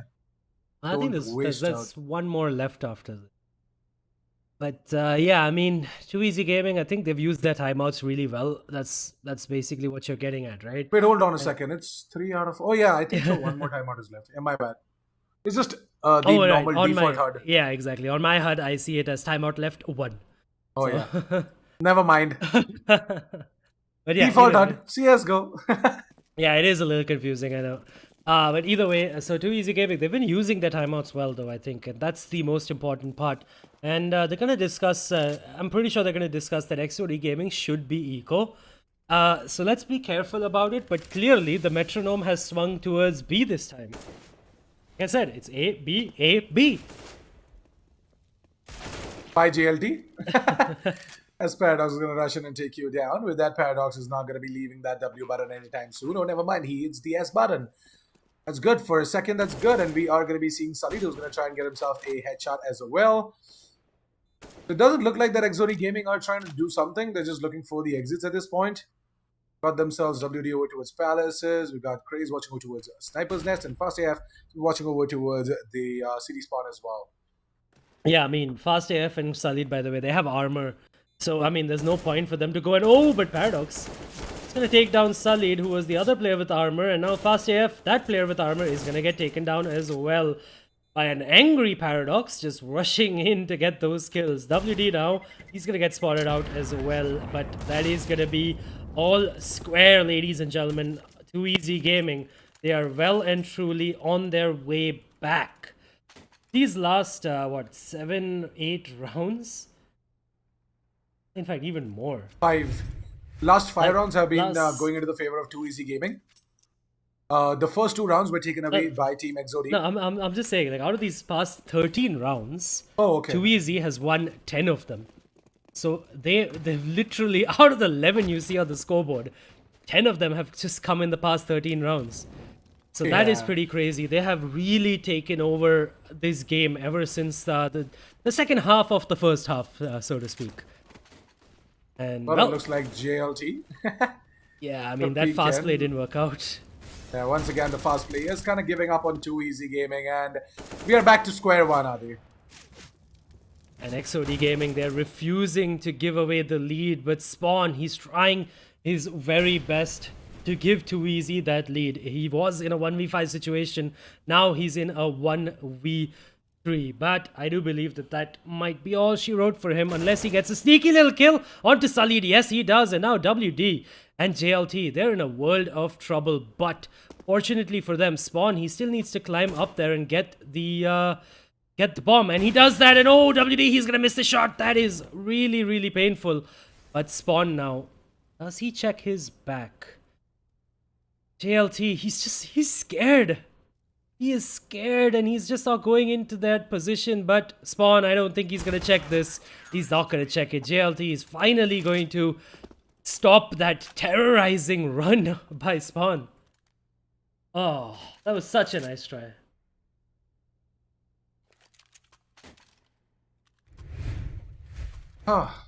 Nicely done, by the way, by JLT. But again, Adi, at the cost of a lot of players. So XOD Gaming have to be careful.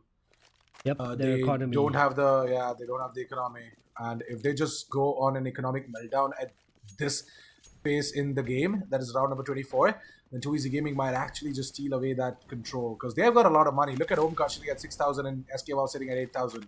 Yeah. I mean, honestly, if Too Easy wins out this round, you're right. I mean, they'll probably go to 13-12 and maybe even 14-12 because 2 rounds from now, XOD's buy will still be pretty muted. And, well, Too Easy Gaming, they're gonna try. Last time, they tried to go against the Metronome and they tried to go B twice in a row. This time, they're gonna try to go A at Sullied. He's trying to be cheeky and he's trying to get a peek over towards Palace, but in fact, he's gonna fall. Craze, he's pushed up T-ramp as well, and Nayak, he's not going to expect this, and the bomb is taken down. Well, eventually the T's, they're going to have to go for this, but, well, it's not eventually. They're going to go in for that bomb control right now. Good Molotov coming in to clear out that position, and Craze, he's going to get cleared out as well, and the bomb will be picked up, and the round is definitely in control of Too Easy Gaming. Looks like it for now, as Omkar has taken up that control over towards the connectors. JLT is completely blind. He's not going to be able to do anything much over towards the A side all by his lonesome. UCWDU is watching over towards the Tetris area as well. He's not going to be watching out for this white swing coming in from Omkar. And with Fast AF moving in from the connectors, is going to spot out Omkar. Omkar is going to get taken down. Nicely done. A 3 versus 3 situation. With WD taking the frag on towards Paradox. JLT is going to do a lot of damage on towards SKWOW taken down to 8 HP, but Spawn God saves the round for the team and picks up his AWP back as well. Nicely done, Adi. That was a very, very risky one, but Too Easy Gaming make it happen. Yep, and it is going to be 12-12. Again, neck and neck. Too Easy Gaming, they have really, really turned up their game, and they should go into, well, they should go 13-2 at this point as well, because XOD Gaming, they can't really buy into this round. They're going to force up a few pistols and a few armors, but that's about it. And in fact, we might see a couple of players saving a lot of the money for an op, or maybe even for a double op setup as well. Another timeout, by the way, by Too Easy, and that is in fact their final timeout. Final timeout coming in from Too Easy Gaming, and might be possible this is going to be the one which is going to destroy XOD Gaming completely. Oh, well, XOD Gaming take one timeout for themselves. Oh, this is nice. They haven't used a single timeout, by the way, and this is their first one. And they haven't really had to. Although, I mean, I would say that they should have, but I'm assuming every time they thought about taking a timeout, Too Easy took one anyway. So they must be like, well, all right, we'll just use yours. Not a problem whatsoever. Actually, Indian teams need to be very, very used to these timeouts as well, because like they have to get used to the timeouts. They need to just slow things down sometimes. They just hit that accelerator so freaking hard that they just meet with an accident sometimes. Well, having an accident in Counter-Strike isn't the best feeling in the world. I'm happy that kind of turned out to be good. Well, 12-12, and after the double timeouts won by each team, we are finally into this round. And well, SKWOW is already out of this round because he has been wrecked at T-Ramp by WD, a 1D that he could do nothing about. But Too Easy Gaming, they're going to go in towards the B bomb site. Craze is going to get Omkar as well, but Spawn is in for the instant reply. Fast AF, he can't get another one, and Spawn, he has started showing up. Kill after kill after kill. JLT falls as well, and that should be 13 on the board for Too Easy. And they're not even going to care about the economic damage that has been done to them, because they've got so much money, and they've got the momentum. They've got absolutely everything going their way. Oh, my bad, not Purpose Esports. Too Easy Gaming. I'm still in that shock of that last specific game, but whatever. it happens, when you have two overtimes. That too, the second game went towards the third overtime. No, wait, the second overtime. But yeah, guys, let's just hope that this one doesn't, because Paradox, he really doesn't want to drag this further. Might be possible he has got team practice after this. WD is going to try and go in for that pick, and we are going to be seeing Spawn still coming out on top. This guy is so freaking good with How does all he of hit these that weapons. assassin? He's just too good.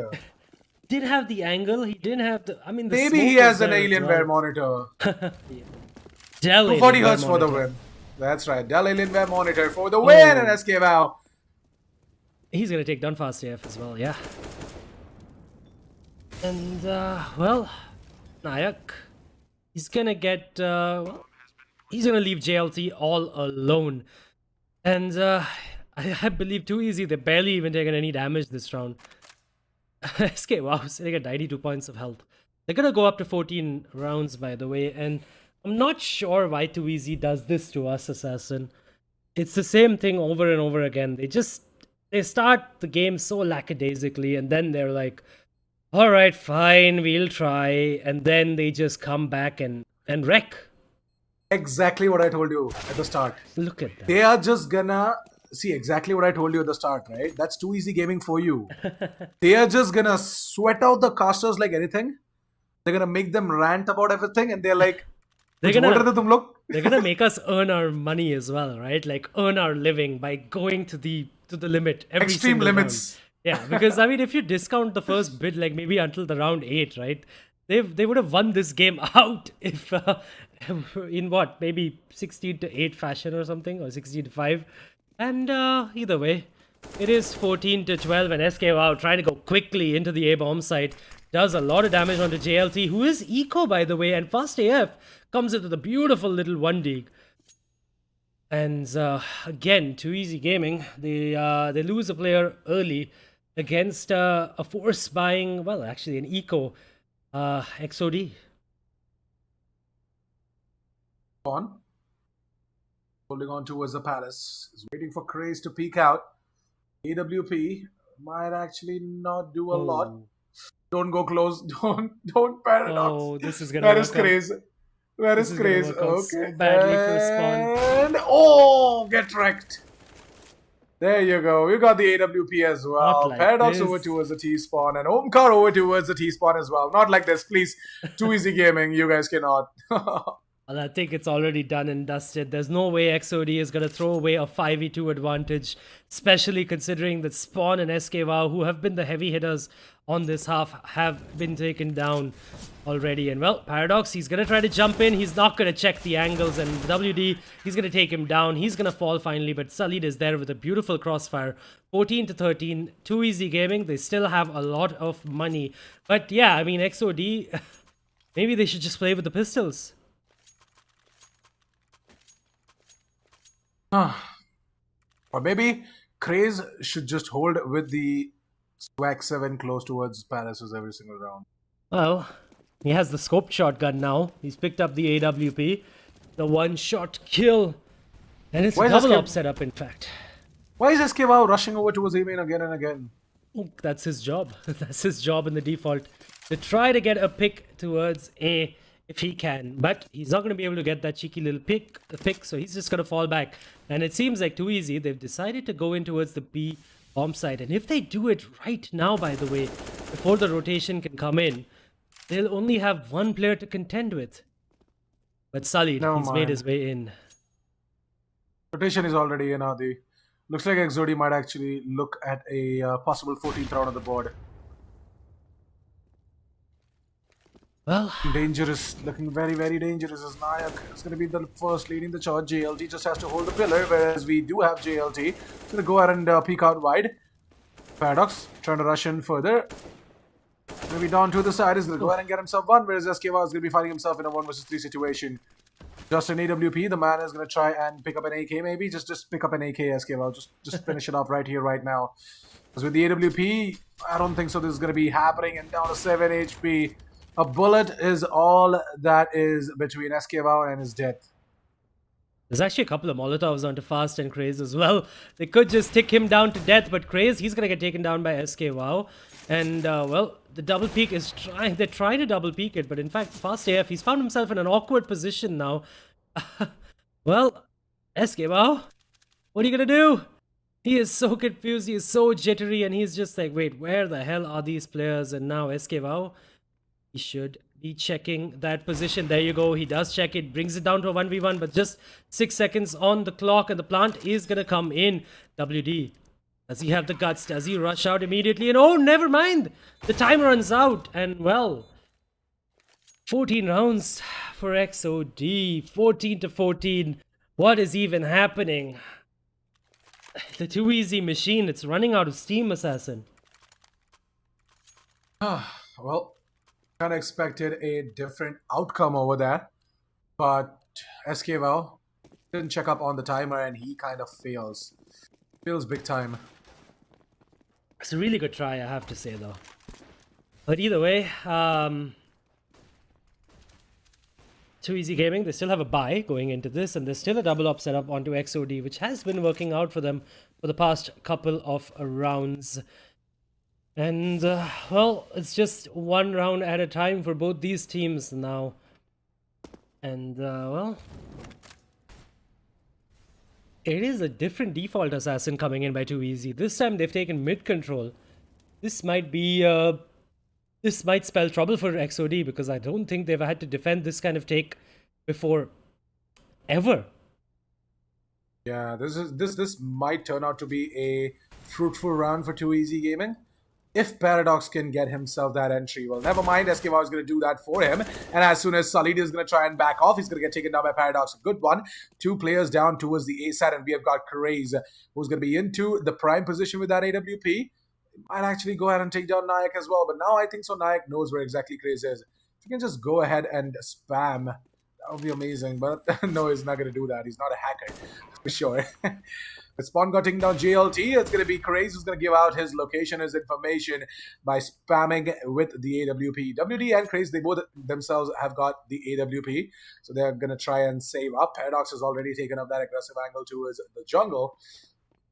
I think so. Yeah, they're just going for the save, are they?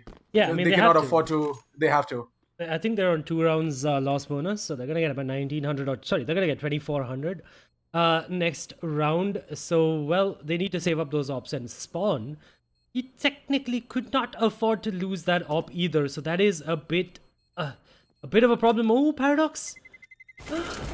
He's been spotted out. He's spotted out WD, but oh my god, Craze. He's not going to peek out at all, and WD is going to fall, and that's just one op saved now. Paradox doing a really good job. Yeah, Craze. He should have peeked out. Yeah, he should have helped his teammate. That's a massive, massive misplay. Oh, man. XOD are making all the mistakes that they shouldn't have. They do have double op setup, by the way, though. They got 2400. Yeah, because WD had the money. He dropped in that AWP. What if he didn't have the money? Yep. F in the chat. Well, it's all come down to the wire, ladies and gentlemen. Round number 30, 15-14. Too Easy Gaming, can they complete their comeback, or will XOD Gaming surprise them? But it is, in fact, a surprise B rush. Omkar, he's going to get the entry frag. Spawn God, he's rushing in as well. JLT gets 1, but Spawn, he's going to get 2.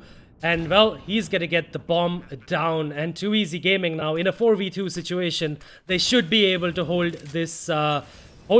basically, this Bob side, and they should be able to complete the comeback. Oh, that shock and awe B rush. It's definitely caught XOD off guard. WD, he's trying to get in there. He does get 1 without a scope, in fact, but SK Wow, he's going to take on Fast AF, and now WD, he's down at 20 points of health. Going in for the knife as well. Well, WD, he's finally going to get taken down by Spawn God, and the comeback is real, and the comeback has been completed, ladies and gentlemen, by Too Easy Gaming. 16-14. It goes down to the wire. This was absolutely mental. Absolutely mental, Assassin. Ah, that it was. Man. What can you even say? All these games have been brought down to the wire. Like, the last game, even though it didn't make it to an overtime, I'm like, thank God. Thank you, Too Easy Gaming, for not throwing away that round. while Omkar was rushing in over towards the B side, I almost thought that it's over. Yeah. It's over. They're going to lose it. Too Easy have thrown this game and they really want us casters to just, make the maximum use of the amount of money that you guys are getting paid. Yeah, but But, I mean, there were so many like moments early in this game as well, right? And it is going to be disappointing for XOD Gaming, considering that they were 7-1 up at a point. And eventually, I think after that, it just capitulated for XOD Gaming on their T half. And on the CT side, unfortunately, they couldn't put up the defense that was required to basically win this out. And that's pretty crazy. Oh, we did see some crazy frags coming in, just like this one from Sullied, where he got himself an ace with the Mac-10. Relive the moment. It definitely gives us that beautiful time to talk about some of the great moments that happen in this specific game. And look at that, Paradox getting himself a beautiful double to win out that round for Team Too Easy Gaming. But yeah, guys, trust me, Too Easy Gaming, even though they do all of this, they have the potential. It's just that they are goofing around, and they should stop doing that. I really don't think they're goofing around, but yeah, I mean, we're just gonna focus on maybe this last round. This is what I wanted to get your attention for this moment. 7-1. That's how far ahead XOD was, and then I think they lost this round after getting killed. I think it was 7-2 after that as well. In fact, so that was pretty crazy. And I think no, it was 8-1. In fact, mine. So they had an 8-1 lead, Assassin, and then eventually to throw it away. That's gonna feel bad as well, right? Yeah, this ace from Nayak, right? It changed the entire perspective. After this, he changed his position from B shot over towards apartments. He held apartments close. Yeah, this round, right? Yeah, it was exactly this round. Oh man, you're so good. Actually, this is it, right? This is probably the Exactly. moment. You're so good with all of these. Relive the moment.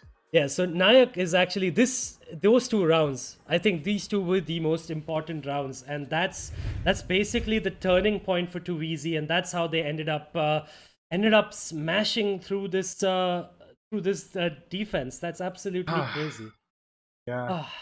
But we had a very long day. Yeah, I know. It's very long day. Exactly. Been a very long day for us. It's been amazing. I loved it. Like, I'm expecting same amount of stuff in Division 2 and Division 1 as well. Yeah. Oh, by the way, tomorrow I think so we are doing some Division 2 games, yeah? Yes, correct. So it has been a very long day, ladies and gentlemen. So please don't mind if we do take our leave from you now. Tomorrow we're going to be back in the evening with Division 2 games. We're going to bring you 4 games tomorrow for Division 2 and then day after as well. So remember, just subscribe, hit that bell icon, etc. on YouTube. Also hit that like button on Facebook if that's where you're watching. Stay tuned, and we'll be back tomorrow. But in the meanwhile, please check out our sponsors: Dell Gaming, WD Black, Act Fibernet, ZOTAC Gaming, and AFK Gaming as well. But we're gonna leave you with just that. Thank you so much for tuning in. Here are some beautiful highlights for you.